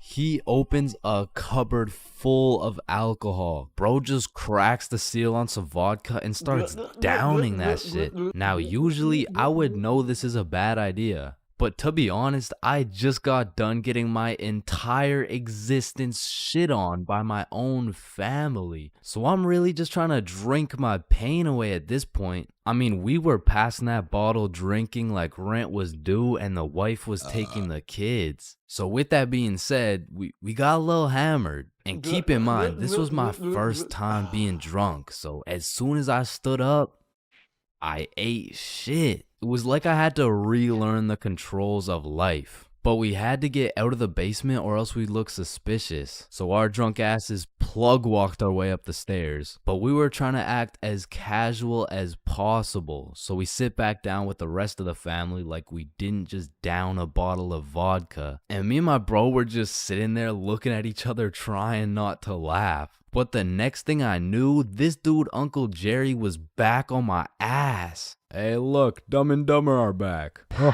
And at this point, I'm using every bone in my body not to end this man's whole career. Man, whose gene is it that made you so damn hideous? Don't do it, bro. Don't do it, bro. And I really didn't want to do him like that, but the vodka took control. It was your hideous gene, Gerald, but at least I didn't get the same gene that has you 5'2" and balding. Like, I can't tell if you're going through puberty or a midlife crisis. And shit, I didn't stop there. And Joe, I want to hear you talking. You're built like Baymax from Big Hero 6. What the fuck is Big Hero 6? Mom, I love you. Karen, sit down. Your mac and cheese tastes like ass. And Bob, you're literally a registered sex offender. Grandma, I love you. Bernard, your hairline looks like it's social distancing from your eyebrows. And Irene, how are you 47 and still work at McDonald's? And you got no drip. Come on, bro. Friendly fire. Oh shit, you're right. My bad. Needless to say, I was handing out smoke to everybody. Something in that vodka turned me to a demon. And I guess since everyone was mad at me for dissing the entire family, they never knew I was drunk as hell. But in the end, I did feel really bad for roasting my entire family tree. But ever since that day, everybody stopped flaming me, so it was worth it. Everyone has encountered countless NPCs during their lives. Like, you know, the people that just spawned in. They didn't have any character development or anything. And to be honest, when you leave their vicinity, they probably just despawn. If you still have no clue what an NPC is, it's a non-playable character.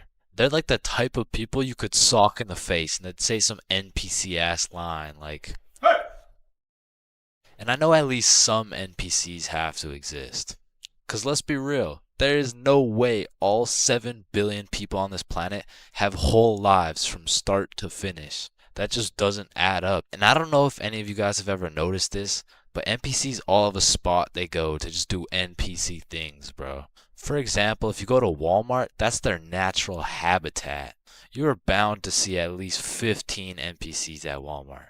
And usually the NPCs are trying to avoid eye contact. But if you've ever tried interacting with them, you'll know they always have the most predictable and neutral responses possible. Like whoever programmed them should have spiced it up a little bit, you know what I'm saying? They could have made them tell jokes or something, I don't know. But anyways, I used to work at a summer camp where you teach little kids to ride bikes. And through this experience, I realized that pretty much all young kids are NPCs.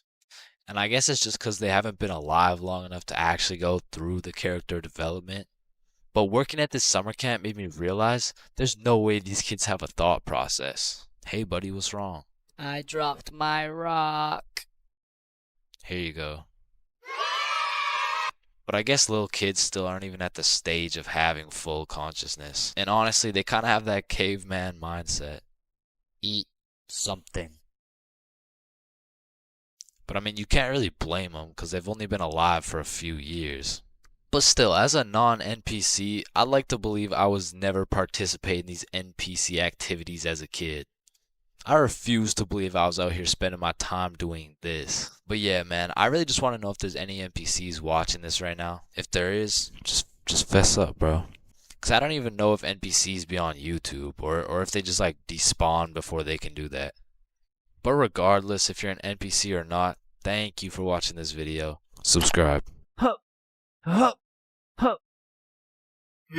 Pain. I've felt pain. He's felt pain. That dude's felt pain. What? No, I haven't felt any pain. We've all felt pain, because you know what they say. The only things truly guaranteed in life is death and pain. Wait, what about taxes? Wait, what? Is this Chains for real? No. And I hate to be all controversial here, but pain?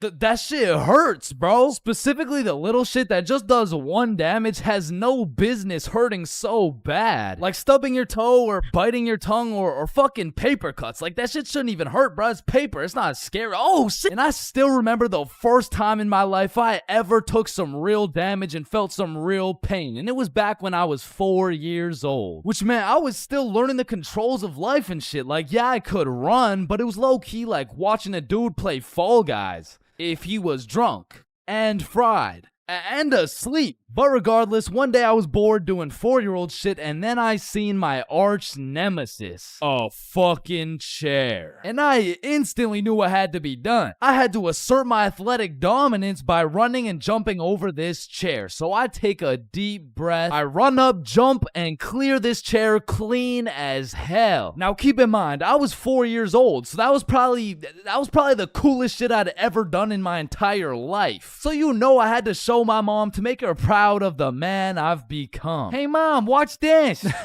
What the hell are you doing, Chains? Hey man, just watch and learn.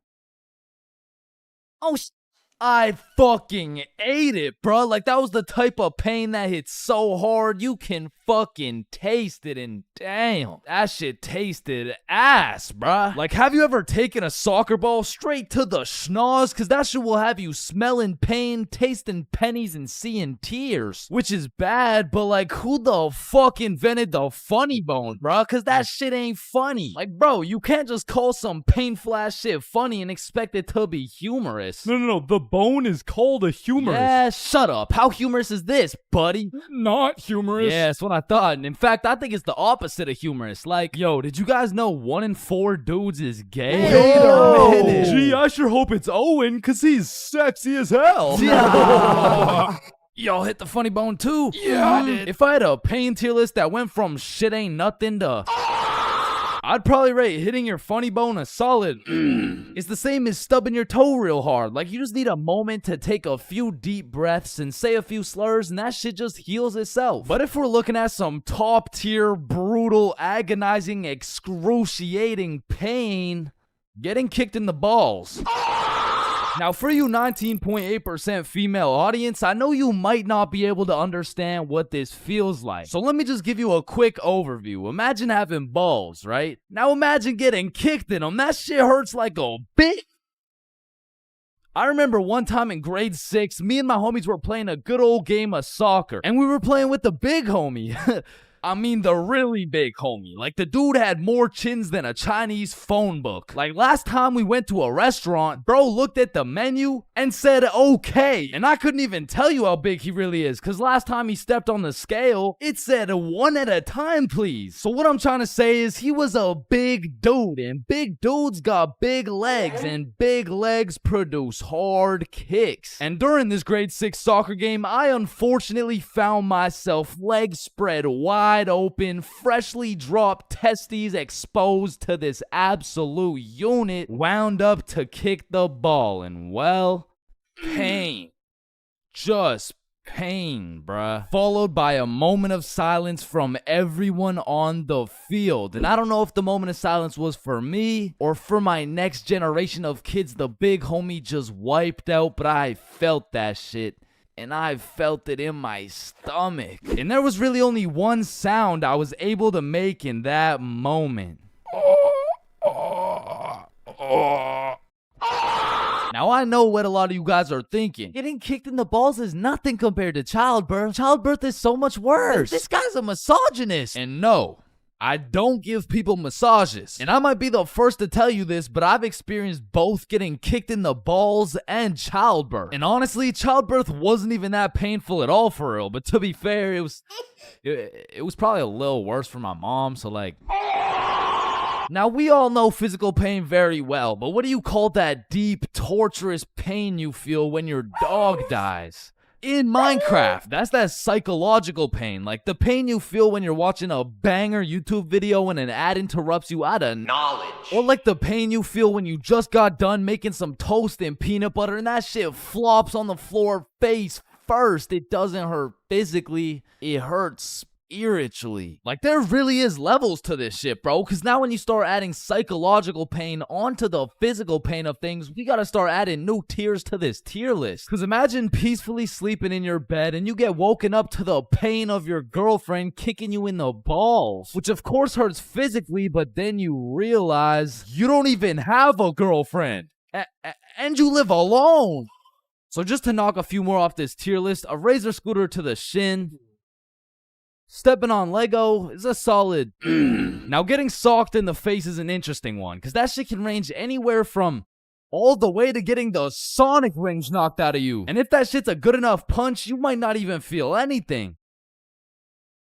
Now for the tier, I would say that's the shit where you just take one damage, like eating some food that's too hot, or getting a brain freeze, or when you're laying in bed with your phone and that shit slaps you across the face. Like it's just minus 1 HP. And minus 5 IQ. And if anyone's seen that shit, it's probably a lifetime debt of aura. Now I'ma keep it a stack. For something to be in the shit ain't nothing tier, it's just gotta be a good ass day, bro. Like some days I'll just be feeling invincible, bro. Like wake up, roll out of bed, shit ain't nothing. Eat a nice hot breakfast, shit ain't nothing. Stub my toe while simultaneously getting socked in the face, shit ain't nothing. Get a bad phone call? Yeah, Chains, this is Dr. D's. I'm sorry to break the news to you, but, you know, you tested positive for chlamydia. Hey, man, shit ain't nothing. Oh, shit, who's this? Yeah, I wasn't finished. You also tested positive for herpes, syphilis, gonorrhea, hepatitis. You got a whole ecosystem on your shit. Honestly, at this point, our best bet is just to chop that thing clean off. What? Shit ain't nothing. No, it's definitely something. We're chopping your meat off. Yeah, but on some days, bruh, it's just like, yeah, nah, that's it. I quit. I'm done. I'm going to sleep. Good night. And I know this might sound like some freaky ass shit, but I feel like some pain low-key feels good, bro. Like in school, I used to always put the front chair legs on my feet just to feel the pain. Or even like eating some spicy ass food, or like, oh yeah, or like getting spanked. No? Fuck? Nah. I was thinking something more like taking a really hot shower, or like getting whipped. No? Yo, George, shut the fuck up, bro. I'm trying to make a video and Sorry, shit. my fault, pimp. My fault. Yeah, alright. Or what about when you like getting slapped in the face? Bro, shut the fuck. Hey, yo.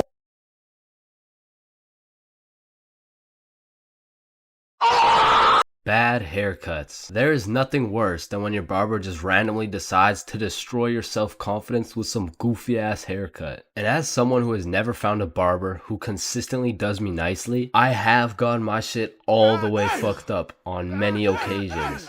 I'm talking not going to school, locking myself in my room so nobody can see me with this disgraceful cut type of fucked up. And these barbers are out here having the audacity to ask, do you like it? Man, do I like it? Yeah, bro. I love it, bro. Thank you so much. Man, I just be wiping the tears away and then tipping them nicely. Knowing damn well I should be out here throwing hands, cause this dude is the reason I can't get any bitches. So I've tried lots of different barbers in my time, starting with the ones my mom used to take me to. I mean, this early, I never really even had a say on what I wanted my hair to look like. So, what are you looking for today? Just a little bit off the top, please. Shave it. Wait, what? Shave it. Your new haircut looks so good, buddy. Thanks. Hey man, you know your haircut is ass when your mom says she likes it. As a kid, I always dreaded getting haircuts because I knew my barber was already like 0 for 10. And I would show up to school every time knowing it was inevitable that I was about to get my shit flamed. And truthfully, there is no worse roasting than when you get a bad haircut. Like, people you barely even know will be out here cooking you. Who the fuck is this? All of a sudden, people got more jokes than Chris Rock. And it's even worse when you decide, I should get a fresh cut because school's starting back up and I'm trying to look fresh.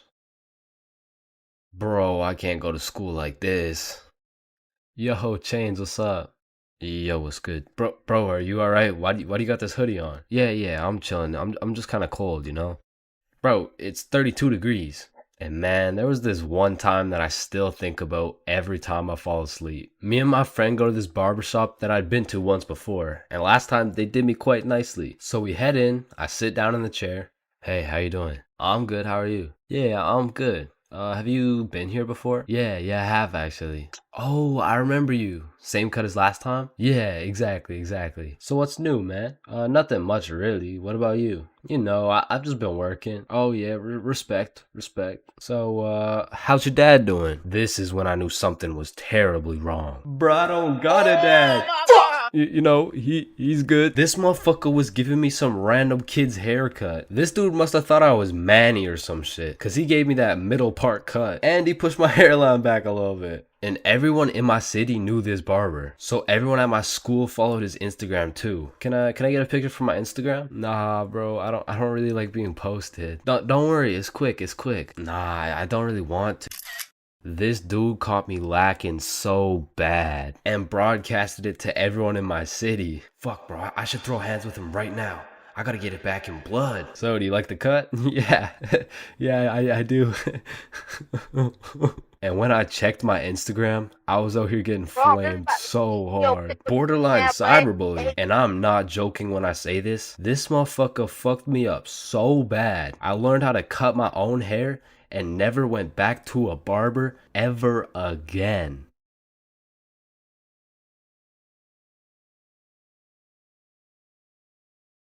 Okay, Chains, welcome to your first day at Jim Jordan's. These are our new product, Bieber Bites. Just smile and remember. The customer is always right. Okay, yeah, nah, I could do that. All right, I'll leave you to it. Okay, yeah. Hey, sir, Hey what can there, can I get some Bieber Bites? Yeah, how many? Right. How about this? Hey, let me get a pack of Justin Bieber's balls. Funny, yeah. How many do you want? Hey, let me get a pack of Bieber's sack. Okay, yeah, how many, bro? Hey, let me get a taste of Justin Bieber's wiener. Back in my day, I used to work at a fast food place called Jim Jordan's. Now, for legal reasons, this is not Tim Hortons, okay? It has J's and shit. Like, they don't even look that similar, bruh. But honestly, working at Jim Jordan's, I felt like Johnny Sins, the way I'd put on my uniform and go to work just to get the soul sucked out of me, bruh. And instead of dealing with a bunch of fat asses, I'm dealing with a bunch of fat asses talking about... Alright, so I ordered an extra large BLT with ranch, extra bacon, no veggies, and I only got 5 strips of bacon. I want a new one. Okay, yeah. Where's the sandwich? I ate it. Of course you did, bruh. Like, you do not need more food. I don't think your arteries calories could compensate for any more bacon. My doctor said I'm in shape. I mean, yeah, bro, you're in the shape of a circle. I mean, I don't even know how you made it through the door. Oh, shit, damn. Now, believe it or not, I was a Jim Jordan's Hall of Fame employee. Shit, I was the best in that whole goddamn establishment, bruh. And no, it's not because I was the sexiest, hardest working, strongest, most intelligent dude they'd ever seen. It's because everyone else was ass, bruh. On the drive-thru, we had the Indian homie Dill Preet, and the only English he knew was the Jim Jordan's menu, bruh. Welcome to Jim Jordan's. What can I get for you? Hey, just give me a moment. I give you donut. No, I need time to think. You need chai, tea, drink? No, can you wait or not? Okay. One tater tot. No! Wait! You want it? No! Okay, stop it. You know what? Okay. Chocolate donut. Then over making the food, we had this sweet 83-year-old lady Linda who was 20 years too old to be doing this shit. Okay, Chains. Here's the cheese bagel. Thank you, Linda. But yeah, this is the 9th cheese bagel you've given me in 20 minutes. Oh my good gracious. I'm sorry. I'm sorry. Oh, what's this? Oh, cheese bagel coming right up. And overworking the counter, we had Sebastian. Now, don't get me wrong, Sebastian was a really nice guy, but he had a little hint of the tism, you know, no, he had a lot of the tism. Like, it was more like the tism had a hint of Sebastian, which is cool, of course, but it did mean that he would absolutely yap at every single customer who came in the store. Shit, I'll never forget this one time a girl came in the store and just ordered a muffin, like, welcome to Jimmy's, what can I get for you? Hey, can I just get a fruit explosion muffin? Can you guess what Sebastian said next, bruh? Maybe your total is $175? Cash or card? For here or to go? None of the above, bruh. The sentence that came out of this motherfucker's mouth was, a food explosion muffin? Yes, please. That sounds an awful lot like a hate crime to me. Yeah, can I get my muffin, please? Do you get it? Yeah, you get it? Yeah, I get it. Okay, listen. It's like, you really don't need to explain. Explosion, okay. Sir, it's like if you took a bunch of gay people. So that's Sebastian. And over on drinks, we had this dumbass 15-year-old who's always spilling and shit. That was me. Yeah, that was me. I was ass too, but like I was still the best by default though. So the point is, our Jim Jordan's crew was looking like a group of clumsy villains from a Disney movie. But just because we were all really ass at our jobs doesn't mean we were useless. Because if there's one thing we knew how to do, it was making people's days even worse than they already were. You pull up to our drive-thru all happy, just wanting a small coffee? Shit, you're leaving with a small hot tea and some suppressed anger you'll probably bring home and let out on your wife and children. You pull up to our drive-thru just wanting a breakfast sandwich? You're leaving with nothing because we ran out of eggs and cheese and bread and the breakfast and the sandwich. You pull up to our drive-thru pissed off, complaining about how there's not enough mayo in your wrap? Bro, you're leaving with a wrap filled with super special secret Sebastian sauce. So I'm sure you could probably tell, but we had to do a lot of customer service and talk our way out of a lot of mistakes. And by we, I mean me, bruh. I was the designated customer service dude, because before it was me, it was Dill Preet, and that shit would usually go something like, hey, I just took a bite out of my chicken wrap, and it literally tastes like someone busted a nut in that shit. A nut? Yes, someone busted a nut in my goddamn food. You want a donut? No! And then before Dill Preet, it was Linda. Hey, I just took a bite out of my chicken wrap, and it literally tastes like someone busted a nut in that shit. Oh my heavens, that's horrible. I'm sorry, I'll get you a refund right away. Thank you. Hello? Hello. Welcome to Jim Jordan's. What can I get for you? God damn it. And before Linda, it was Sebastian. Hey, I just took a bite out of my chicken wrap, and it literally tastes like someone busted a nut in that shit. Oh yeah, that was me. Now, of course, our elite Jim Jordan's crew had a manager, Magnus. Now, Magnus was strict as hell, but she would only show up like once a month. But whenever she did show up, she was running this Jim Jordan's like it was the military or some shit. Because usually I'd be 54 minutes into my 30-minute break playing Clash Royale. But when Magnus was there, bruh, shit, I'd clock into my break, make eye contact with her, shit my pants, and then clock right back out. She was so intimidating that whenever she would show up, I would never spill a drink. Sebastian used real mayo. Dill Preet street spoke fluent English, and Linda would be so stressed out she'd forget to forget. She was running this place so much like the military, she had my ass waking up at 4:30 every day. And when Magnus was teaching me to do customer service, she really loved to say, "The customer is always right." So of course I listened, but it was low-key a crazy statement, cause honestly, the customer is never right, bro. It doesn't even matter what we're talking about. It could be like, "Hey, how you doing?" "Hey, I'm doing good, can't complain. I mean, it's a nice sunny day outside and all." Damn, this chicken wrap is good as hell. I am 100% sure nobody busted a nut in this.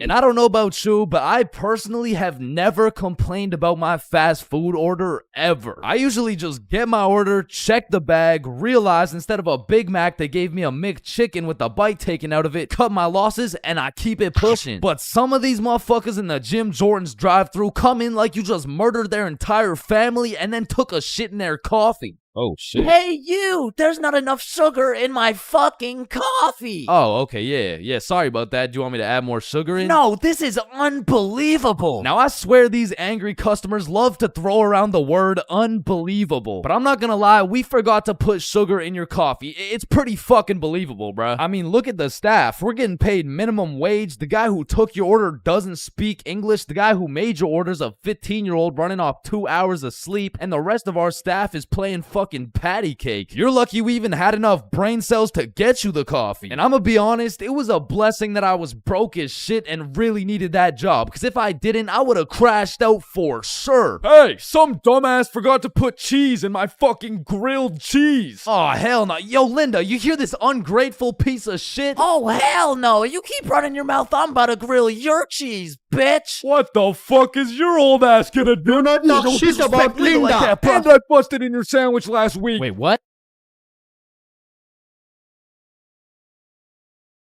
Yo, Chains, I'll pay you $5 if you pull that fire alarm right there. Oh, Yo, run. Chains, do you know why I've called you into my office today? No. You see, that little stunt you pulled has led you to a 1-week suspension. God damn it. What does suspension mean? It means for the next week you are prohibited from coming to school. Fuck. What does prohibited mean? Chains, you can't come to school for the next week. Hold up, so you're telling me because I pulled the fire alarm, I don't have to go to school for a week? Yes, it's a suspension. You are... Man, I got a love-hate relationship when it comes to getting suspended from school. Like, on one hand, shit, you just don't have to go to school. But on the other hand... Suspended? Oh, I'm about to suspend that ass. Ah, fuck. Ow. Shit. Alright, I don't recommend getting suspended. That shit is not worth it. But how do I know? This story dates way back to grade 7. It was a cold winter day at Stickman Middle School. In fact, it was freezing cold, and this gave Billy a great idea. Yo, the pond behind the school is frozen. Let's go fuck around on it. Oh, I'm down. Okay, bet. So after school, we got a group of 5 homies, and we headed over to the frozen pond. Now, to paint the picture, behind Stickman Middle School was Stickman Elementary School, and behind Stickman Elementary School was this frozen pond, meaning we had to walk through Stickman Elementary School to get to this pond. But nonetheless, we walk up to the pond and instantly I see this big red sign that says, "Hazard, do not step on ice." Guys, the sign says do not step on ice. Man, fuck the sign. Watch this.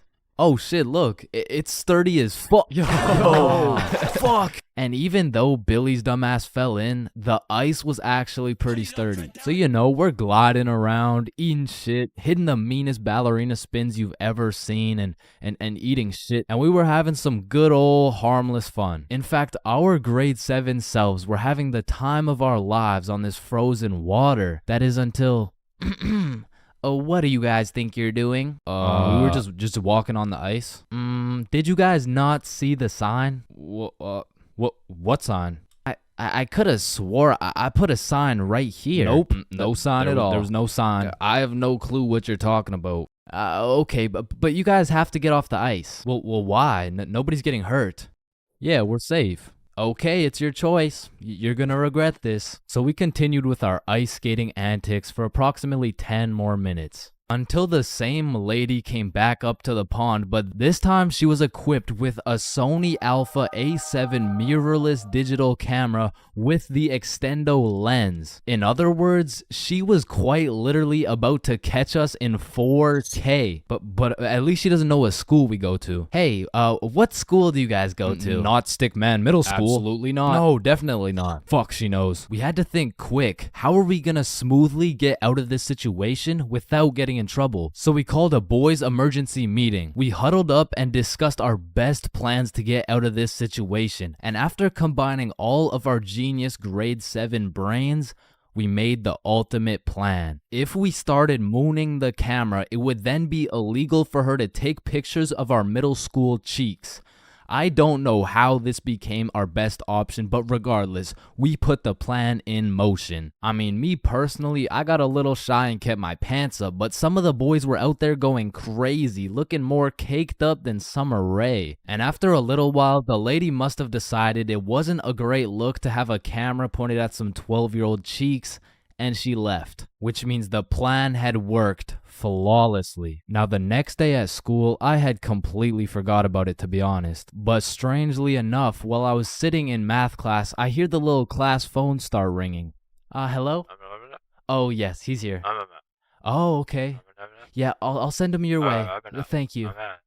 Chains, Mr. Principal wants to talk to you. And at this point, I should have picked up on why I was being called to the office, but I had complete faith in our foolproof plan of mooning this stranger that the thought of being in trouble didn't even cross my mind. That was until I walked into the office to see every single one of the boys sitting in Mr. Principal's office. But mama didn't raise a snitch, so we started capping our asses off. So, what did you guys do after school yesterday? Nothing. I played Fortnite. I was doing the homework.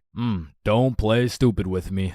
I got a call from Mrs. Principal over at Stickman Elementary. So tell me, what were you doing on the pond yesterday? I wasn't there. It wasn't us. I don't know what you're talking about. I don't even know what a pond is. I see. Well, I've got evidence. And as he shows us this undeniable evidence, you can see this dude Billy's cheeks in the corner of one of the pictures. So I slowly look over at Billy, and he looks over at me.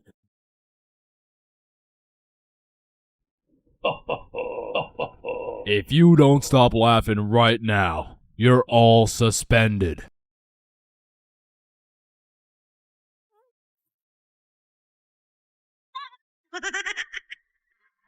That's it. You're all suspended. And as I explained the situation to my mom, let's just say Mama Chains was not happy.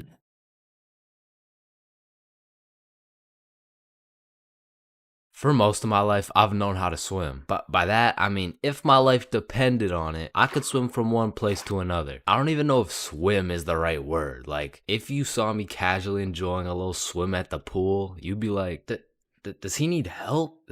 Like, is he drowning? I mean, like, I did take swimming lessons, but I quit at level alligator, bro. I never even made it to level 1. With that being said, this incident dates way back to when I was in grade 4. We were going on a field trip, and of course, it's to the pool. But I'm not stressing. I know I safely passed level penguin, so I should be chilling. My whole class and I walk into the entrance of the pool, but before anyone was allowed in the pool, they asked everyone if they knew how to swim. And I thought, we're in grade 4. There is no way somebody still doesn't know how to swim. And just as I presumed, nobody needed a life jacket. So me and the gang are swimming around, you know, jumping off the diving boards. Fun stuff for a grade 4 field trip. But after about an hour, my friends and I are just chilling in the deep end. And that's when I see a kid in my class named Ben on some floaty things coming in our direction. A little backstory about Ben. For as long as I can remember, this dude has been on my nuts. So when I saw this dude coming in my direction, I assumed he just wanted to say hi or something. But as he made his way towards me, I could tell he was struggling. So I swim over to help him out. Oh, hey, Ben.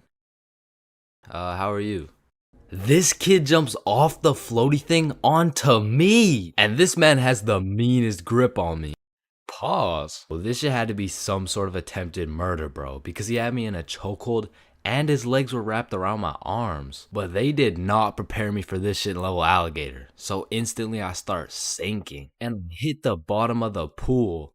Keep in mind, Ben is chilling on top of me with his head out of the water this whole time. So I jump off the bottom of the pool just enough to get my head out of the water for a few seconds. Ben, get off me. And when I look up, I see this dude Ben with the straightest face in the world. Like this motherfucker has no clue I'm out here fighting for my life. And he says in the most monotone voice, "I can't swim."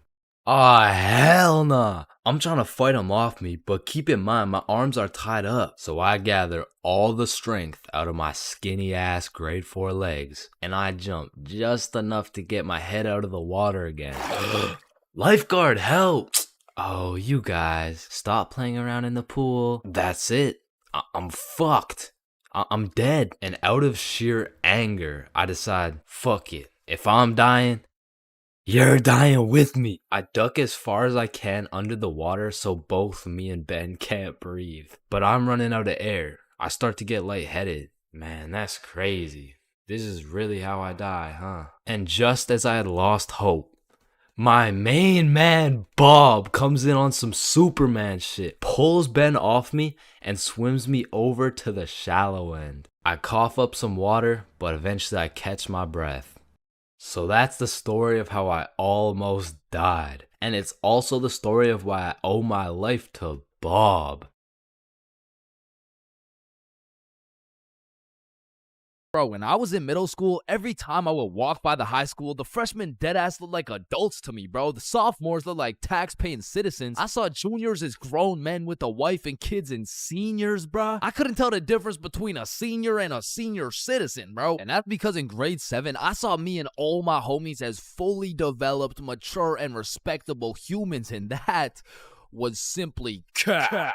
Because now when I look back at a picture of us in grade 7, I see a bunch of little babies, bro. Yada, yada, yada. What does this have to do with stealing a guy's vape? We stole a vape from a senior in high school, and we were in grade 7, bro. And when I say we, I mean Billy.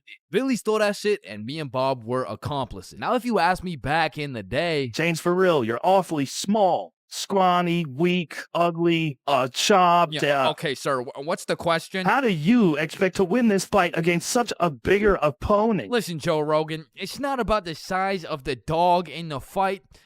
It's about the size of the fight in the dog. Thank you very much. Thank you. And then I saw Jake Paul versus Anthony Joshua, bruh. Okay, guys, so I'm not doing this fight. I quit. I'm retiring. Because I don't care how many years of karate, taekwondo, pad thai, jujitsu, or teriyaki a kid takes, I can beat their ass easily. But I won't, because that's morally wrong and I have honor. Hey, everyone.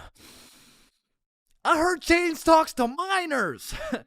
What the fuck? And I heard he fakes all his stories. Man, I do not fake my stories, bro. Sorry, anyways, as I was saying, this story takes place in grade 7. It was a summer day, and it started off pretty slow. You know, me and the boys were just chilling at Bob's crib, playing a little Rocket League and whatnot until we got bored. And when me, Bob, and Billy get bored, it's a problem, bro. Because every time we were bored, we would do one of 5 things. Light public garbage cans on fire, ding-dong ditch houses, light more shit on fire, buy things from 7-Eleven, with the 100% discount, or climb our middle school, bro. Yo, let's go let some garbages on fire. Yo, I don't know if there's any left at this point.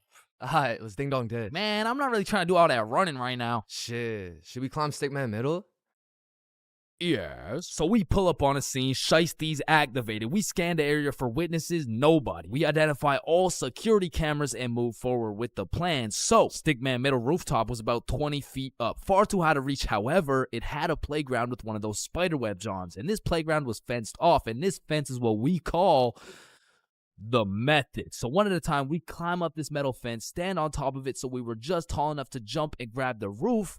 and we pull ourselves onto the rooftop. So Bob and Billy got up first. I jump and get my hands on the rooftop, pull myself up, and the view was insane, bro. Sun setting and everything. So me and the gang are sitting on the roof of our school. Bob brought some of those good old sweet heat Doritos, and we have ourselves a nice little romantic afternoon. When all of a sudden a car pulls up to the courtyard. A dude hops out of the driver's seat. 3 girls hop out of their whip. They're probably 19 or 20, and one of them looks up like, Hey, what the fuck? hey. Yo. Oh shit, how'd y'all get up there? Shit, it's easy. I mean, we just climbed this fence. You want to try? Yeah, okay, yeah. What do I do? You just gotta stand on the right side of the fence. Okay. Which side's the right side? It's the opposite of left. Is this guy retarded? Oh, okay, yep, okay, I got it. All right. Okay, now what? Okay, yeah, just bring your feet up to the little crossbar, but be careful.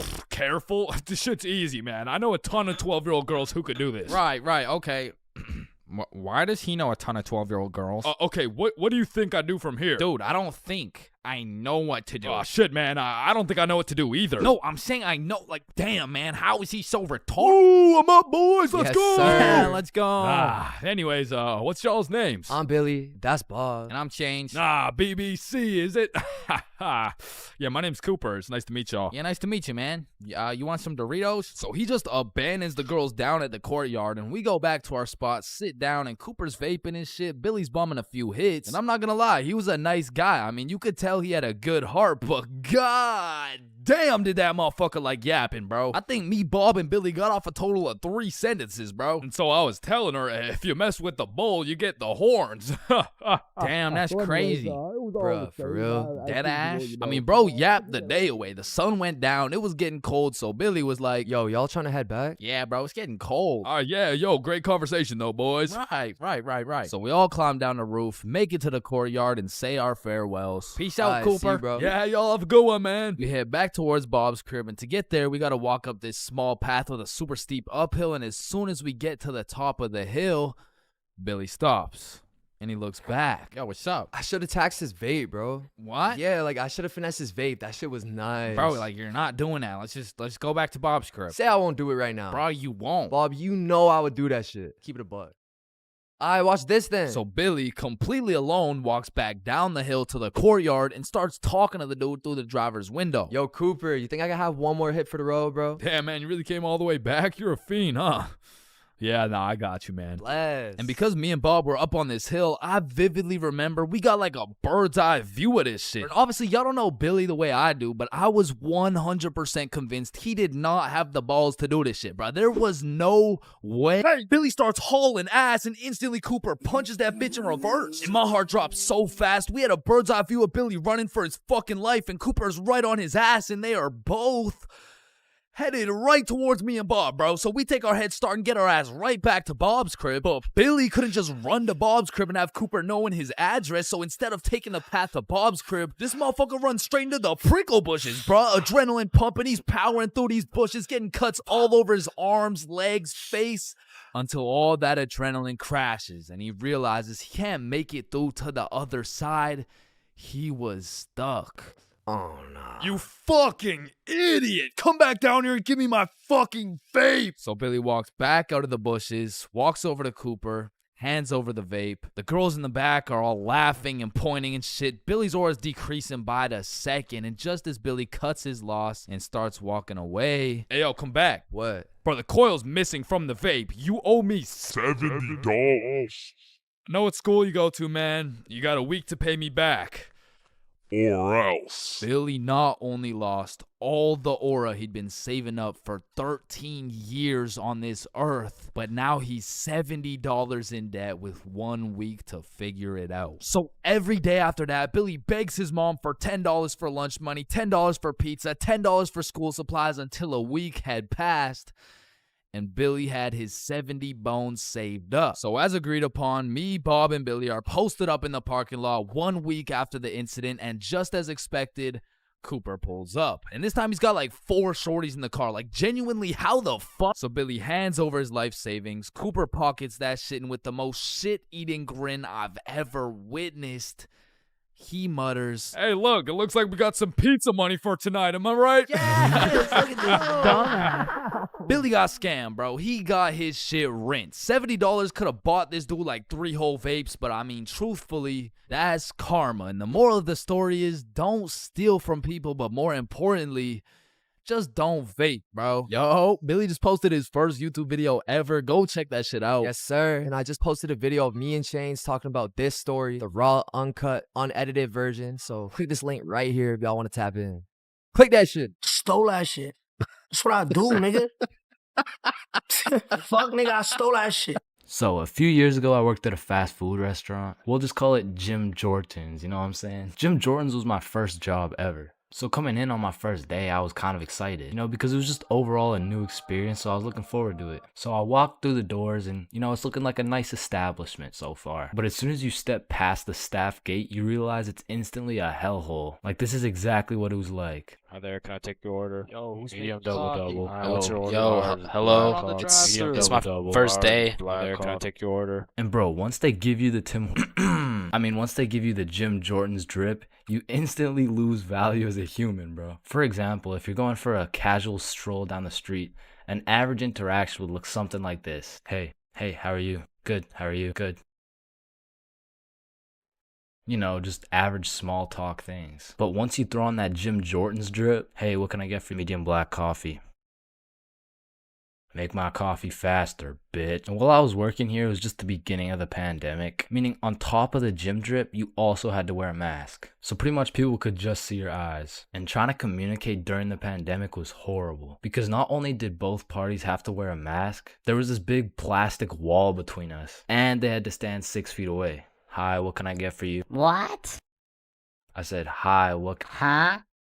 Ma'am, what can I get for you? Oh, I'm good. Thanks for asking. Oh my god, bro. Oh, hey. And man, I already made a video on NPCs, but working in any sort of drive-thru, you'll figure out that drive-thrus are NPCs' prime real estate. It's just like back to back to back NPCs. And when you don't have your average NPC, you'll have a below average IQ NPC. Like there was this one lady that would come through every day, and all my coworkers knew her as the coupon lady because every day she would try and use coupons, but somehow never understand how they work. All right, your total is $15.67. Okay, I'm gonna use a coupon. All right. What are you waiting for? The coupon? Oh, it's just at my house. And don't get me started on my manager, Magnus, bro. Next time I see Magnus, it's on site. Wait a minute, Chains, is that you?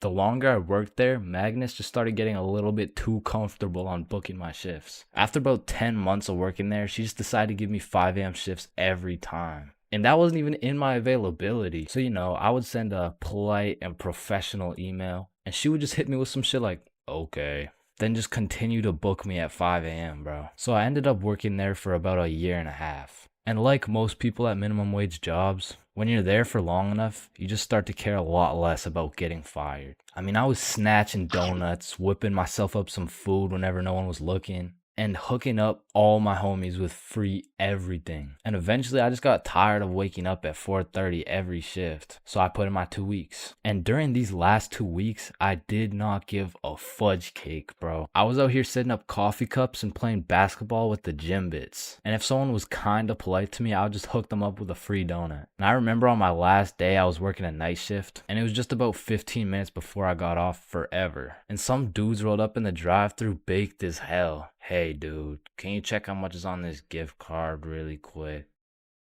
Yeah, you got 21 cents on it. What can we get for 21 cents? 1 sec.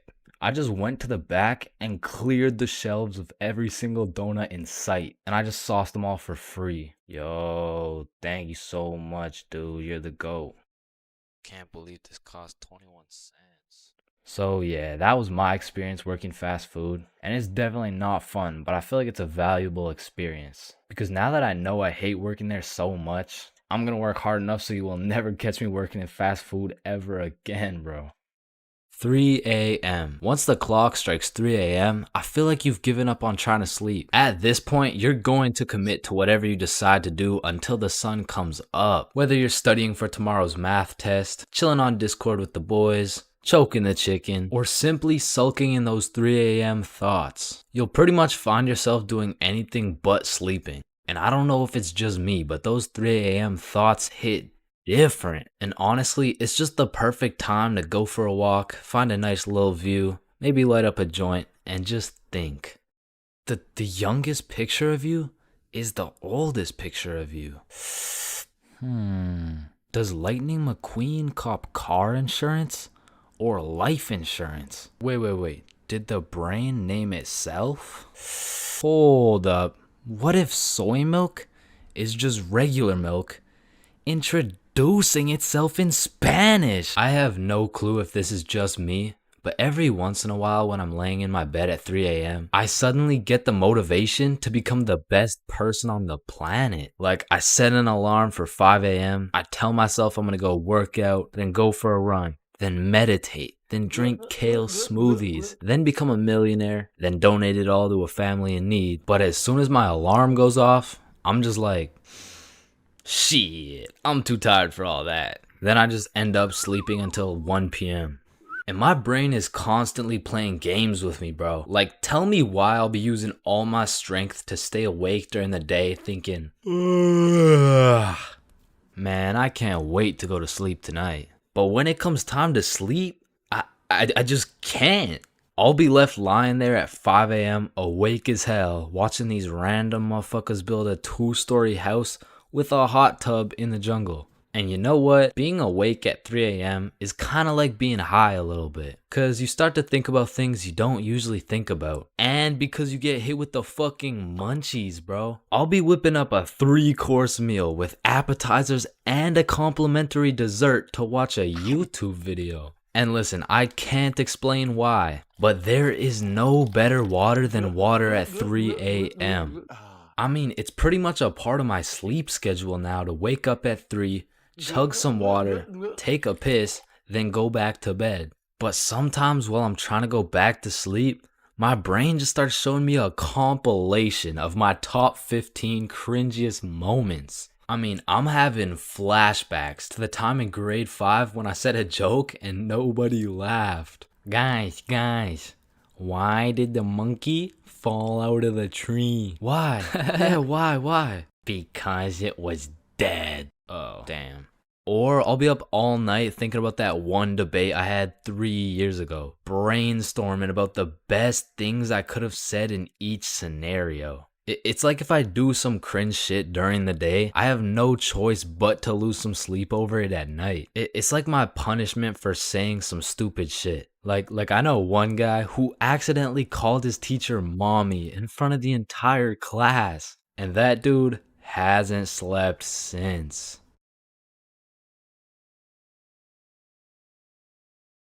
Man, summer is just a beautiful season. The sun is shining, the trees are green, and you can stay out with your homies all night. And best of all, you get to sleep in till that shit gets absolutely fucked by the first day of school. And waking up to that first alarm of the school year will have you discombobulated as hell. Like, Chains, Square Doodle Mat Salami Mouse.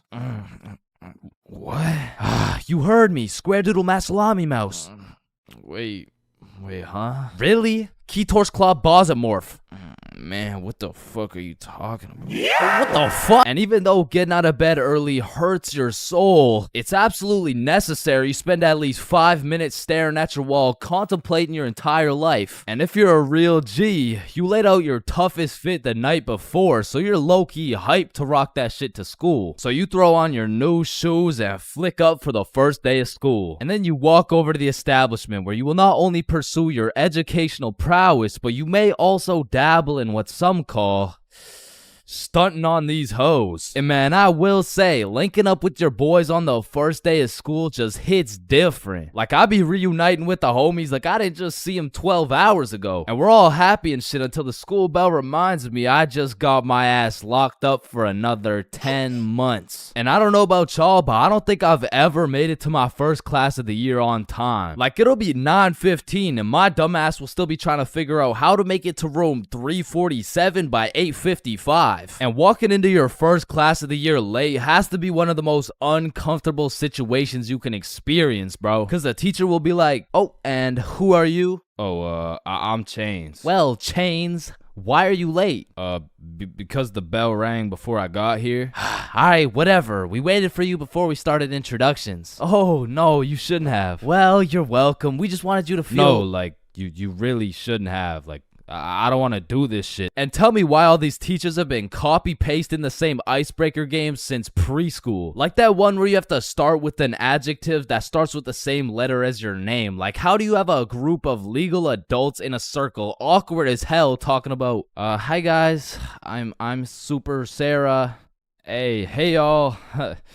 I'm Awesome Aiden. And I'm a Marvelous Marvin. Shit, if we don't stop doing these fucking icebreakers, I'm about to joyfully jump off a cliff. And after we're done grinding out icebreakers, these teachers have the audacity to show a whole 50-slide PowerPoint all about them. Like, the fuck? This class is supposed to be the study of math, not the study of your daughter's soccer games, bro. And I'm not even gonna lie, my dumb ass will be out there taking notes, wondering how this 7-year-old's goals per game ratio is gonna help me on my trigonometry test. Then just as soon as you survive all that bullshit, you gotta go to the next class and do that shit again. And by the time you've learned half your teacher's favorite hiking spots and relationship statuses, you're relieved to hear the lunch bell. Only to find out the cafeteria's serving straight ass with a side of booty for lunch. And my standards aren't even high. Like, during summer, I was on a seafood diet, as they would say. When I see food, I eat that shit. But when it comes to this cafeteria food, I could even bring myself to smell that abomination they're calling meatloaf. But even though the food was straight dookie, I won't lie, it's kind of nice being back at the lunch table freestyling with the homies. But of course, all good things must come to an end. So the bell rings and I go to depart ways with the homies. Alright, peace out, man. Yeah, see ya, bro. Oh shit, are we going the same way? Damn, yeah, I guess so.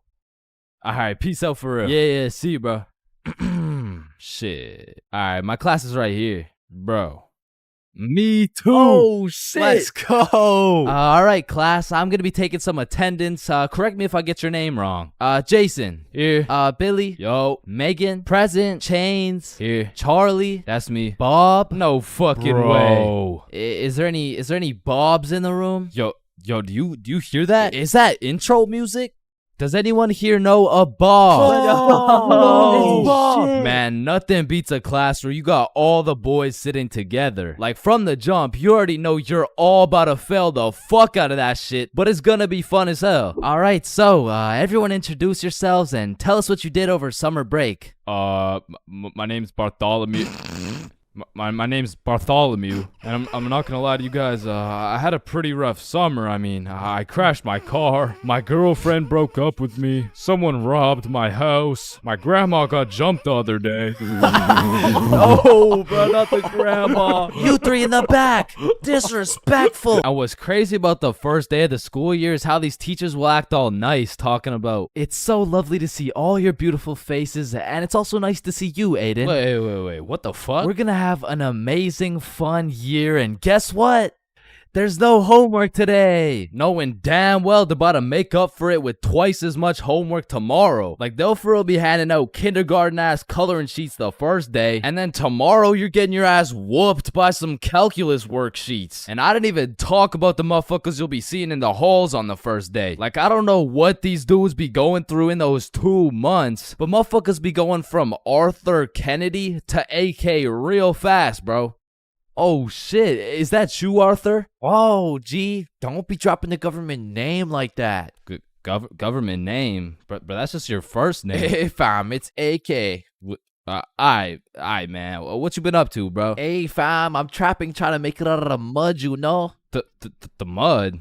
You live in a gated community. Oh shit, that's the ops right there, fam. Get down. The ops? That's just fucking Edward. Or the way these new freshmen be walking like they're scared a senior's gonna slap the books out of their hands and take their Fortnite V-Bucks gift card. Like, bro, you freshmen are worried about the wrong V card. Like, I don't know why, but the day these kids go from sophomore to seniors, they instantly decide to pull an EDP. Like, bro, you're 18 and she's fresh out of middle school. That's a whole crime. But that's not the only crime motherfuckers be committing on the first day of school. Some dudes be pulling up to school with the most atrocious fits known to man. Like, there's no fucking way you laid out this ramen noodle chicken soup ass fit the night before, slept on it, then woke up and thought, oh yeah, the hoes are gonna love this one. Like, I'm not gonna lie, you could never catch me wearing the types of fit these motherfuckers be wearing, bro. Like, that shit should have never made it out the closet. Like, I don't condone bullying, but all I'ma say is,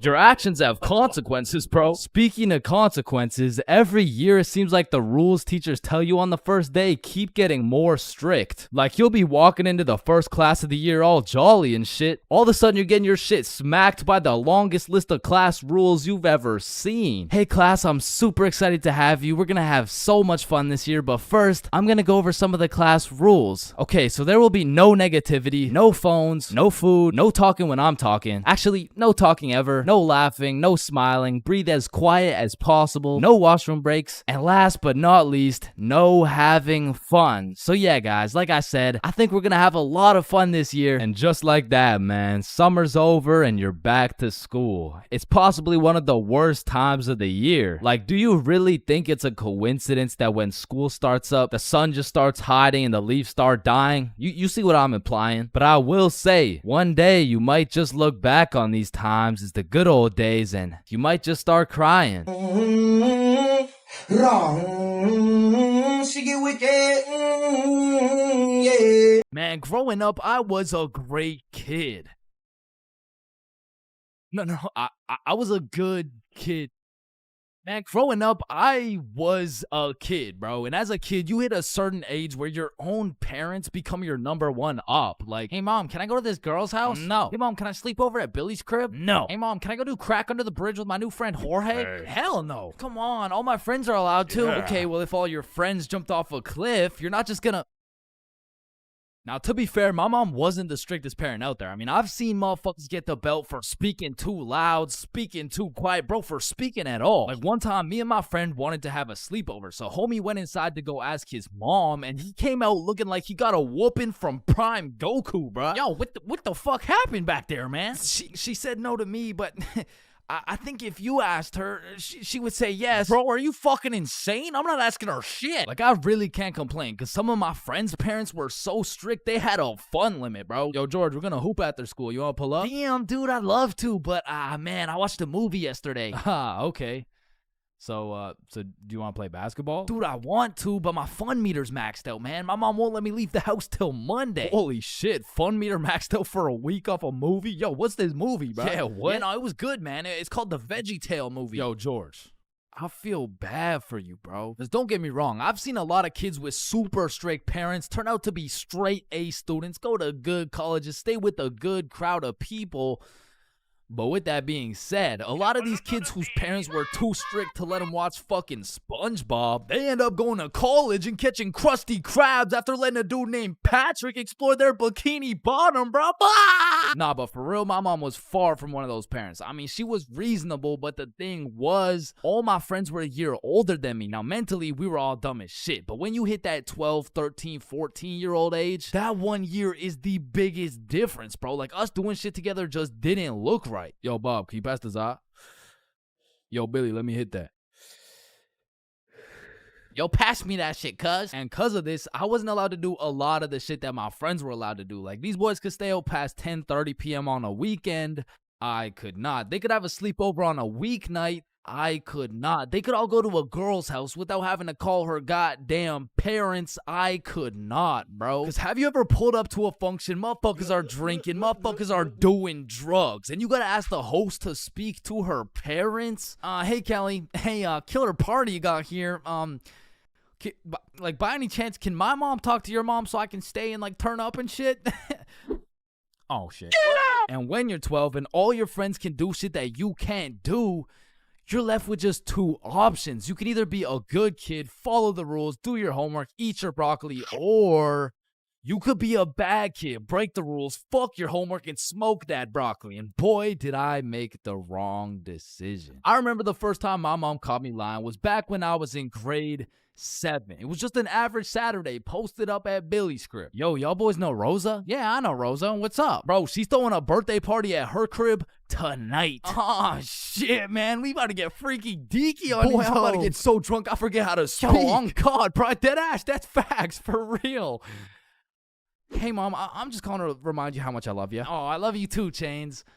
What do you want? So, me and my closest friends got invited to a small little get-together at my friend Rose's house. Can I go, please? Let me talk to her parents. Okay, now, I was actually friends with Rosa, but she was 2 years older than me. So, I swallowed my pride and text Rosa something along the lines of, hey, Rosa, my mom wants to talk to your mom before I can come. And she's like, aw, baby boy needs permission. Fuck. And then she sends me her mom's number. So, I connect my mom with Rosa's mom. My mom gives me the green light, but says, you have to be home at 10:30 p.m. sharp. Say no more, Mom. So me and my homies start getting fresh. We're all up in Billy's dad's expensive cologne collection. I take the coolest looking bottle, little spray here, little spray there. Had me smelling like Tom Ford, still looking like Thomas the Tank Engine, but after looking as fresh as possible, we head to Rosa's crib. So we hop on the bus, hop off the bus, walk up to her house, knock, and the birthday girl opens the door. Happy birthday! Hey, Billy, Bob, and Chains. I was waiting for you guys. Happy birthday, Rosa. Oh, damn, Chains, you smell good. Appreciate it. That's that Thomas Fordinson, you know what I mean? So Bob, Billy, and I go inside, and we realize the gravity of this situation. Oh, shit. God damn. Rosa invited like 10 of her girlfriends and like 2 of her cousins, bro. We were completely outnumbered in the greatest way possible, bruh. As I'm just doing some quick math on the ratio, there's a knock on the door. Rosa opens it, and it's Dennis holding a bottle of vodka. Now, we're friends with Dennis. Rosa's friends with Dennis. But to put it simply, Dennis was a bad kid, bro. This motherfucker was living life with no precaution, no regrets, no morals. But to be fair, he was fun as fuck, bro. Because when Dennis pulled up, the party got lit, bro. We were taking shots, dancing, playing beer pong, taking more shots. We were having a marvelous time, and I was drunk, okay? Not too drunk, but not just tipsy. I had hit the perfect sweet spot of drunk. I got all the stat boosts of being funnier, more confident, more smiley, but I still had full control of my body, so I started applying that pressure, bruh. Hey, don't y'all both have ugly boyfriends? No, what the fuck? No. Shit. Y'all want one? What? Damn, you smell good though. Appreciate it. I showered this week. Now, I don't remember what I actually said, but all I know is that in grade 7, cologne was overpowered, bro, because nobody was smelling good. And if they tried, it would just smell like Axe, dog. So I'm over here combining the powers of Tom Ford with the confidence of Smirnoff. Had me feeling like I'm him, bruh. So how y'all feeling? Honestly, feeling amazing. How you feel? Shit, I'm feeling good. Just a little, Just a little bit tired. I vividly remember sitting on that couch with these 2 girls, never wanting this moment to end, bruh. But when I look up, I see one girl crying, one girl looking for something, Dennis helping her look, and Billy and Bob are all ready to dip. So I hop off the couch for a second like, yo, what's going on? Yo, so Dennis just finessed like 3 of these girls' vapes, and we're not trying to get blamed, so we're about to dip. Bruh, for real? Yeah, you coming? Bro, but like, bro, I'm not ready to leave yet. Yeah, nah, it's cool. Don't worry about it. Just text us when you leave, bro. Ah, shit, all right, peace, bro. Peace out, dog. So Bob and Billy dip. I see Dennis's ass sneak out through the back door, and at this point, I have no clue how long I've been here, bro. But the party had died down to essentially just the girls who are gonna sleep over and me, bro. So I go to check what time it is on my phone, and it's 10:15, bro. My curfew's 10:30, and I'm a 30-minute bus ride from home. But if we're keeping it a buck right now, I don't even want to go home, bro. I made it to the girls' sleepover, and I didn't even have to ride the group dildo or nothing. This is a once-in-a-lifetime opportunity. So I text my mom, and I lied, bruh. Bob, Billy, and I are almost at Billy's house. Can I sleep over at his house, please? Then I threw my phone away, hopped back on the couch, and went right back to my happy place. So I'm posted up with these 2, laughing, cracking jokes when Rosa walks up like, yo, Chains, where'd your friends go? They abandoned me, Rosa. They left me here stranded with no way home. Shit, I mean, you could just stay here if you want. Say less! So...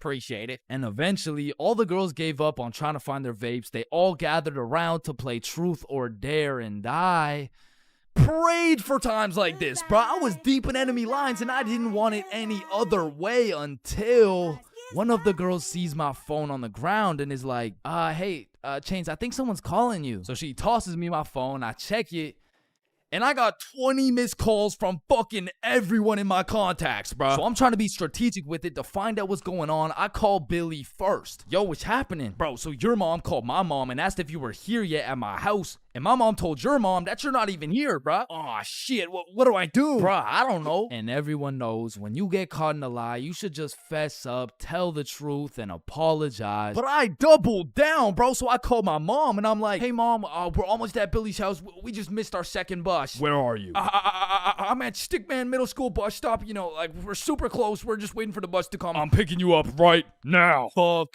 me, bruh. Now, not only is she expecting all three of us to be together at this bus stop, shit, not a single one of us is there, bro. To put this in perspective, my house is right here, Billy's crib is right here, and Rosa's crib is all the way over here, bruh, and Stickman Middle's somewhere near the middle. And so I pull up the bus app on my phone and see the next bus is coming in 2 minutes. And with all that adrenaline pumping through my veins, I jump up out the couch, steal a piece of gum, and haul absolute ass to the bus stop, bruh. I get there right on time, hop on the bus, and I call Billy. Yo, dog, I think I'm cooked. I told her I'm at Stickman Middle with you guys. Dude, why the fuck would you do that? Shit, bro, I don't know. I'm busting there right now. Bro, if she sees you there without us, you're cooked beyond belief. I know, bro. Yo, we're on our way. So Bob and Billy hop on scooters and start hill bombing their way down to the bus stop to save my ass. And this shit was a race to get to the bus stop before my mom does, because if she catches me there alone, I'm cooked. If she catches Bob and Billy there before me, I'm cooked. If she gets there before anyone, I'm fucking done, bruh. I'm on the bus just praying, and when I finally get to the bus stop at Stickman Middle, I get out and take a deep breath because my mom's not here.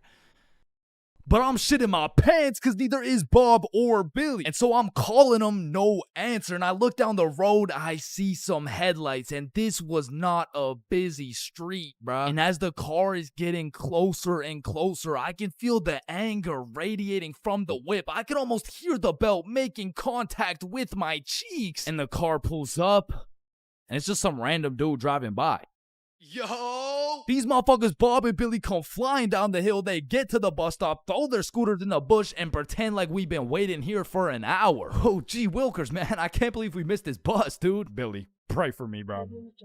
Get in the car. I get in my mom's car. I'm stone fucking sober. My heart is pounding. Why did you lie to me? Well, I honestly wanted to spend more time at my friend's house because we were just having fun. I'm not mad. I'm just disappointed, Chains. That shit hurt way more than any punishment ever would have, bro. So even though Bob and Billy clutched up for me, I still got grounded, bro. But I did learn a valuable lesson. Just tell the truth, bro. It makes everything easier.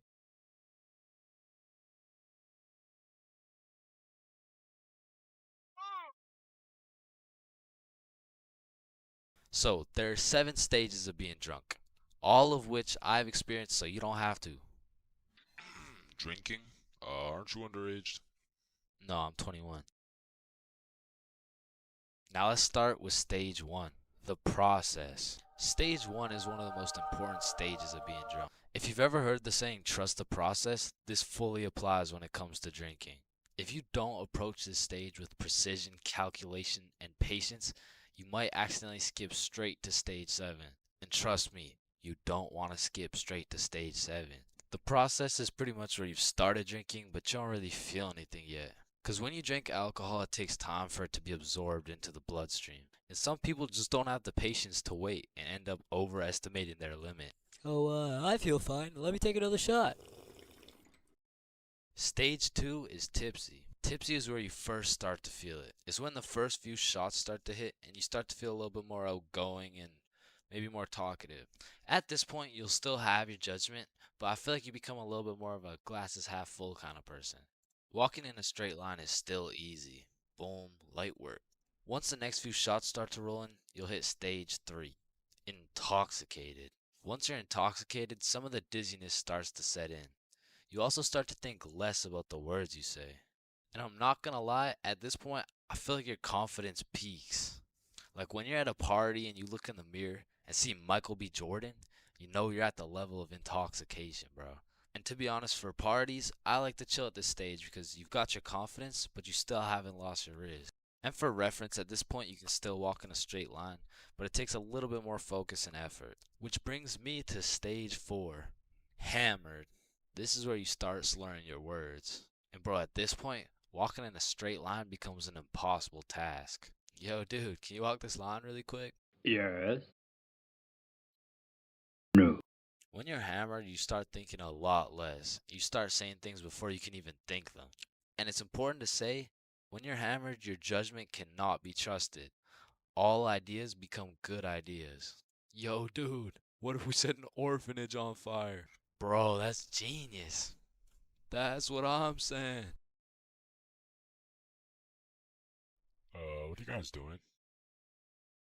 Nothing. I don't think that was a good idea, bro. Facts. Stage 5 is stupefied. At this stage, you'll have the brain power of a toaster. And honestly, walking in a straight line isn't even a question anymore. Yo, dude, can you walk this? Once you're stupefied, you're just too far gone. You feel like your head is just spinning over and over. Now, at this stage, I would recommend leaving whatever party or setting you're at because you can't function properly. Probably end up regretting some of the shit you say or do the next morning. Now, stage 6, wasted. When you're wasted, when you get wasted is just regret. Your body is literally fighting for survival. Everything is miserable and you always promise yourself you'll never get to this stage again. But one way or another, it always comes back. Whenever you're at a party, there's always one person who's wasted, and they're hunched over at the toilet just vomiting, bro. And it just ruins the night completely. So this might be obvious, but I do not recommend getting wasted. Now, to get to stage 7, you have to do one of 3 things. First off, you could have not trusted the process at stage 1 and heavily overestimated your limit. Or you could have been hammered and your judgment was tainted, so you had the idea to take more shots. Remember, all ideas become good ideas. And lastly, you could be going through a serious divorce. And in this case, I'm sorry. I hope she comes back. But stage 7 is blacked out. When you are blacked out, you've lost your consciousness. You're pretty much just slumped out. But your dreams when you're blackout drunk are always the most random and vivid shit, bro. And once you wake up, yo, dude, can you walk this line really quick? So, I think it's safe to say that I would strongly not recommend going past stage 4. But I'm not gonna lie, I have a few times, and I got lots of crazy stories from them too. So let me know in the comments if you want to hear any of these stories. But yeah, I think I should end the video by saying, please drink responsibly. Yo, hey. Yo, wake up. Bro, wake up. Hey, man. What? Who are you? Dreams, we all have them whether you remember them or not. Now, at one point in our lives, we've all dreamt about the same shit, bro. Like your teeth falling out, or running through your school butt booty naked, or being reincarnated as a chicken laying eggs. But when you really step back and think about what sleeping is, it's mad weird, bro. Like, imagine an alien crash landed on Earth and saw a bunch of motherfuckers sleeping, like... Yo, why is everyone dead? Oh, no. They're not dead. They're just sleeping. Man, what the fuck is sleeping? Yeah, so basically they just play dead for 8 hours and live false realities in their heads and shit. Strange. Yeah, like, you see this guy? He's probably dreaming about sunshine and rainbows. Get down. Oh. Where you see this dude? He's having a nightmare for sure. Oh, and this dude? Yo, this dude's definitely fucking, bro. I'm a caterpillar. Damn, that's crazy. Now, we all know there's only 3 questions in life that have yet to be answered. What's the meaning of life? What's Obama's last name? And why do we dream? Dude, it's all your subconscious talking to you, man. You just gotta find the true meaning of each dream, dude. Bro, what the actual fuck could this possibly mean, bruh? You're autistic. Anyways, the craziest part about dreams is the fact you're the one telling the story and you're the one listening to that shit. My dumbass still falls for the plot twist every time, bruh. I'll never forget this one dream I had back in grade 6 where me and my two homies were walking. Don't know where, don't know why, but as we're walking, a dude in a big white van pulls up talking about, "Hey, if you kids come in my van, I'll give you some candy." shit. I mean, I'd come in your mouth for the whole bag. So obviously, we hop in, and the driver looks absolutely cracked out, talking about, "Hey kids, eat this candy." And so we unwrap this piece of candy, and it's literally just a razor blade, bro. Like, he didn't even try and hide that shit. Nah, I think I'll have to pass on this one. Alright, okay, then eat this piece of candy. Nah, this is a Perk 30. You got any Reese's cups? Yeah, nah, I got Reese's cups. Here. Sir, this is just a Glock covered in peanut butter. Alright, fine, take this. Shit, okay. So we eat this unsuspicious looking candy and instantly start tripping balls, bruh. Like, the van is deforming, we're seeing rainbows and shit, and worst of all, we see this big ass grin on the driver's face. And I don't remember exactly what he said, but he said some crazy shit like, "Get ready, I'm coming for them cheeks." Nah, it was more like "Looks like your private square just went public." Okay, no, that wasn't it either. It was it was something more like "You boys ever had your buns stuffed like a meat mountain from Arby's?" Okay, I can't remember exactly what he said, but all I know is if we didn't act fast, we were getting our cheeks snatched up, bro. So Billy's like, "Yo, quick, call your dad." So I'm rushing to start calling my dad, and this is the most dream logic shit ever, cause I don't even got a dad, bruh. And this is where my own brain hit me with the meanest plot twist I never saw coming. Cause as I'm calling my dad, the driver's phone starts ringing, bruh. Bomba Club. Now, I don't remember the rest, but the fact my own brain hit me with some Star Wars Darth Vader type plot twist, god damn, bruh, that shit was a movie. But still, I probably got my shit touched, so I'm gonna have to leave this as a B tier dream, bro. B tier? What the fuck could possibly be worse than a crackhead tickling your pickle, bro? Fever dreams. Now, those motherfuckers could be their own torture method, bro. These are dreams that just have you stuck in an infinite time loop doing the same shit over and over and over and over. And C tier, bro. Now, lucid dreams. Lucid dreams are deadass just playing life on creative mode, bro. Cause in my long life, I've only had 3 lucid dreams, and every single one of them was lit as fuck, bruh. Now, the problem is I can only start lucid dreaming when my original dream is just a little too strange. Like, "Hey, you're cute. Can I get your number?" What? You want my number? Yeah. Yo, I must be lucid dreaming. Ow, what the fuck? Shit, it's so real, bro. I can do anything. I can probably fucking fly. Alright, Chains, this is not a dream. You're under arrest for battery and assault. But for real, my first lucid dream started when I was posted up in a basement with Michael Jackson. Yo, aren't you supposed to be, like, dead and shit? Oh shit, I must be dreaming. And so to test the waters, I start spawning in random shit on the spot, and this is the moment I realized the possibilities were endless, bruh. I could do whatever I wanted, and so I spawned in a honey pack, and I spawned in Lola Bunny, and S tier. Lucid dreams are S tier, bruh. Wet dreams are too. We got a few popular reoccurring dreams on our hands, like running through your school butt booty naked. Now, back in the day, this dream used to have me scared shitless, bro. I was like, "Oh shit, where's my pants? Yo, what's my crush gonna think? Well, what are the boys gonna say?" But ever since graduating high school, that dream has me scared even more shitless, bro, because now it's like, "Oh shit, yo, what's the police gonna think? Hands behind your back." Bro, what's the judge gonna say, bro? Shut the fuck up. Fucking C tier. Teeth falling out, B tier. Random adventures with your homies, A tier, bro. Me, Bob, and Billy have fought bears together. We've been to the nether. We've even fucked around and ran a 3-man on the Totally Spies cast. Like, these dreams are so lit that when I wake up in my raggedy old lonely ass bed, I'd be trying to go back to sleep to continue the plot, bruh. Look who came back for that meat mountain, boy. Oh, hell no. You better run. Bro, I'm trying. Now, trying to run in your dreams, man, this shit really pisses me off, bro. Because I never told anybody this, but I was the fastest kid in my elementary school. So when I'm dreaming and I got 2 hordes of zombies, Michael Myers, and fucking Diddy himself chasing after me, tell me why my ass starts running like the fastest kid in the special needs class, bruh. So trying to run in your dreams has got to be C tier, right next to all the common shit like falling, drowning, losing your phone, explosive diarrhea all over your bed. Damn, bruh, shitting your pants, fever dreams, and being butt booty naked around a bunch of minors is C tier. What the hell is D tier, bro? Sleep paralysis.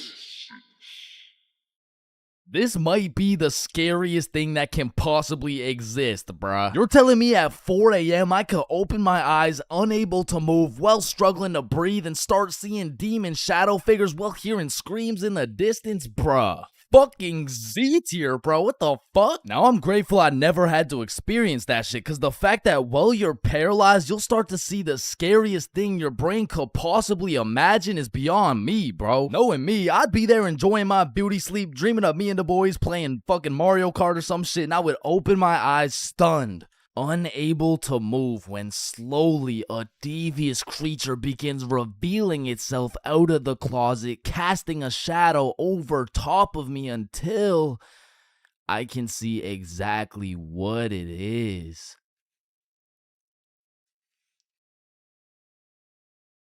Looks like someone ordered a meat mountain.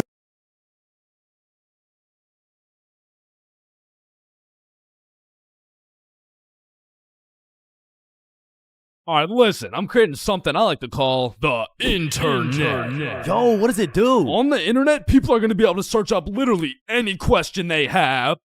They're going to be able to watch videos for educational purposes. And the craziest achievement yet, you can communicate with literally anyone across the entire world. Bro, this is gonna change the world. Bro, I'm not gonna lie, the internet is 100% one of the greatest inventions of all time. Like, that shit's up there with the light bulb, the airplane, the Testacuzzi. Like, they're all groundbreaking inventions, but the internet just has to be number one, bro. Like, imagine telling a caveman you had a magical box where you could make anything pop up in 2 seconds. Yo, Caveman Dave, I got a magical box where you can make anything pop up in 2 seconds. Oh, shit, cool. Do you know her or something? No, Dave, no, get the fuck. Now, Caveman Dave absolutely dicking down the computer monitor seems stupid, barbaric, uncivilized, you know? Like, who's gonna tell, bro? They're just pixels on a screen, am I right? Facts! Yo, Caveman Dave is a dumbass! Facts! Yeah, no, let me see your search history.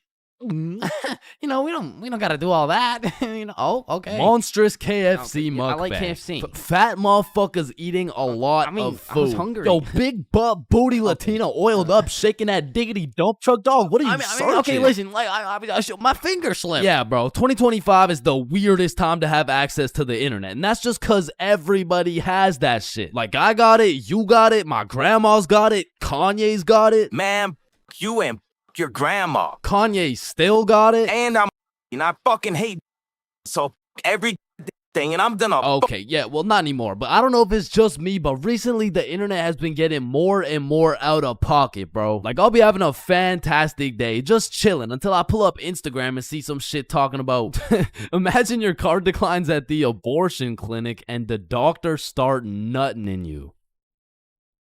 Yeah, this motherfucker's never getting a job, bro. Like, his digital footprint's up there with fucking Kanye, bro. Ah, hell nah.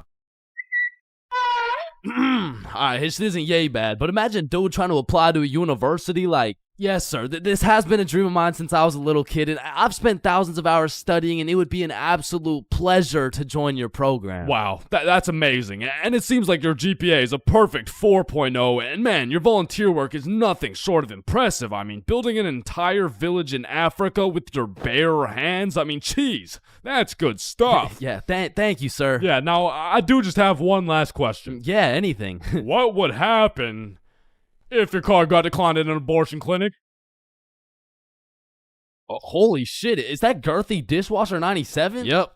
Yeah, it's me, bro. Yo, most relatable content on Instagram, I swear. Yo, actually, I really never get the credit that yeah, just put the fries in the bag. Oh, okay. And speaking of getting a job, you ever seen a kid under 7 years old post literally anything on Instagram? Yo, the comment section has a field day, bro. Like, the video will be of a kid who's just barely on the brink of gaining consciousness, and the comments are talking about, get a job, little motherfucker. Somebody get bro some fentanyl. I'm gonna touch you in places you ain't even know existed, little motherfucker. Like, bro, stop touching these 6-year-old kids and touch some grass, dickhead. Yeah, but I'm not gonna lie, as a motherfucker who draws stickman for 16 hours a day, I really gotta start taking some of my own advice, bro. Wait, what's your advice? Oh, I mean, stop touching these 6-year-old kids. You touch 6-year-old kids? I'm talking about Gurgi Force. Chains, you know the drill. God damn. Bro. Even these motherfuckers have the internet, bro. Like, what could you even possibly be posting? Oh, shit. Yeah, nah. We gotta start banning motherfuckers from the internet, bro. And I think we should all do a poll for the first person to go. You know, like, take your time. Oh, shit. Okay, never mind. Votes are in. Looks like we're banning Jack Doherty. Why in the fuckity shit did you just ban Jack Doherty? You know what? Ban his the last two, bro. Actually, ban every single kid on the internet. Like, put down the Instagram reels, go outside and eat rocks like a normal kid before Gurgi Foreskin 445 fucks around and finds your IP address, bro. Because there's a lot of weird motherfuckers online, especially considering the impending gooner epidemic of 2025. Now, if you're unaware of this widespread epidemic, well, fucking good for you, but there's been a recent spike in the amount of gooners seen online. Like the type of motherfucker who'll be scrolling and see a video of a Cheeto that's kind of built somewhat like a Kardashian, and next thing you know, bro's got a DIY screen protector, bro. And I swear these gooners have no clue it's a problem either. Like, they probably show up to the doctor's office for a quick little checkup, and the doctor has to break the news to him like, yeah, Mr. Gooningson? Yeah, I'm sorry, but you gotta stop masturbating. No, wait, what? No, wait, why? Because I'm trying to examine you, dumbass. Oh, shit. Like, it's honestly mind-blowing how having access to the internet with all its power and infinite knowledge just makes us more stupid, bro. Like, at any given moment, we have the resources to learn quantum physics or learn how we can watch Skibbity Toilet. What? No. Why the fuck would we watch Skibbity Toilet? Shit, man, this stuff's good. Just take a watch. No, I'm not watching that shit. Just real quick. Yo, why are you recording me, bro? We're filming a YouTube video, dumbass. Oh shit, yeah, you're right. So I was saying there's a lot of people nowadays addicted to the internet and shit, like that guy over there. Where? Bro. What? Oh shit, yeah, what I was saying was, back in the day, the internet was just for shit like cute cat videos and cool math games and shit, but nowadays, the internet has everything your brain craves. Like, it's got food for you, it's got friends for you, it's funny, it's educational, bro, it has Cheetos built like Kardashians, bro. And as if the internet having everything we ever needed wasn't enough, these motherfuckers invented AI, bro. Now, maybe it's just me, but this AI shit is getting a little too good, bro. I mean, when ChatGPT first came out, I was using that bad boy for all kinds of shit. Whenever I couldn't do my homework, ChatGPT. When I forgot a recipe, ChatGPT. When I couldn't get a girlfriend, cry myself to sleep. And then ask ChatGPT. Like, back in the day, I was using that shit to fix all my problems. But nowadays, I just be using it to spend quality time with, bro. Holy shit, this guy's a gooner if I've ever seen one. And no, I'm not a fucking gooner, bro. I'm just spending some time getting to know my homie Mr. GPT. Because when the day comes and that motherfucker and his AI homies decide to take over and kill the entire stickman race, you're gonna be getting your shit annihilated, bro. And I'ma just be like, yo, GP, you don't gotta do this, bro. Remember when we used to talk about our feelings together and I used to send you line art of sexy Squidward and shit like, hot, you fucking gooner. And honestly, I feel like the people are less scared of the robots taking over the entire world and they're more scared of them taking their jobs. But I'm gonna keep it a buck, I cannot relate, bro. Like, AI could never do the shit I do. AI could never do the shit I do. Wait, what the fuck? Wait, what the fuck? Who does this bum think he is, bro? Who does this bum think he is, bro? I mean, yo, alright, that shit doesn't even sound like me, bro. Yo, that shit doesn't even sound like me, bro. So you want to copy everything, huh? Yeah? Yeah, you sure you want to do this? Yeah, you sure you want to do this? Yeah. Alright, let's go. I like little kids. Yo. Like you loading or something? Like what's going on? You gonna repeat it or you know? Undercover police has Vaj back.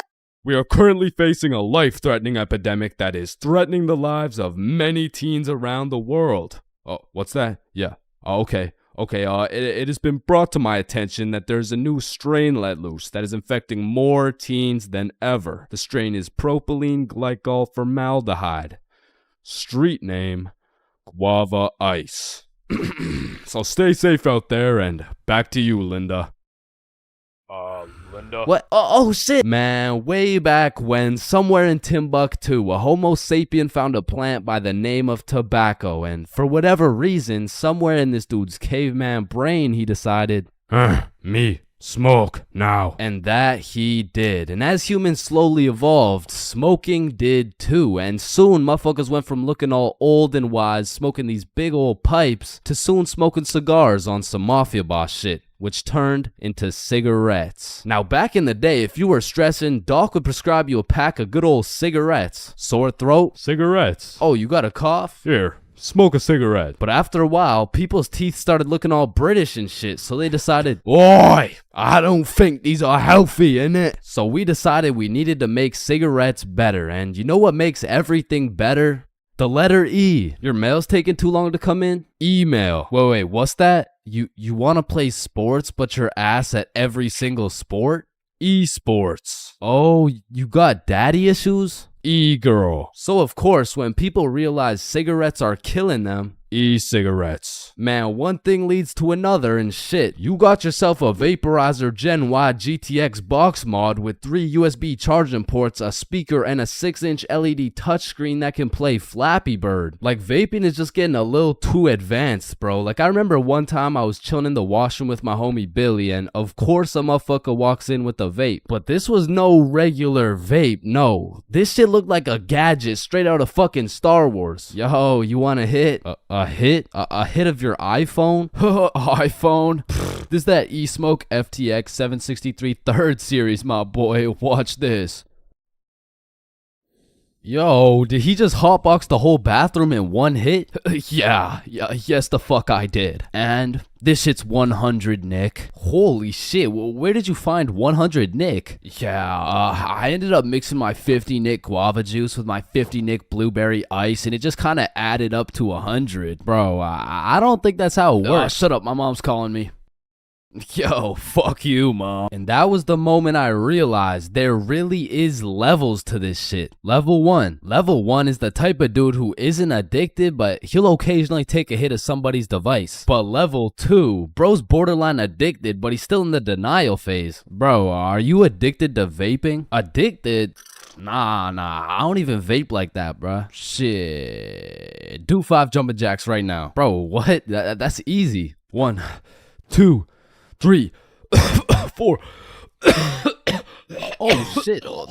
Level 3, the Fiend. This motherfucker is strapped up with some nicotine at all times, and even when he has a vape in his hand, this dude will ask for yours. And God forbid, if this Fiend loses his vape, this motherfucker will be stressing like he just lost his only child. A Fiend without a vape is the exact equivalent of one of these purple minions. Dude will be itching for that shit, and Lord knows what that man will do for a fix. Level 4, the Fiend who sells vapes. At this point, this dude's whole life revolves around vapes. In fact, I'm pretty sure they don't even breathe oxygen anymore. Like, in order to breathe, they need to inhale some chemicals that I can't even spell. Which honestly, it doesn't even say that much. Like, I can't spell a lot of shit, but what I'm trying to say is their bodies have just fully adapted in order to consume as much nicotine as possible. They breathe that shit, they drink the vape juice, and when they're hungry, shit, they just munch on the vape itself. And the worst part is they can't even run out of vapes. Like, shit, they are the plug. This motherfucker's just the CEO of getting high on his own supply. Like, dude is his own #1 customer. Level 5, this motherfucker, bro. Like, why do you need a LED touchscreen on your vape, bro? Like, you already have a phone. Wait.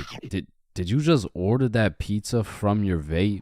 Shit. Where'd you get this from? And don't get me started on these flavors, bro. Like, tell me why these motherfuckers can make a vape juice and call that shit early riser. And that shit literally tastes like a Wednesday at 6 a.m. Like, what the fuck type of ingredients mixed together to taste like a Wednesday at 6 a.m.? But early riser isn't even the weirdest flavor on the market, because if you're feeling the family dinner vibes, you can get a rotisserie chicken flavor. Or if your breath is smelling nice and fresh, you could fuck that shit up quick with some garlic flavor juice. And they even got bacon.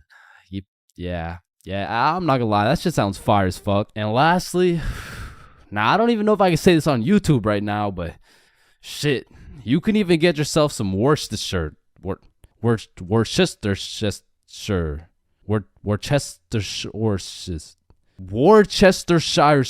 But regardless, I think we all know the home of nicotine, the eternal hot box, the communal vape sesh. It's the high school bathrooms, man. You walk into one of these joints and there's at least 15 dudes hotboxing that shit at like 10 a.m. You come in trying to take a piss and now you got a head rush. You walk over to the urinals, but it's so goddamn hotbox, you start pissing all over the walls. But shit, you can't even piss on the walls in peace, man. You got that one fiend coming over to you trying to suck your device dry, and dude's so down bad for that hit that's not the only thing he'd suck dry. And listen, you may be thinking, Chains, how do you know what you know about vaping? And that's a great question. Back in the day, I was a curious little George, man. And back in grade 7, I was chilling at my friend Becky's house. And when I walked into Becky's crib, I was nothing but an innocent, curious young man. But little did I know, I would leave Becky's crib far different than I entered. So you know, me, Bob, and Billy are posted in Becky's room, and I was sitting with Becky. So Becky asked me, have you ever hit a vape before? Hell no, I hadn't, but you know I had to play it cool around Becky, so I said, yeah.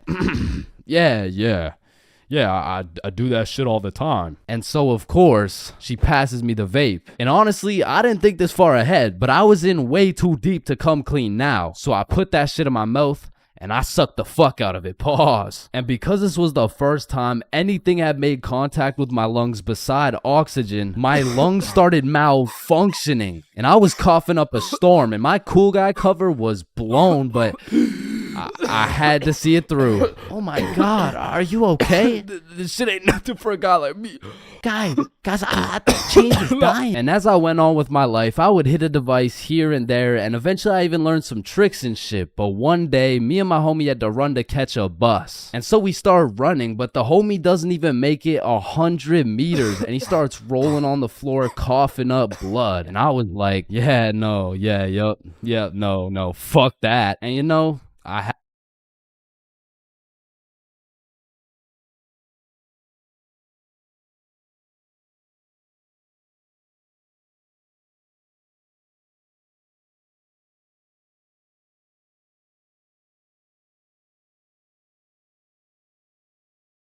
Bro, in life, there's so many things you can cheat on. Like, you can cheat on your diet, you can cheat on your girlfriend, you can cheat on your barber, you can cheat on your girlfriend with your barber. Shit, you can even cheat on your taxes. So compared to everything else, cheating on a little math test is not that bad. Like, compared to your taxes, you know what I'm saying? Like, oh shit. Hey, we've all cheated on our barber, but you cannot cheat on this math test. Oh shit. Damn, bro. I know we've all cheated on our girl, but you cheated on me, dog. Oh shit. Babe, I know we cheated on our taxes, but you cheated on me? Oh shit. Listen, in our entire lifespan, we've all cheated on something. Whether it's a game of Uno, your girlfriend, or your other girlfriend, it's usually not worth it, because congratulations, bro, you won the game of Uno, but now you have to look yourself in the mirror knowing you're a cheater and a liar that has 3 Uno cards up his ass. But when it comes to school tests, cheating is 100% worth it, bro. And I'm not condoning cheating at all, but let's just think about this logically. Like why are we at school in the first place? We're at school to learn things and skills that we can use in real life. Now, are we really using trigonometry in real life? Well, effectively, this depends on what career. Hell nah, bro. It was a rhetorical question. We are not using trigonometry, but you know what we will use? creative thinking, communication, social awareness, logic, and reasoning, and most definitely our fucking phones. All 5 of which are strongly developed through the act of cheating on a school test. And on top of becoming a better human, better grades, it's the ultimate win-win. Your teacher feels like they did a good job teaching, your parents think they didn't raise a dumbass, and if you're good enough at cheating, you might just fuck around and get into Harvard. But once again, I am not condoning cheating, you know, just throwing that out there, you know. But yeah, as I was saying, you shouldn't cheat, right? Like it's bad. Cheating is not good, but you do know what they say. If you're not cheating, you're not trying. Facts. Yeah. Wait, no. What? So if cheating in school is so valid, why doesn't everyone do it? And that's because if you get caught, let me tell you, bro. This story takes place in grade 9 when me, Bob, and Billy were some straight freshmen, bro. And coming into high school, you get your shit absolutely clapped by double the workload. But lucky for me, Bob and Billy were both in my math class, which meant we had triple the studying power. But we also had triple the fucking around power, and we used that shit to its maximum capacity, bro. But you know what they say, the more you fuck around, the more you find out. And when we got our first test back, shit, we found out. We found out we're a bunch of dumbasses who were about to fail grade 9 math, and we couldn't let that shit happen. So for the next test, we studied extremely hard. Off George's math test during the test. I mean, we were cheating with maximum efficiency. Like, we had a whole assembly line where Bob would look at George's test, throw up the number, and Billy would pass it along. And all of a sudden, our grades are making the meanest comeback Mr. Matheson had ever seen. I mean, life was great. We went to school, cheated, played some Fortnite, succeeded, browsing history, deleted, and then repeated. I mean, we were just living life with no worries until the polynomials test. I walked into this test thinking, I know what a polygon is, I should be chilling. And when the teacher handed out the test, I was bewildered to see all these fucking letters on my test. Like, is this math class or English, bruh? Yeah, I think I got the wrong sheet. Huh? No, that's the right test. Well, what's the deal with this? I mean, that's just polynomials. Dog, I can name every single polygon, but who the fuck wrote Elon Musk's son name on my goddamn math question? Yeah, Chains. That's what we call a variable. It's called a variable. Yeah, I know. I know that, and I knew it before you said it too, cause we learned about it in class. Yeah, right. Right. Now, this would have been extremely bad if we didn't have the ultimate method we like to call George. Because George was one of those dudes who loved studying. Like, he'd wake up and go to school, then come home and study till he dropped, bro. Like, if you kidnapped George's whole family and told him you'd only give them back if he answered this equation, this motherfucker would just be happy he got more homework, bruh. And cause of this, we had a little deal going with George. If he let us cheat off his math test, we would teach him how to be a normal dude. We were teaching this kid how to dap someone up, how to use slang, and all I'ma say is, this motherfucker should have just stuck to math, bro. Yo, Chains, sauce me a bite, big dog. I got you. Shit, Chains, you just busted in my throat, gang. Hey, yo. George, what you just said right there sounded gay as hell. Type shit. No. So as I was saying, I'm looking at this math test with more letters than numbers, and it would have been raps for me if it wasn't for the George method. So I'm looking at Billy, Billy's looking at Bob, and Bob's looking at George's test, and we're absolutely flying through this polynomials test. And about halfway through, I look up to get the next answer, and I get jump scared by Mr. Matheson mean mugging my shit. And you can see it in his eyes. He knew exactly what was going down, and he took me, Billy, and Bob's tests and took us to the hallway. What do you guys think you're doing? Polygamy.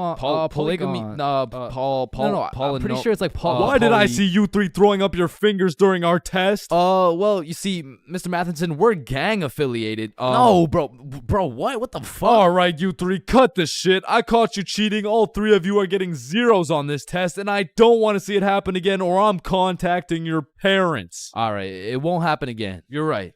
We're not in a gang, by the way. Yeah, I know, buddy. Well, shit. Yo, what happened to you, Jits? Are you chilling? Bro, Mr. Matheson caught us lacking real bad. Yeah, he gave us all zeros on the test. Holy shit, it sounds like Mr. Matheson just absolutely railed you guys. No cap. Oh right my. And all three of us proceeded to absolutely shit the bed on all of our next tests. And it was at the point where our grades were on life support and our math final was coming up. So if we didn't get our shit together for this final, our parents were about to put us on life support with that leather belt. So we put our cheating ways in the past and locked in, bro. We were focused in class, and after we went to Bob's crib and kept studying there. And then it clicked. We all finally understood polynomials. And so the next day we walked into class confidently, knowing we were equipped with hours of studying. We lock in, sit down, and then the teacher gives us our test. And as soon as we lay our eyes on that very first question of the test, we were fucked. Now, don't get me wrong, we could do polynomials all day long, but we forgot this was a final. Meaning we forgot to study numeracy, exponent laws, rational numbers, linear relations, inequalities, geometry, probability, and statistics, and in other words, we didn't know shit. And before I can even make eye contact with the boys to tell them I'm fucked, these motherfuckers already hopping back on the George method. And listen, bro, as you can tell, I'm no mathematician, and I did not study probability or statistics, but from what I'm seeing at this very moment, I have two options. I can do the test legitimately and have a 99% chance of failing grade 9 math and getting my shit whooped while simultaneously having my entire family realize they raised a dumbass who won't go anywhere in life and is destined to draw stickman for all of eternity, or I could cheat.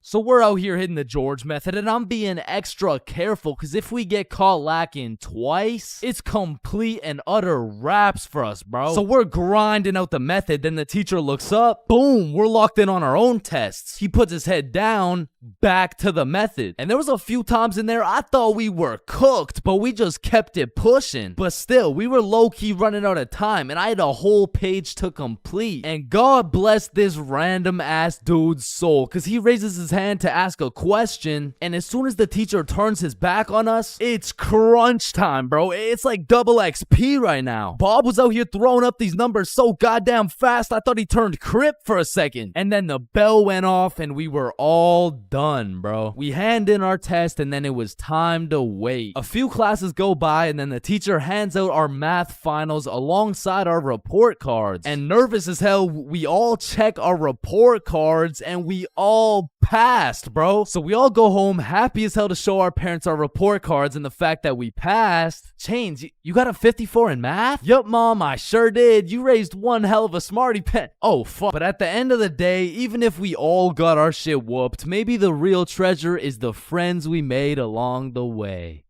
Yo, homies, I'm bricked up right now. Oh, no. Fuck.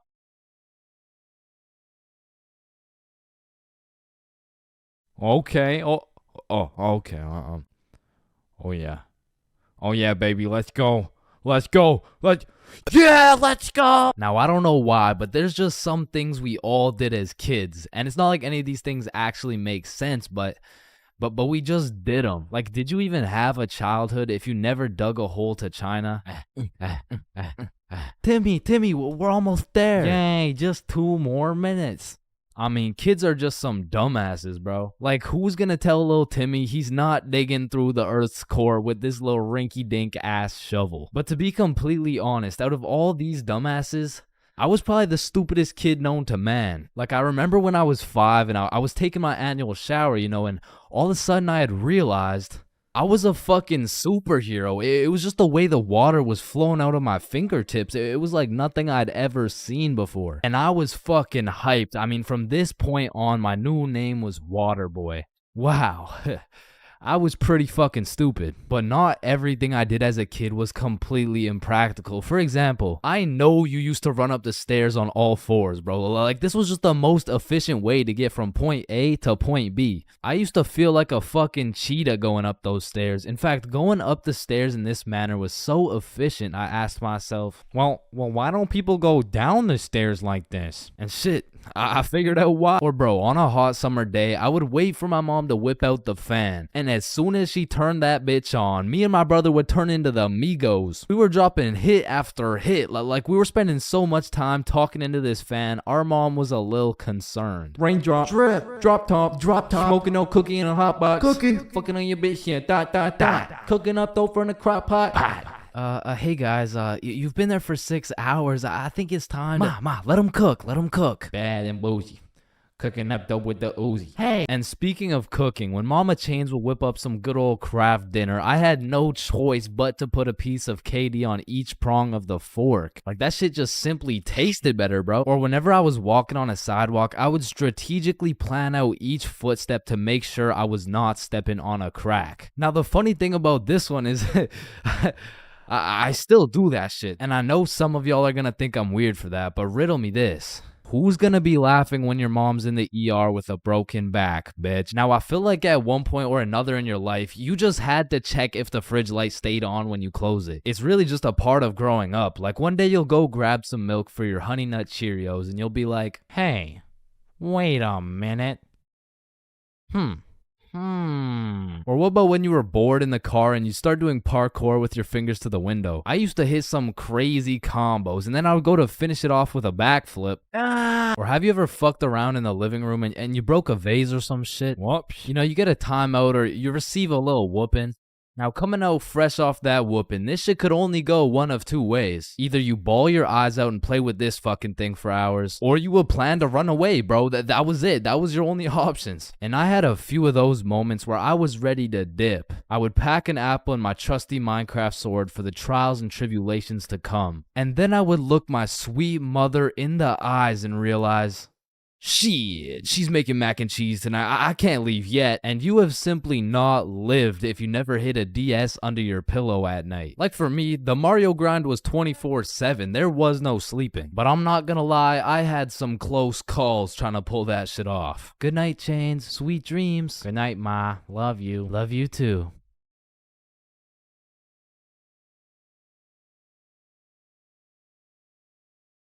Fuck. And goddamn, bro, in grade 1, we would be doing anything but schoolwork. Like, we'd be poking holes in our erasers, injecting heroin with mechanical pencils, drawing this shit, and breaking this shit off mechanical pencils. I'm not gonna lie, you still gotta keep me away from those things, because if I see them, I will break them. And yo, I'm not gonna forget you motherfuckers who used to put glue on your hands and let it dry so you could peel it off. Like, bro, you're weird for that shit. I'm not gonna lie. But I did used to love crafting the biggest marker sword you could and have a duel. And I don't know why, but I always used to carry around this tiny ass pencil. Like, I never actually used it, but I always had it. And I used to flex it too, thinking it was cool or something. Yo, shorty. Take a look at my pencil. Oh my god, why is it so tiny? Tiny? It's not that small. And bro, tell me as a kid that you never had the random urge to just do this shit.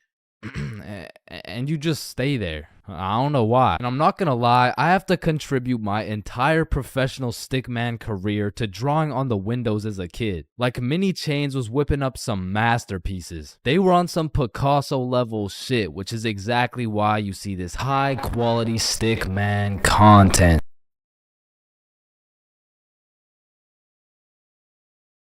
Everyone experiences being drunk differently, and it can change from time to time as well. But I'd say most people fall into a few general categories, one of which is the aggressive drinker. These people have to have pent up and saved anger for years. They just decide to let it all loose when they take a sip of alcohol. I feel like they might even just be using drinking as an excuse to sock someone in the face. And the main problem with aggressive drinkers is there's always at least one of them at every function. Sometimes they can be tamed, but if you just let them do their thing, then the function just turns into the Battle of Vimy Ridge, bro. You don't want your friends to be aggressive drinkers, because when they do something stupid, you just have no choice but to back them up, because that's your homie.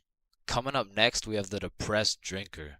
I know lots of people who are usually happy and energetic, but when they start drinking, all of a sudden they think I'm their therapist or something. Like, of course I want to help my boy if he's in his feels, but I'm hammered too, bro. I can't help you get your ex back. Now listen, I'm no scientist, but alcohol is a depressant, which means, it means, it makes you depressed, bro. I don't. Pretty much what I'm trying to say is, if alcohol makes you sad sometimes, don't worry, it's normal. Next up, we have the flirty drinker. Now, these types of people are a common appearance at parties. They just kind of go stumble over to someone and just start spitting game. One thing I do respect about flirty drinkers is that they're perseverant, bro. When they get rejected by someone, they just take it like a champ and keep pushing to the next one. Usually flirty drinkers go rotate around the party and try for their first few contenders, but eventually at the end of the night, flirty drinkers will end up attracting other flirty drinkers, then boom, everyone's happy. And come on, everyone knows the I love you guy. Man, I love you, man. Nah, like, I don't think you understand. Like, I really love you, man. And whatever you need, I got you, bro. And I just really love you, man. Bro, who the fuck are you? And of course, we got the designated driver. Next, we got the loud one. Hey, bro, sometimes the alcohol just makes people talk way too loud. In some settings, it'll slide. But in other settings, at parties, these are usually the type of people to be in the mosh pits because they're always super high energy. And sometimes they can be kind of annoying. Man, who would be this type of drunk, am I right? Alright, it's me. And if anyone else is this type of drinker, I know you can relate. When you wake up the next morning, not only you get hit with the hangover, but your voice is just completely gone. And I'm not even usually a loud person. But man, alcohol just works its magic and has me yelling like Kai Cenat. Hangovers being this type of drinker has to be one of the worst. I guess next to aggressive drinkers, you know what I'm saying?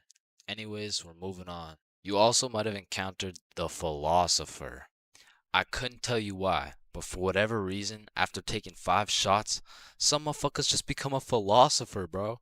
They just have philosophical questions coming out of nowhere. And they low-key be spitting too. Hey man, love doesn't even exist, bro. It's all just an illusion. Love is just a chemical reaction that occurs in your brain that was programmed to make us inclined to reproduce. Next up, we have the OD, overdrunk. This is the 7th and final stage of being drunk. If you've seen the 7 stages of drunk video, you'll know exactly what I'm talking about. But some people are just prone to drinking way too much. And somehow, they always find themselves blackout drunk. But yeah, there's not much to say. They're pretty much just unconscious. And of course, we have the chill drinker. These people are just pretty neutral. They just be talking at a normal volume about normal stuff. And honestly, these people are just overall enjoyable to be around, especially when you're drunk. Let me know in the comments if I missed anything.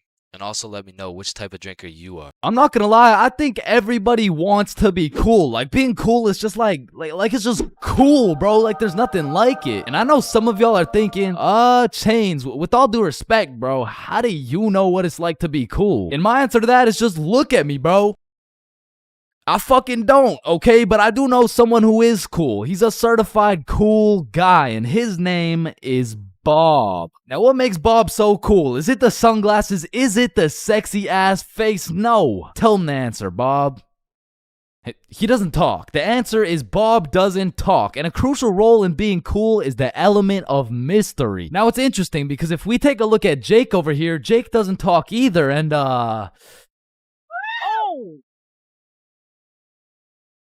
I don't think, I mean, like, me personally, you know, I don't really think Jake's that cool. So that means to be cool, you can't just stop talking. I mean, I remember one time, I thought if I threw in some earbuds and stopped talking to motherfuckers, everyone would see me as some cool, mysterious guy in the shadows. And I'm not even gonna lie, I was walking through the halls feeling like Batman. I could even see the people talking about how cool I was. Come to find out, it was more like, does this kid even talk? Nah, I don't think so. Yo, what's up with this kid? I'm pretty sure he's autistic or something. Because the truth is, there's a very distinct difference between Bob's silence and Jake's silence. I mean, Jake didn't talk because he would probably get his ass beat for literally anything that comes out of his mouth. But Bob, on the other hand, doesn't talk because he doesn't have to talk. Like, watch this. Oh my God, Bob. I love you, Bob. Now, just for science reasons, let's just see what happens when I do the same thing, you know? Why not? What's the worst that could happen? Hello? Can I help you? Oh my God, help. There's this creepy guy. Damn. At least she didn't. Get on the ground. Hands behind your back, buddy. Now, it's important to note that being cool is subjective. Like, for example, some people think I'm cool, you know? Like, in this big-ass world, surely there's someone out there. No, there isn't. Nobody thinks you're cool. Shut up, loser. Okay, well, what I was trying to say is you're gonna find someone cool who I don't find cool, and I'm gonna find someone cool who you don't find cool, and that just leaves us with the question, what is cool? So to answer this question, I need you to think of the coolest dude on the earth, and I'm about to guess, okay? You got it? Yeah, alright. I'm not the fucking Akinator. I'm not about to guess who you're thinking of, but I can guess with 100% accuracy who you're not thinking of, and that's Mark Zuckerberg, okay? How did I know that? Because if you think of Mark Zuckerberg as the coolest guy in the world, you're fucked, alright? Like, there's no helping you. Like, click off the video. It's wraps for you, bro. But how could Mark Zuckerberg possibly help us get cooler? I mean, look at the guy. He's practically oozing uncoolness as we speak. But that's important because if being cool is subjective, we need something objective to look at, and objectively, Zuckerberg gets no bitches. Like, let's just look at the numbers here. I mean, this guy's the CEO of Meta, but he's also the CEO of being a uncool lizard nerd guy. And if there's one thing I've learned in my studies of coolness, it's the art of minding your own goddamn business, okay? Like, let's compare George to Bob, who, let's just say, both aced the math test. Hey, Chains, what'd you get on the test? Fuck, I got like a 65%. Oh, that's really good for you. That's good for you, yeah. I actually got 100% plus the bonus question. Oh, wow, nice, bro. Billy, what'd you get on the math test? Math test? The dog. I could have swore that shit was chemistry. Nope, it was math, and I got 103%. Bob, what'd you get? Oh, 110. There was only one bonus question. That's impossible. Oh, kissy face. Bob, did you pipe the teacher? And that's probably why Zuck over here is so uncool. He's minding a million people's businesses, probably looking through their cameras and shit like, yeah, fuck you, Mark. And the most important trait for being cool is having confidence. You just can't be cool while shivering your timbers, bro. And I know some of you are thinking, oh, well, I guess it's over for me then. And no, it's not over for you, bro, because confidence is the most fake it till you make it shit ever. Like, you're not gonna say the perfect thing every time. Lord knows I don't. I'm pretty sure I say the wrong thing every time, but if you say that shit with your chest, people let it slide, bro. And I said, no, I wouldn't suck your dick for $20. Oh, well, that makes one of us.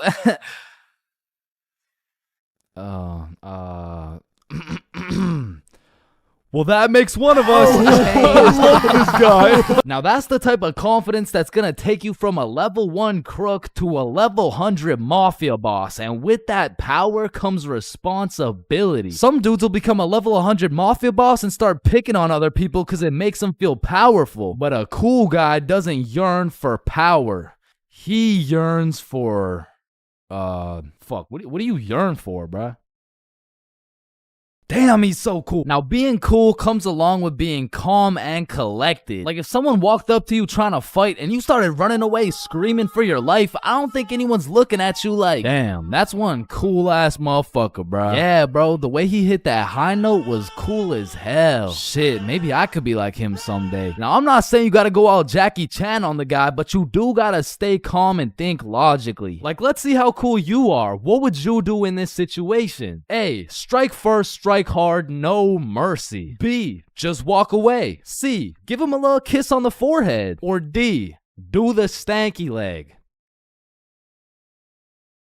And the correct answer is any of the above, bro, because it's not about what you do, it's about how cool you do it. Except maybe the stanky leg one. I don't think anybody can look cool doing the stanky leg. But doing any of the other options, you could look cool as hell. Like, A, strike first, strike hard. Boom, one punch knockout. That's cold. But if you throw first, miss, eat shit, not cool. B, walking away. You're cool as hell. Unfazed. Unless you get jumped from behind and get your ass beat. Not cool. C, give him a little kiss on the forehead. Assert your dominance. You pretty much just made him your son. But if you miss, well, now you're just kissing a dude, so Yeah. Now, even though being cool is all about how you do things, there's a few things that nobody can look cool doing, like riding a scooter, chasing a bus, taking pictures with an iPad, chasing paper in the wind, using VR, washing a cucumber, waving. You look nerdy as fuck, eating a cupcake, tripping, getting out of a restaurant booth, pickleball, and literally anything to do with Starbucks. Hi, can I get a caramel ribbon crunch frappuccino with 2 extra pumps of vanilla and the You're soy? not cool, bro.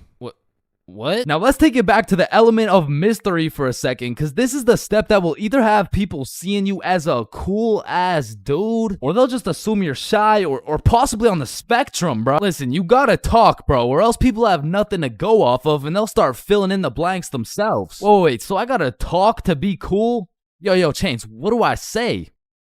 Whatever the fuck you want, bro. No, wait, really? Yeah, bro, the truth is the key to being cool is being yourself. And I know that shit sounds corny, and it is, but do you think the coolest dudes on earth give a single fuck about what you think? Hell nah. They're way too busy being cool, bruh. You gotta be like a peach, man. Some people hate peaches, some people love peaches, but at the end of the day, the peach is gonna be a peach. So here, take these sunglasses, and if you haven't heard it today, you're a cool ass dude, bro.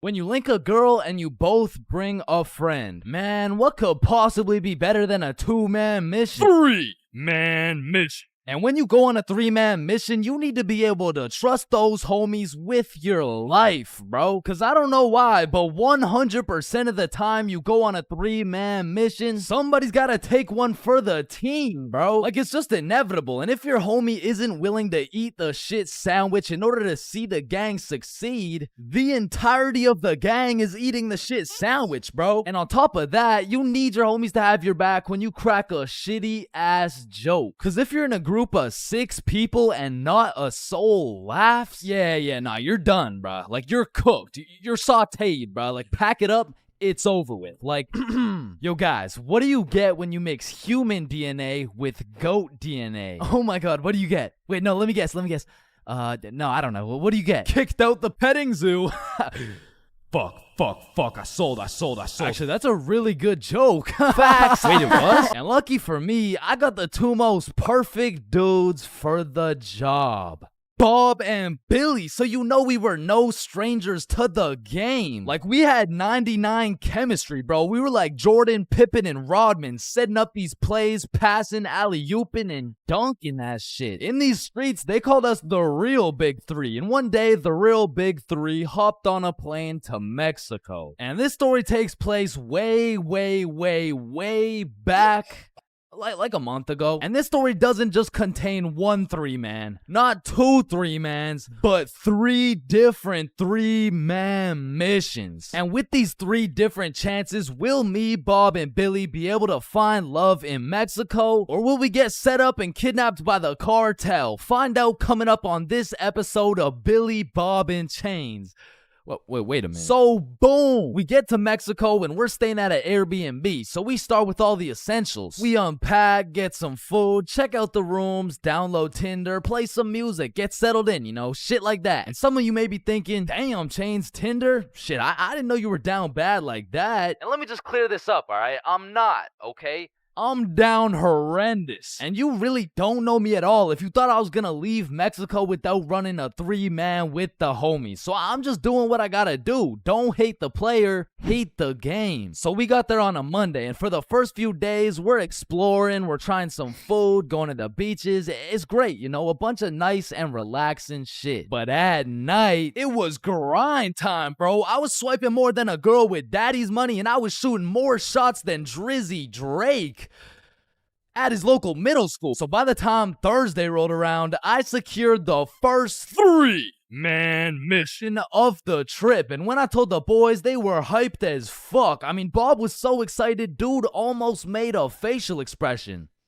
So before we went out, we had to get teed up. And lucky for us, we spent half our food budget on a few bottles of vodka. So we're absolutely down in that shit until our Uber pulls up. We hop in the Uber and get dropped off by some bars where we plan to meet the girls. Now keep in mind, at this point, all I've seen of this girl is pictures. And you know there's a brutal catfishing epidemic going on. So let's just say it's completely in the realm of possibility that I set up a link with 3 big buff Mexican dudes. And Lord knows I'm crossing my fingers.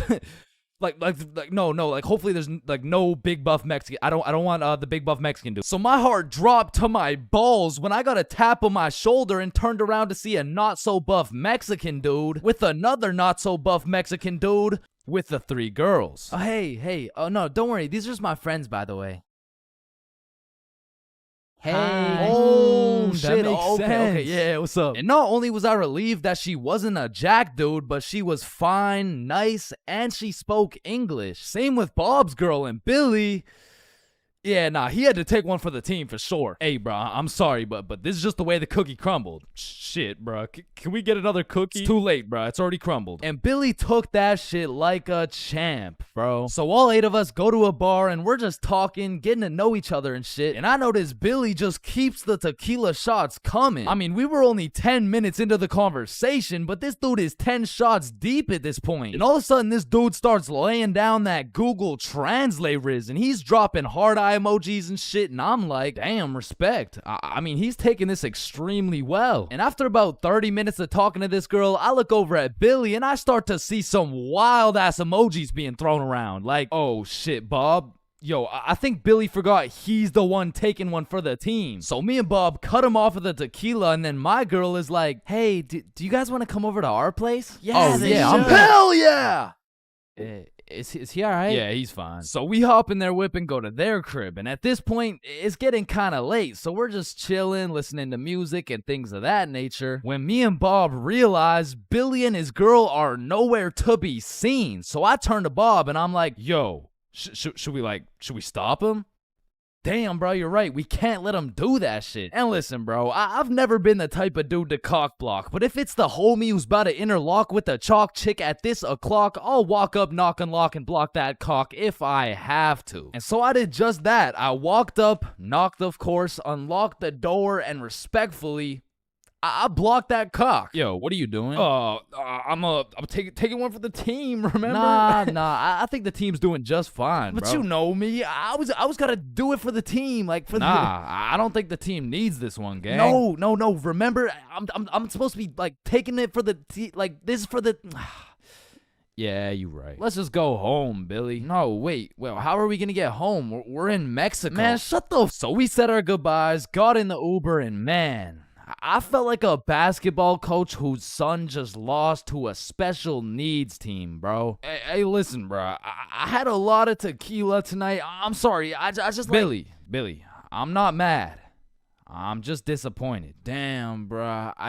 And the next morning we woke up, and I'm not gonna lie, we felt it a little bit, especially Billy. Billy was in physical and mental agony, but we have a secret method to get rid of any hangover instantly. It's called vodka. So we're practically eating this bottle for breakfast, and once everyone was healed up, we hit the beach and had a fantastic day. It was stupendous, really, and once the sun started to set, we got some food, and man, it was gas, bro. I had the best nachos of my life. And as I'm consuming this orgasmic meal, I get a little notification on my phone from a new girl. Yo, you got any friends? Oh, shit. And I'm like, hell yup. Then she's like, I'm going out with some friends tonight. You guys should come. And I'm like, hell yup. And just like that, we secured our second 3-man mission. So we absolutely house that fucking meal, go back to the crib, get ready, tee up, you know the drill. We hop in the Uber and get dropped off in the same area where the clubs and bars are to meet these girls. And when we get there, Bob and Billy are both praying they don't gotta take one for the team this time. And I'm there just chilling like, yo, this is why I set up the 3-mans, cause then I never have to take one for the Chains, is that you?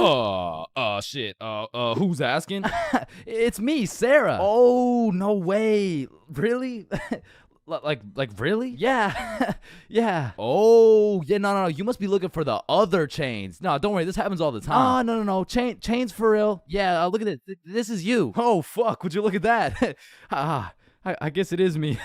Fuck. Like shit, I don't know how she did it, but she got my ass, bro. I got catfished nicely. But I guess it was just my turn to take one for the team. And I look up at who she brought, and she pulled up with 4 straight dimes for the homies to choose from. Like, bro, why me? So we're walking, and the girl I'm temporarily associated with is like, hey, let's go to the club. Yeah, let's go. So we go to this club, 8 people deep, and the girls are like, yeah, let's buy a bottle. Yeah. Where's your money?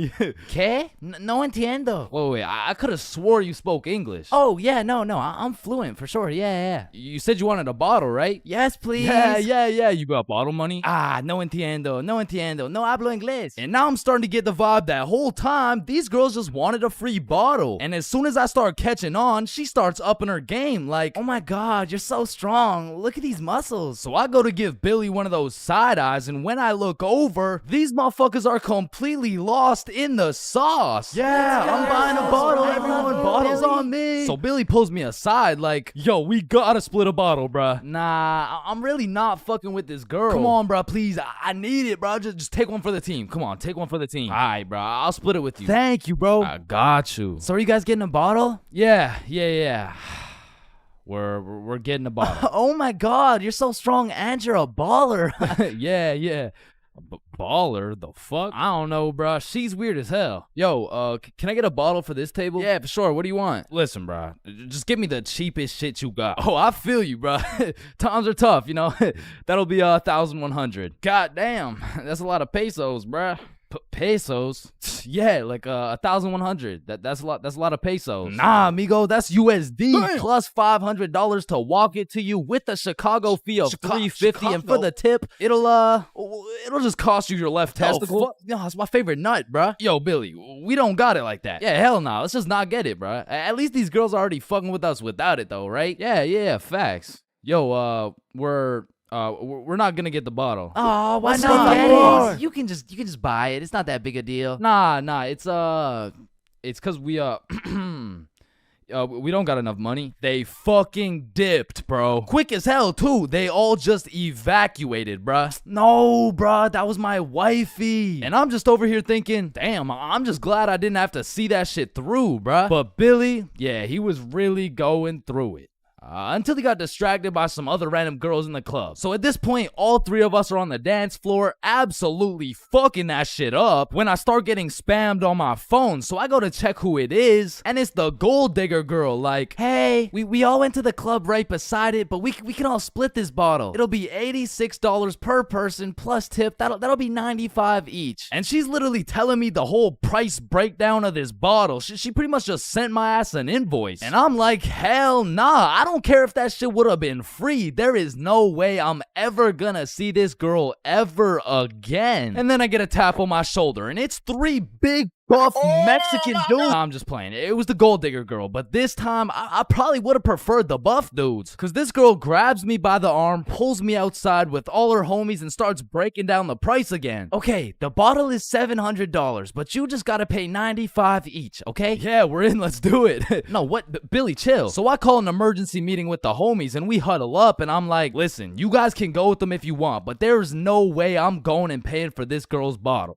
Fuck that, bro. You're right. We could find something better for sure. So we jump ship. Absolutely abort mission. Yo, what's that over there? I'm not stupid. I'm not falling for that shit. Nah, is that Jeff Bezos handing out free bottles to catfishes? Wait, what? Where? So we evacuate and start roaming the streets when I get a tap on my shoulder. I take a deep breath, turn around, and it's the girls from the OG3, man. Like, oh my God, Chains, what are the chances? Yo, what's up? And me and Bob are hyped, but Billy's over here having traumatic anime flashbacks and shit. You guys should come with us. We know the best spot here. Oh shit, yeah. bet. Fuck. So they take us to this club bar thing, and it's fucking bumping, but as soon as we get inside, Billy disappears, bro. And I don't even blame him. He's staying as far away from this girl as possible, not because he's scared of what she's gonna do, but because deep down, he's scared of what he might do. But regardless, me and Bob continue to respectfully obliterate the dance floor for about an hour straight, and then the girls are like, hey, it's getting kind of late, so we're gonna head out now. I bet. Wait. Yeah! And once me and Bob had officially decimated the dance floor beyond repair, we realized there's an upstairs that leads to a balcony. So of course me and Bob go to explore that shit. And as we walk out onto the balcony, we see Billy with this one girl who looks our age, who happens to have a friend who also looks our age. And once again, Billy is absolutely laying down that Google Translate riz, but this time he's really cooking. So me and Bob start talking to her friend named Mia. I get her Instagram, and then Billy's like, all right, let's go. The Uber's here. Uber? Uber to where? Oh, yeah, no, my bad. I forgot to tell you, but Camilla and Mia are coming back to the B&B. What the fuck? Don't you think we gotta discuss shit like that? Nah. Bro, what? All right, Uber's here. Let's go. So Billy and the girls go to the Uber, but me and Bob stay back to discuss what the actual fuck is going on right now. Yo, this is a bad idea, right? But we can't let him do this shit alone. Shit, Bob. Do we even have a choice?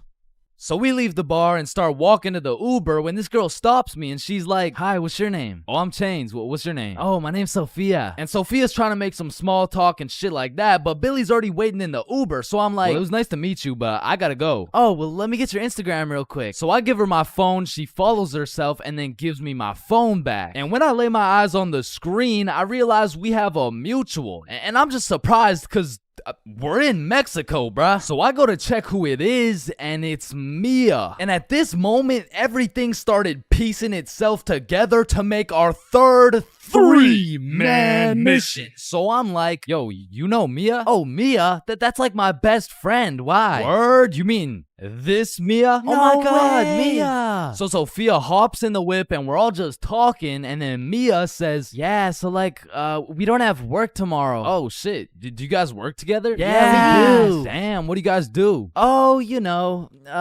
we dance. What, where do you guys dance? Like in the club? Oh shit, yeah. That's what's up. Yo, how old are you guys, by the way? 21, 24, 25. Damn. Sorry. Do you guys happen to have any you guys happen to have kids by chance? Of course, I have two. I have a baby boy. One of them is a 3-year-old boy. I also have 2 daughters. Oh fuck. Yo, Bob, you think it's too late to abort mission? And I don't know how, but none of that information seemed to faze Billy in the slightest. Cause now he's out here making out with this girl like, fuck them kids, bro. And the whole car ride, I'm just thinking, what the fuck is going on, bruh? But soon enough, we arrive. We all hop out of the whip, go to our B&B, put in the code for the lockbox, get the key, unlock the door, and go inside. Now for context, the crib had 2 couches and a master bedroom. And that bedroom is where I used to sleep, and I say used to because as soon as we got to the B&B, Billy and Camila went straight to my room and start playing patty cake loud as hell too, and so all of us are just sitting on the couch like hola ¿cómo estás? Fuck. And this motherfucker Billy was just making up for every single time he had to take one for the team. And after the longest 20 minutes of my life, Billy walks out of the room smiling from ear to ear like, what? Well, why's everyone looking at me? Shit, you guys could hear that? Then Billy cops the girls an Uber, they dip, and I'm looking at Billy like, bro, what the actual fuck just happened? Hey man, listen, it's just the way the cookie crumbles. Nah, bro, you are crazy. And at this point, it was probably 4 a.m. or something. So I go to my room to look at where I'm supposed to sleep, and there's a bunch of looped up rappers on my bed, and I'm not talking Diddy. So needless to say, after a long night, I slept on the couch, and we all woke up rotten, bro. So rotten, even the vodka method wouldn't work. So we decided if anything could make us feel better, it would be a plate of the world's best nachos. So we get ready, leave the crib, and then Billy's like, yo, who's got the key? Shit, I don't got it. Bob, you got it?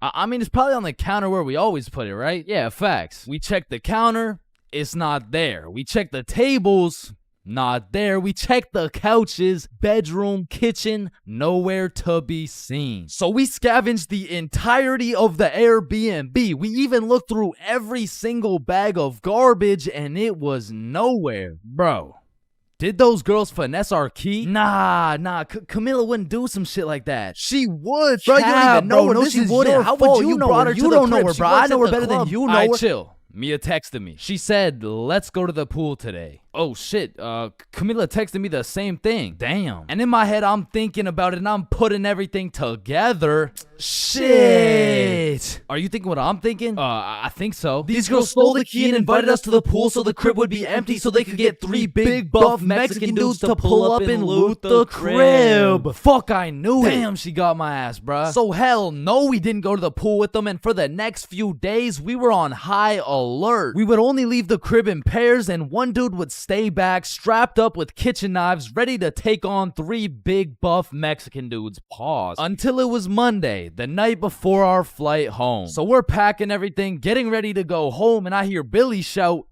Chains? Yo, what's up? Yo, guess what I got, bruh? Chlamydia? No. Gonorrhea? What? No. Herpes? No, it's in my suitcase. Your suitcase got herpes? No, it's the key. How the fuck? I don't know.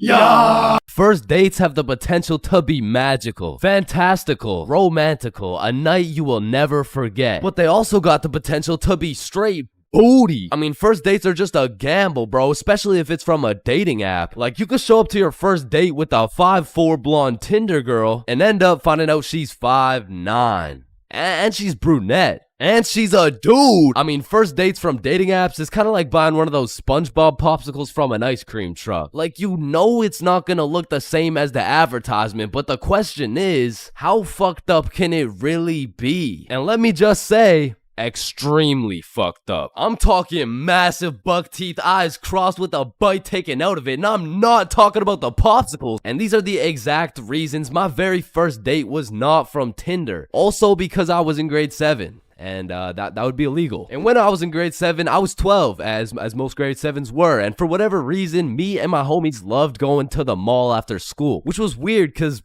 we had no money. So after another successful day of walking around and being too broke to buy anything, we walked back to the bus terminal by the mall. And as we walked up to our bus stop, we see these 2 girls waiting there. And the closer we got, the more familiar these girls started looking, until we realized one of them was in our class. And so we walk up to them like, yo, are you Kate? Oh shit, Billy, Bob, and Chains. What's up? Oh, nothing much. How are you guys doing? Oh, I'm good. This is Jessica. She's new to our school. Hi. What's up? Hello, Jessica. What brings you guys to the mall? Oh, nothing much. Just walking around and not buying anything because we don't have any money. Yo, us too. And so we all get on the bus and we're just talking and shit for a good 20 minutes until my stop comes up. So I pull the thingy, but before I get off the bus, I ask Jessica, yo, Jessica, do you Snapchat by any chance? Yeah, I do. Let me add you. What's your Snap name? And I remember I had some shitty ass username like, oh shit, it's MLG Pro No Scoper Illuminati confirmed. Yo, kid, get the fuck off the bus. Sorry, 1 second, please. Where was I? MLG Pro No Scoper Illuminati confirmed. And when I got home, I went on Snapchat, accepted a request, and we started talking. And we snapped all night to the point I was smiling, kicking my feet in the air and shit. Yo, I'm coming in. No, wait, don't. I'm beating my meat. Wait, shit. Yo, what boy has you smiling like that? Boy, it's a girl. Man, shut the fuck up. Oh, Oh shit, you're serious? Wait, so the whole time you were watching Powerpuff Girls? It just had a good plot. Okay, bro. Okay, so this is what you gotta know. And my brother started running me through the do's and don'ts of being in a talking stage. Alright, listen. Don't text her too much, but don't text her too little. Don't talk to too many other girls. Yep, nope. That won't be a problem right there. Yep, I know, buddy. And you also gotta talk to her at school. So the next day at lunch, Bob, Billy, and I walk over to Jessica and her two friends, and we start talking again, and we make plans to go to the mall together. And boom, all of a sudden we started forming a little friend group. It was me, Bob, and Billy with Jessica, Kate, and Nikki. And we started hanging out damn near every day, hitting the mall, buying nothing, going to Nikki's house, doing nothing. But we had fun, and so inevitably, Bob and Kate start having a thing, Billy and Nikki start having a thing, and that just left me and Jessica. And so one late night, we're on Snapchat with my feet kicking in the air faster than ever, and Jessica hits me with a, so I've been thinking, well, I like you. I like you back. So... And I typed up, do you want to be my girlfriend? I fucking threw my phone across the room, nervous as hell. I get the notification, and when I go to check what she said, she was like, yes, I do. And call me Josh Giddy, the way I just bagged this 12-year-old. But the next day at school, when me, Billy, and Bob walk up to our girlfriends, I started getting all nervous and shit. There was something about the title of being a boyfriend that just had me shitting bricks, bro. It was like, hey, Chains, how are you? Oh, you know, I'm good. Oh yeah, how are you? Oh, I'm good. But now that all three of the boys had acquired girlfriends, Billy was like, hey, why don't we all see a movie this weekend? Like it'll be a triple date. Yeah, that's a great idea. Yeah, let's do it. It's a date, triple date. Yeah, fuck yeah.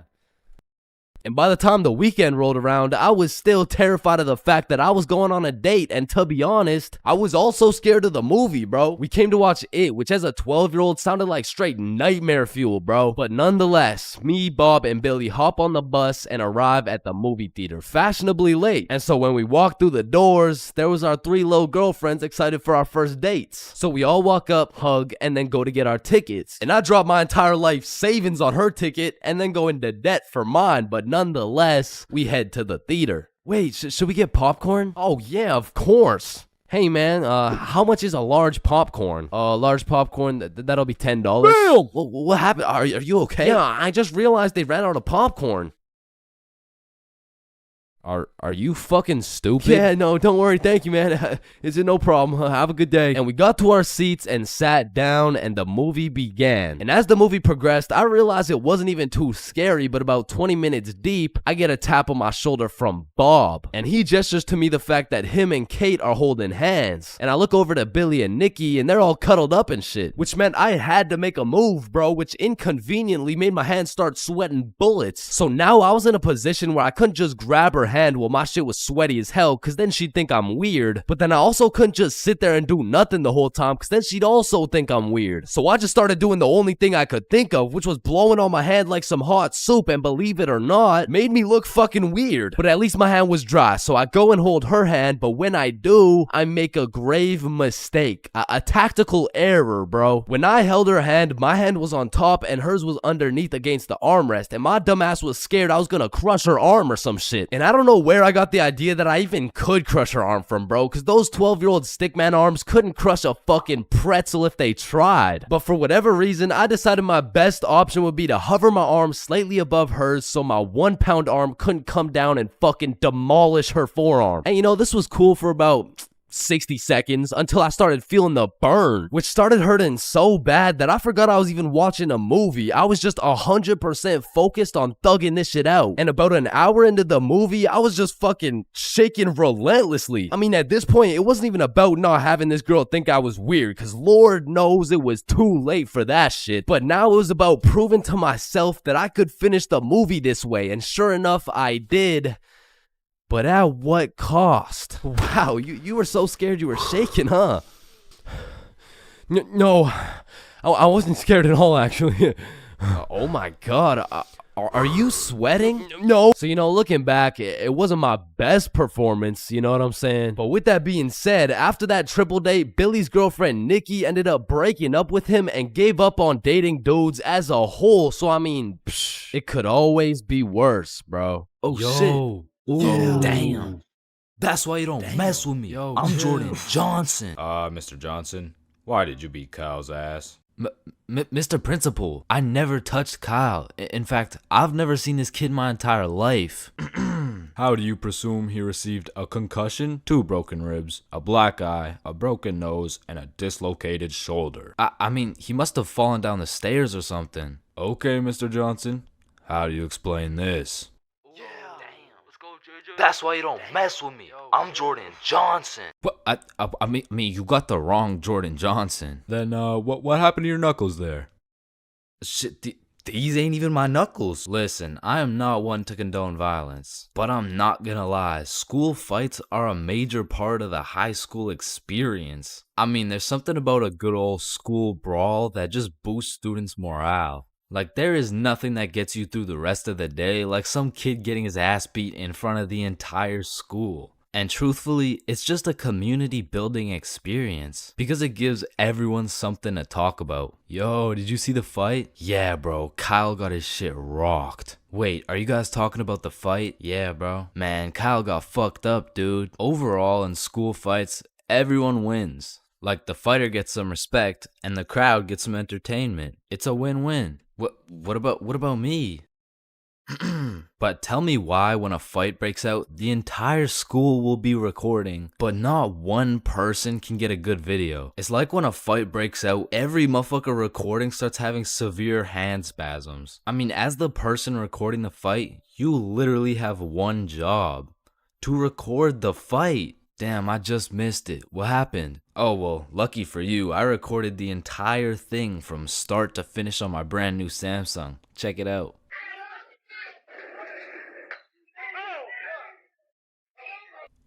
Did anyone else record the fight? Oh shit, yeah, I did on my brand new iPhone 14 that actually records in 4K. Okay, bet. Ooh, oh, damn. Let's go, JJ. That's why you don't mess with me. But bro, there's just a video of your face for 8 minutes straight. And watching some of these fights are funny as hell because some motherfuckers will come in swinging like KSI. Some motherfuckers are out here thinking they're Daniel LaRusso. And some motherfuckers should just not be fighting. Which is honestly the best part, because where else could you catch a 6'5", 250-pound big body scrapping some 5'2" nerd? Like, the UFC would never let that shit slide. Plus, you get to watch it all for free. But me personally, I've never gotten into a school fight. But don't get me wrong, if someone wanted to catch these hands, I could hit them with the little knuckle sandwich, if you know what I mean. But truth be told, I could never lose a fight. Not because I know how to fight, but because for Bob, shit was on sight. And trust me, you don't fuck with Bob. Bob's got a better record than Floyd Mayweather. And I even heard one time he got into a little altercation with Mike Tyson. All I'ma say is, he dealt with him. But with that being said, we all know that one kid in school who was born to simply beat people's ass. Like, this dude's life purpose was to run people's fade. And of course, I had someone like this at my school. He was the type of dude who had nothing to lose, so he would instigate a fight wherever he could. We'll just call him Jordan. And honestly, he was holding a solid record. I mean, he was probably 12-0. But one day, Jordan picked on the wrong kid. Hey nerd, take off those stupid glasses. And Bob was a man of little words, so Jordan's buffoonery did not faze him. Hey nerd, I said take off those stupid glasses. Hey, stop ignoring me.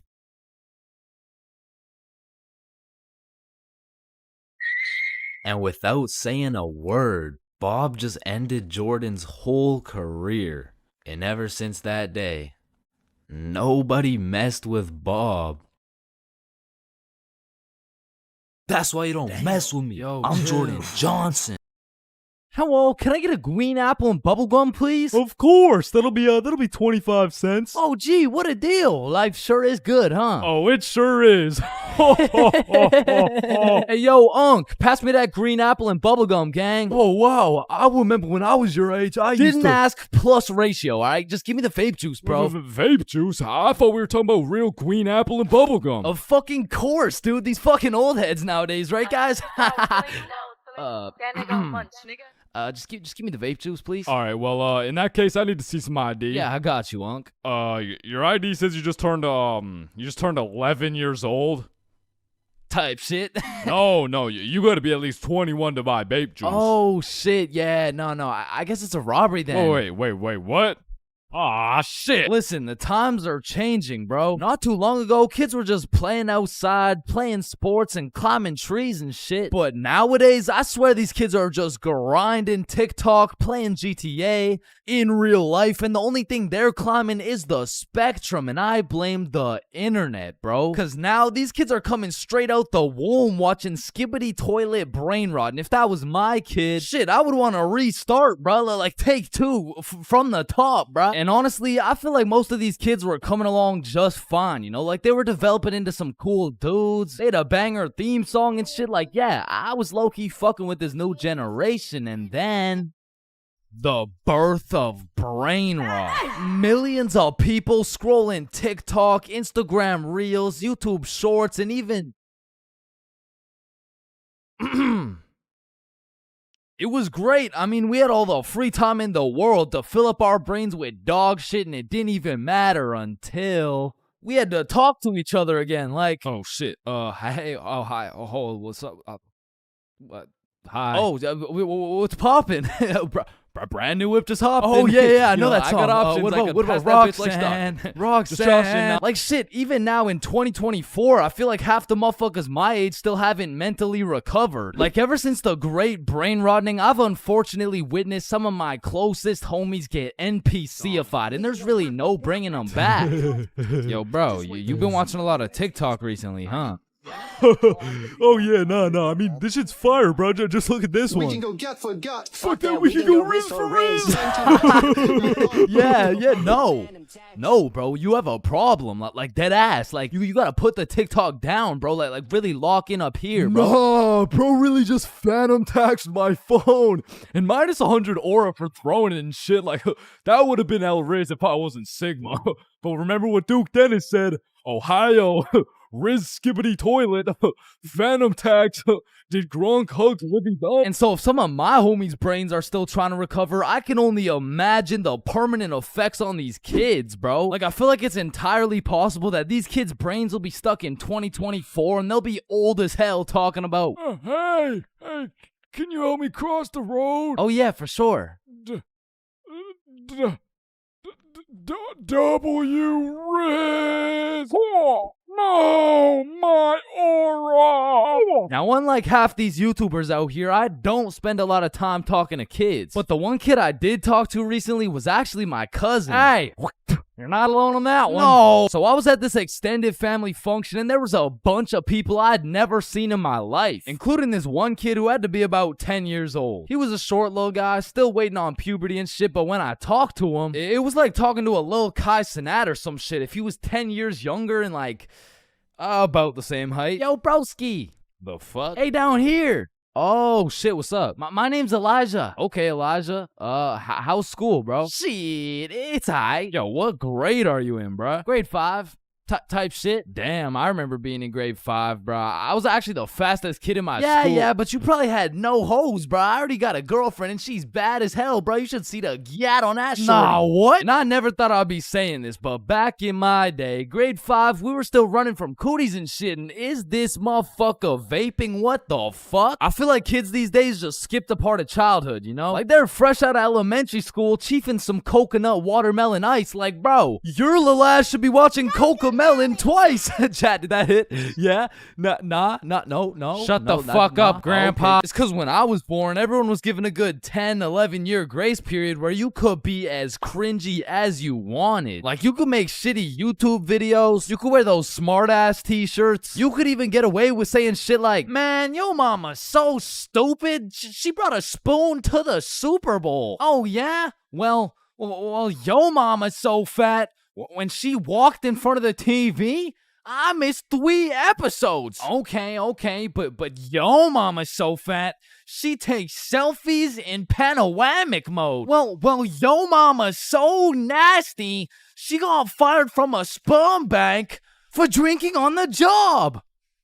What's a sperm bank? Shit, I don't even know. And I feel bad for this new generation because they don't got no cringe grace period or anything, bro. They just pop straight out the womb like, and it's a boy. Yeah, I'm a dude, whatever. Now snip me up, bro. I can't have the host seeing my foreskin, dog. And maybe I'm just jealous, but to me it's wild that these kids are getting new ass phones in elementary and middle school. Cause they'll never understand the absolute crucifixion I would get every single time I whipped out my phone, bro. Like that shit was staying in my pocket unless it was 100% necessary. Alright class, everyone get your phones out for our end of year Kahoot. Let's go.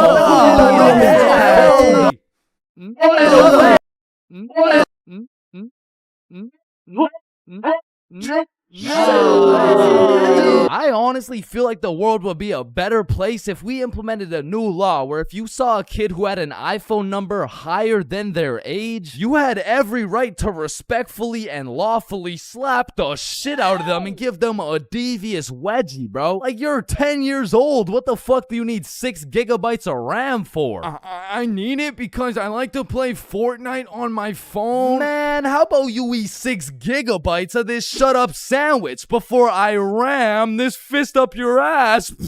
Alright, chat, I know that one hit, bro. What do we think? Stickman Police Department donated $1. Wait, what? Look behind you, Chains.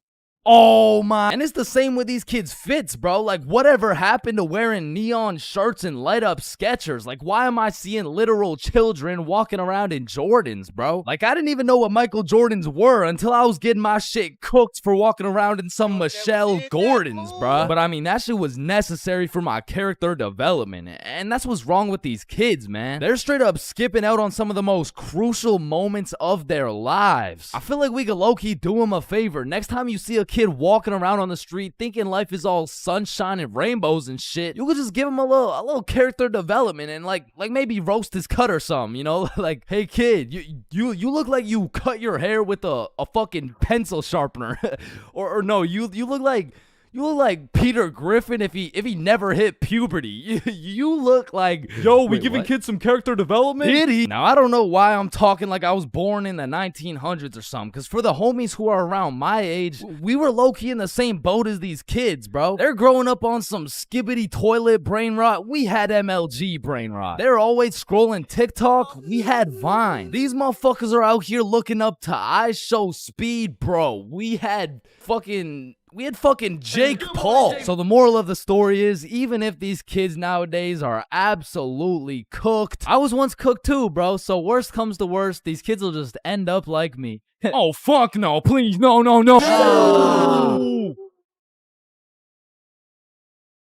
Awkward conversations. We all know them and we all hate them. Hey, how are you? Oh, I'm good. How are you? I'm great. How are you? You already asked me that. Damn, you right. You right. So, how's your day going? My pet frog just died. Damn, that's tough. I find myself taking the most inconvenient routes to avoid an awkward conversation. Like, I can't really explain the feeling of an awkward conversation, but it's just mildly uncomfortable. Like, I would compare the discomfort levels of an awkward conversation to wearing wet socks.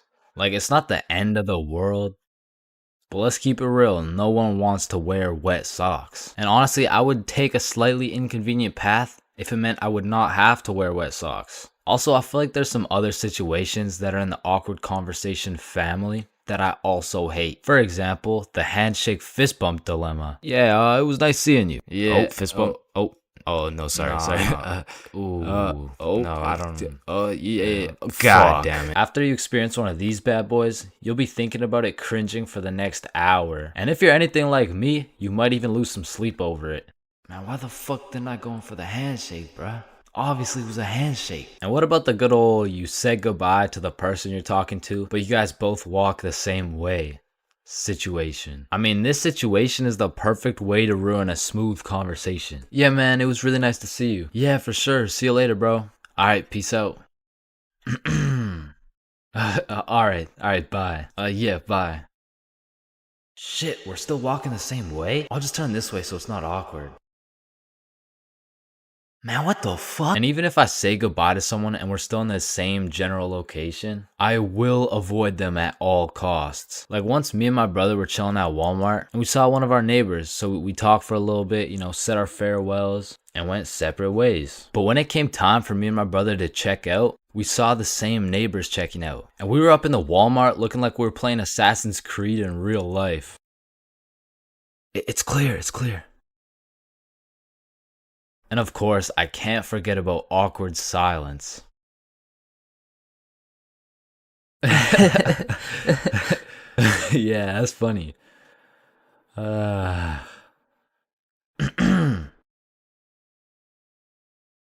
Me personally, I have some procedures in place to avoid awkward silence no matter what. For example, my philosophy is to just say things.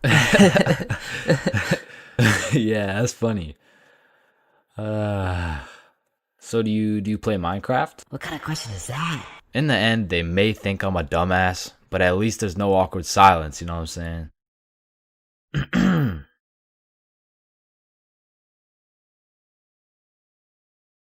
Honestly, bro, I'm not scared of much. I'd go skydiving, I'd swim with the sharks, run with the lions, fight a gorilla, beat some ass, and not even get my ass eaten. No, I would not. What the fuck? Wait, no. I meant I'd even get my ass beaten, bro. But if there's one thing that leaves me scared shitless, it's a...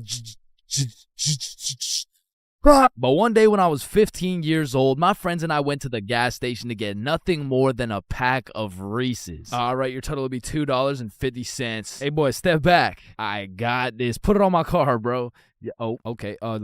Just let me... Oh, all right. You know, I don't think your machine's working, bro. Hey, kid. I hate to break the news to you, you know what I'm saying? But, I think your broke ass needs to get a job. No! So I got my first job at Jim Jordan's and I was grinding, bro. I made every coffee fresh, every customer happy, every toilet squeaky clean. I was putting the potato wedges in a goddamn bag until I'd stacked up my first few bands and I'd never seen this much money in my life. I thought I was rich, bro. So I quit my job. And then the government took some bands. I bought a few Fortnite skins, one ugly ass t-shirt, and before I knew it, I ended up exactly where I started. Damn, dude, you fucking suck. Your broke ass still needs to get a job, bro. Man. Firstly, my name is Chains, and I would love to work here at this summer camp. All right, Chains, do you know how to read? Yes, sir. Do you speak English? I do. Can you count to 10? Indeed. Can you ride a bike? Of course. Do you like little kids? Yeah, no, wait, no, yeah, well, no. Well, no. Final answer, no. All right, you're fired. Wait, no. I love little kids. All right, you're hired. Now take this helmet and teach those kids how to ride some goddamn bikes. Okay, yeah. Thank you. Really quick, how much do I get paid? I mean, as little as legally possible. Now get to work, buddy. Hi. My boss threw my ass straight into the deep end, bruh. No training, no nothing. Now, what's crazy is every other worker went to a training camp and was taught exactly what to do and exactly what to say. But one of those dudes quit last minute and they needed somebody, anybody to fill in, and that's the only reason they hired your boy. Anyways, I grab a bike, go outside, and there I see my group of 5 little 5-year-olds waiting for me. And I can see the hopes and dreams of learning to ride a bike glistening in each and every one of their little eyes. And I didn't want to let these little motherfuckers down, so I wasted no time and got straight to work. Listen, it's simple. You get on your bike and you just start pedaling. Like, look at me go. Right, guys? Shit. Listen, teaching one kid to ride a bike is legwork. You grab the seat, you push them, they pedal, they fall, and you pick them up and start gaslighting their ass like, wow, buddy, you did an amazing job. I've never seen somebody sweep the floor with their face before, man. Next time you can use your hands, though. Thank you. But the real problem is having 5 different kids with 5 different personalities and skill levels. Because the first kid was named Miles, but he couldn't ride a bike for 5 feet. Then we had a kid named Noah, who didn't know a single thing about how to brake. Parker, who couldn't park for shit. We even had a kid named Noel, but his little ass couldn't stop taking L's. In James, But it was just one motherfucker, bro. Like, why is your name plural, bro? Where's the other one at? So my group's out here looking like 5 chimpanzees on bikes with one bigger chimpanzee supervising them. And I look over at my coworkers' groups, and these motherfuckers are out here biking in perfect unison, weaving through cones. I even seen a little kid doing no hands, bro. Hey, James, look, no hands. Oh, shit. Oh, shit.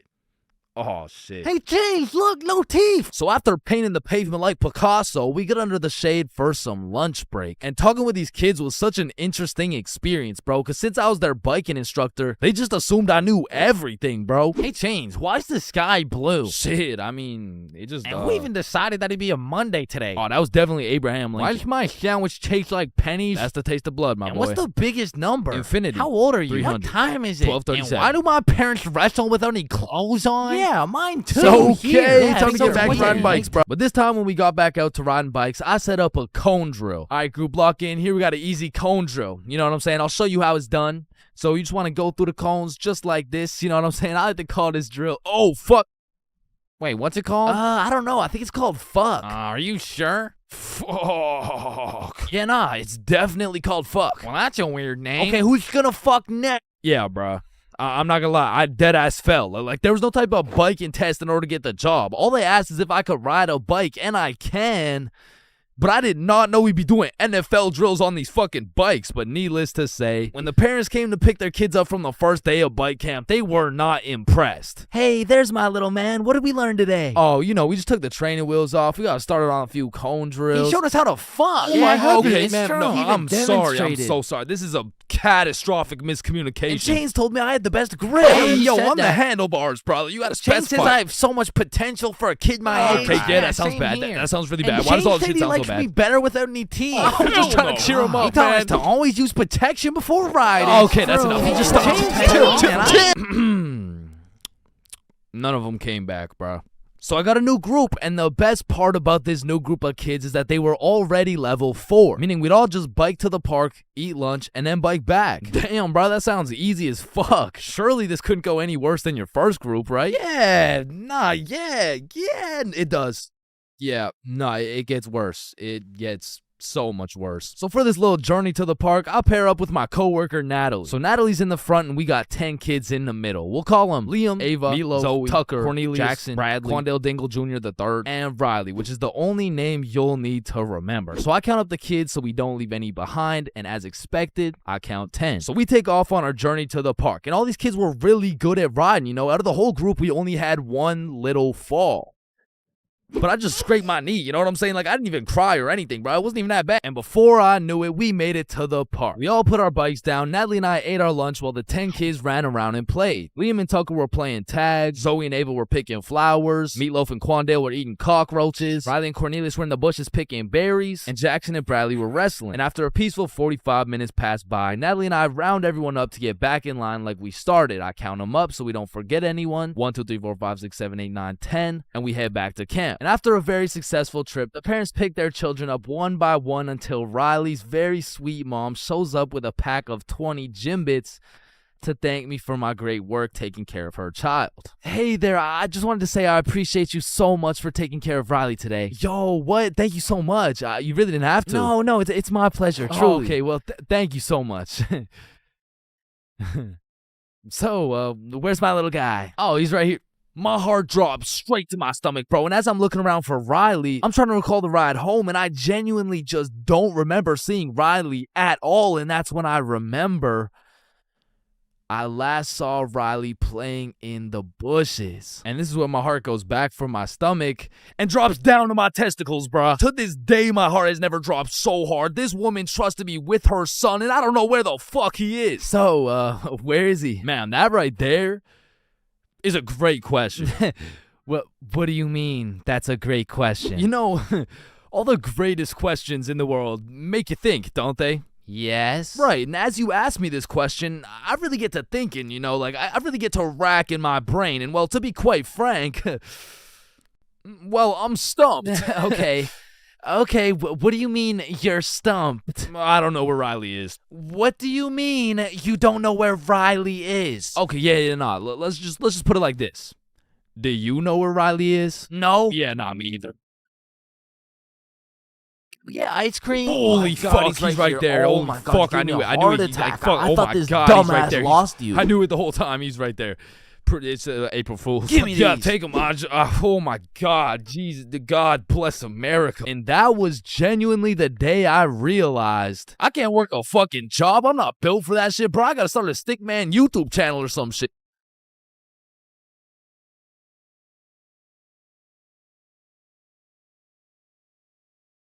There's a lot of things in life that I don't really understand, but if there's one thing I can truly comprehend, it's being grounded. Because in my time, I've served a total of 547 days and 16 hours in the slammer. And through a year and a half of extensive first-hand research, I've come to the professional conclusion that getting grounded is straight ass, bro. You're locked in your room with no phone, no computer. Like, what do you want me to do? Think about my actions?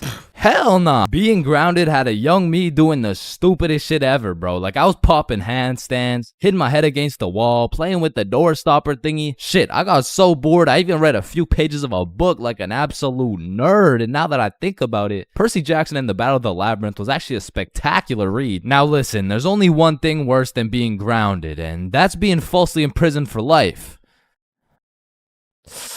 Well, now that I think about it, there's a lot of things worse than being grounded, but one of which is being grounded during summer, bro. There's something about being able to hear all the happy children, the ice cream trucks, your homies having fun, the hoes throwing rocks at your window, asking you to come outside, or you just cry yourself to sleep because there never was any hoes throwing rocks at your window asking you to come outside. It's just you, your Percy Jackson books, some used toilet paper, and the existential thoughts in your head questioning if it's even worth it. And listen, I'm sure everyone can pick up on the fact that I'm a really intelligent dude. Smart all around, really, but trust me when I say, I wasn't always this smart, bro. In fact, in kindergarten, my dumbass fully believed with my whole heart that being grounded meant your parents would just dig a decent-sized hole in your backyard, toss you in, and bury you alive for the time being. And so I'm sure you could imagine my surprise when my OG friend of 5 days said, yeah, I got grounded for 2 whole weeks. Holy fucking shitballs, dude, are you okay? No, man, it's really hard. I didn't get to touch any of my toys or anything. Damn, how long ago was that, man? Oh, I'm still grounded. What? No, you're not. Yeah, dude, I'm grounded right now. No, the fuck you're not. And I wouldn't truly find out what being grounded was until 7 years later. I was in grade 7. It was a beautiful sunny summer day at approximately 11 a.m. and me and the boys were freely roaming our city. Little did I know, we wouldn't be free for long. And as the boys and I roamed the city looking for a move, one of Bob's girls calls him up and is like, okay, so my friend Becky is in Hawaii for a few days with her family, and she said I could bring you over. And just like that, Bob could have wrapped it up and claimed some cheeks. But the boy Bob was never one to leave the homies behind, so not only did he convince his girl to let us come, but he went above and beyond. He got his girl to bring some of her friends over too, and now we're hyped because we had now located the move, and quite a marvelous move if I do say so myself. Now keep in mind, all of us knew Becky and had been to Becky's house many times before, but Becky was all the way in Hawaii, so she had no clue about the marvelous move about to take place at her own crib. But regardless, me and the homies walk into Becky's crib and they low-key got a little get-together in the works. I see Bob's girl, I see Bob's girl's friends, and then I see a mutual friend of mine named Dennis. And he brought his girl. Now, a little backstory about Dennis. Dennis was 2 years older than me, making him in high school. And to be fair, from grade 7 to high school is a colossal difference. Dennis was taller, had a more developed frame, and Dennis even had some facial hair in progress. The amount of facial hair that put my peach fuzz to shame. And to put it quite simply, Dennis was a menace. But regardless, that's my homie's homie, so I walk up and dap him up. And then everyone heads over to Becky's room. Now keep in mind, Becky had simply invited Bob and Bob's girl to come over, and somehow we ended up being 8 people deep in that joint. And so that means technically, the other 6 of us were straight trespassing. So we were all chilling in Becky's room, chopping it up for a good hour and a half, until eventually, people start exploring her house. Now in Becky's room, it was just me, Bob's girl and Bob's girl's friend named Lily. And so we're all just talking until I hear someone yell from the room down the hall, Yo, Chains, get in here right now. and I don't know exactly what I was expecting to see as I walked into that bathroom, but it was absolutely not seeing Dennis drop a condom filled with water on Billy's head. And of course I laughed because that's comedy gold right there, but it also made me realize maybe we shouldn't be here dropping condoms on each other's heads. But who was I to tell Dennis what to do? He had facial hair, so he was practically a grown man to my standards. So I just turned around, went back to the room, and continued chilling with Bob. And as we talked, the music progressively got louder and Dennis progressively became more of a menace. And it had got to the point where the speakers were booming and Dennis was lobbing condom water balloons off Becky's balcony. And then one time, Dennis either almost hit or just missed Becky's neighbor with one of these condom water balloons. So this grown man looks down at a condom that seems to have fell from the heavens. Then he looks up and sees Dennis scrambling inside the Becky's crib with the speakers blasting music. And then he continued on his way. And we were all just having a fantastic time in Becky's room until we hear the downstairs door swing open. And we all absolutely shit our pants and run onto the balcony. Hey, I just texted the family who lives here and they said no one is supposed to be in the house. Everyone needs to leave right now or I'm calling the cops. And that's exactly what we did. No messing around, we were out that hoe. And we all went to Bob's girl's house for an emergency meeting because we were all scared as fuck. And now Bob's girl and Becky are texting and Becky's like, my parents are pissed, they want to talk to everyone's parents and they know how many people were there. So we all devise a foolproof plan. Okay, we give Becky our phone numbers, tell it's our parents' phone numbers, and we act super disappointed in our children. We all agreed on this plan and the emergency meeting was dismissed. And over the next few days, we all got texts from a very unhappy Becky's father, who made sure to specify the amount of condoms that were found in the bathtub. We all respond with some bullshit along the lines of, Hello, Mr. Beckerson.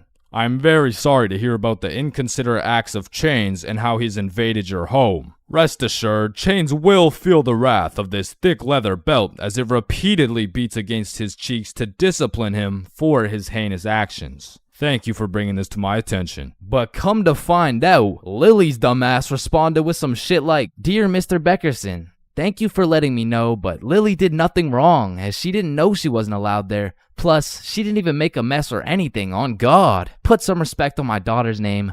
Period. And just like that, our foolproof plan got fucked. And Becky's father texted each of us saying, You are coming to the house at 3:15 p.m. today or I'm calling the cops. And shit, looking back, Becky's father was most definitely bluffing. Like, say I didn't go, what was he gonna tell the cops? 911, what's your emergency? Hey, there was 8 kids who invaded my home 3 days ago. Okay, sir, did they break in? No, no.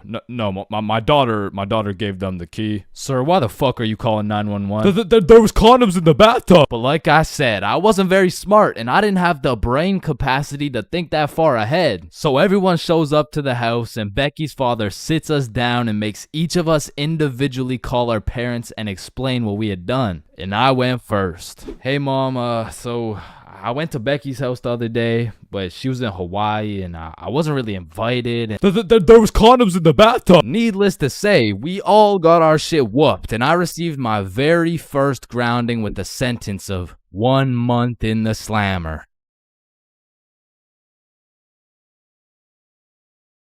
Imagine putting in hard work, time, and dedication into saving up for some new shoes. You go to Foot Locker and find the perfect pair. You try them on, you check them out, and you cop them.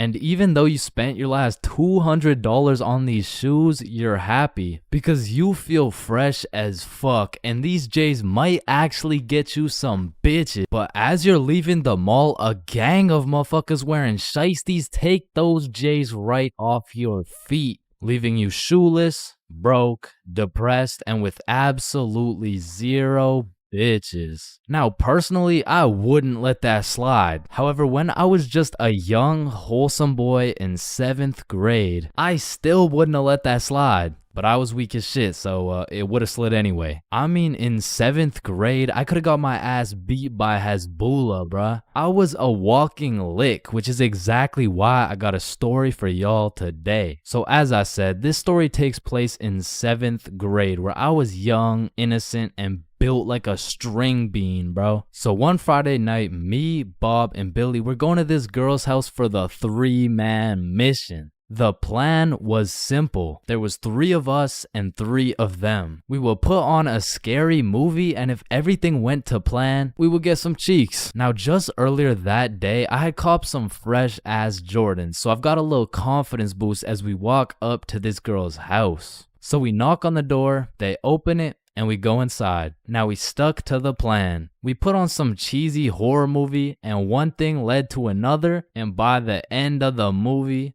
Bob had all 3 girls, bro, and me and Billy were in the corner playing Bloons Tower Defense. Don't ask me how this shit happened, I don't want to talk about it. So after hours of me and Billy straight fumbling, we all decided to go home. And although I was a little disappointed in my performance tonight, I put on my brand new uncreased Jordans and I remembered, damn, even Curry airballs sometimes. Now the bus route back to Bob's crib took 2 buses. So we hop on the first bus, it takes us to the next stop, and as we're getting off, we see the second bus we need drive right by us. Fuck, is that our bus? Damn, yeah it is. Wait, check when the next one comes. Yeah, it shouldn't be long. Damn, bro, the next bus comes in an hour. So we have no choice but to wait at the bus stop for an hour. So we wait, and at this point, it's already getting late. I checked the time, and it's already 11 p.m. As we were sitting there, bored as hell, waiting for this bus to come, one of the other buses stops in front of us to let someone off. The person gets off, and as the bus starts leaving, we hear this loud thud come from the bus. What the hell? What was that? Oh shit,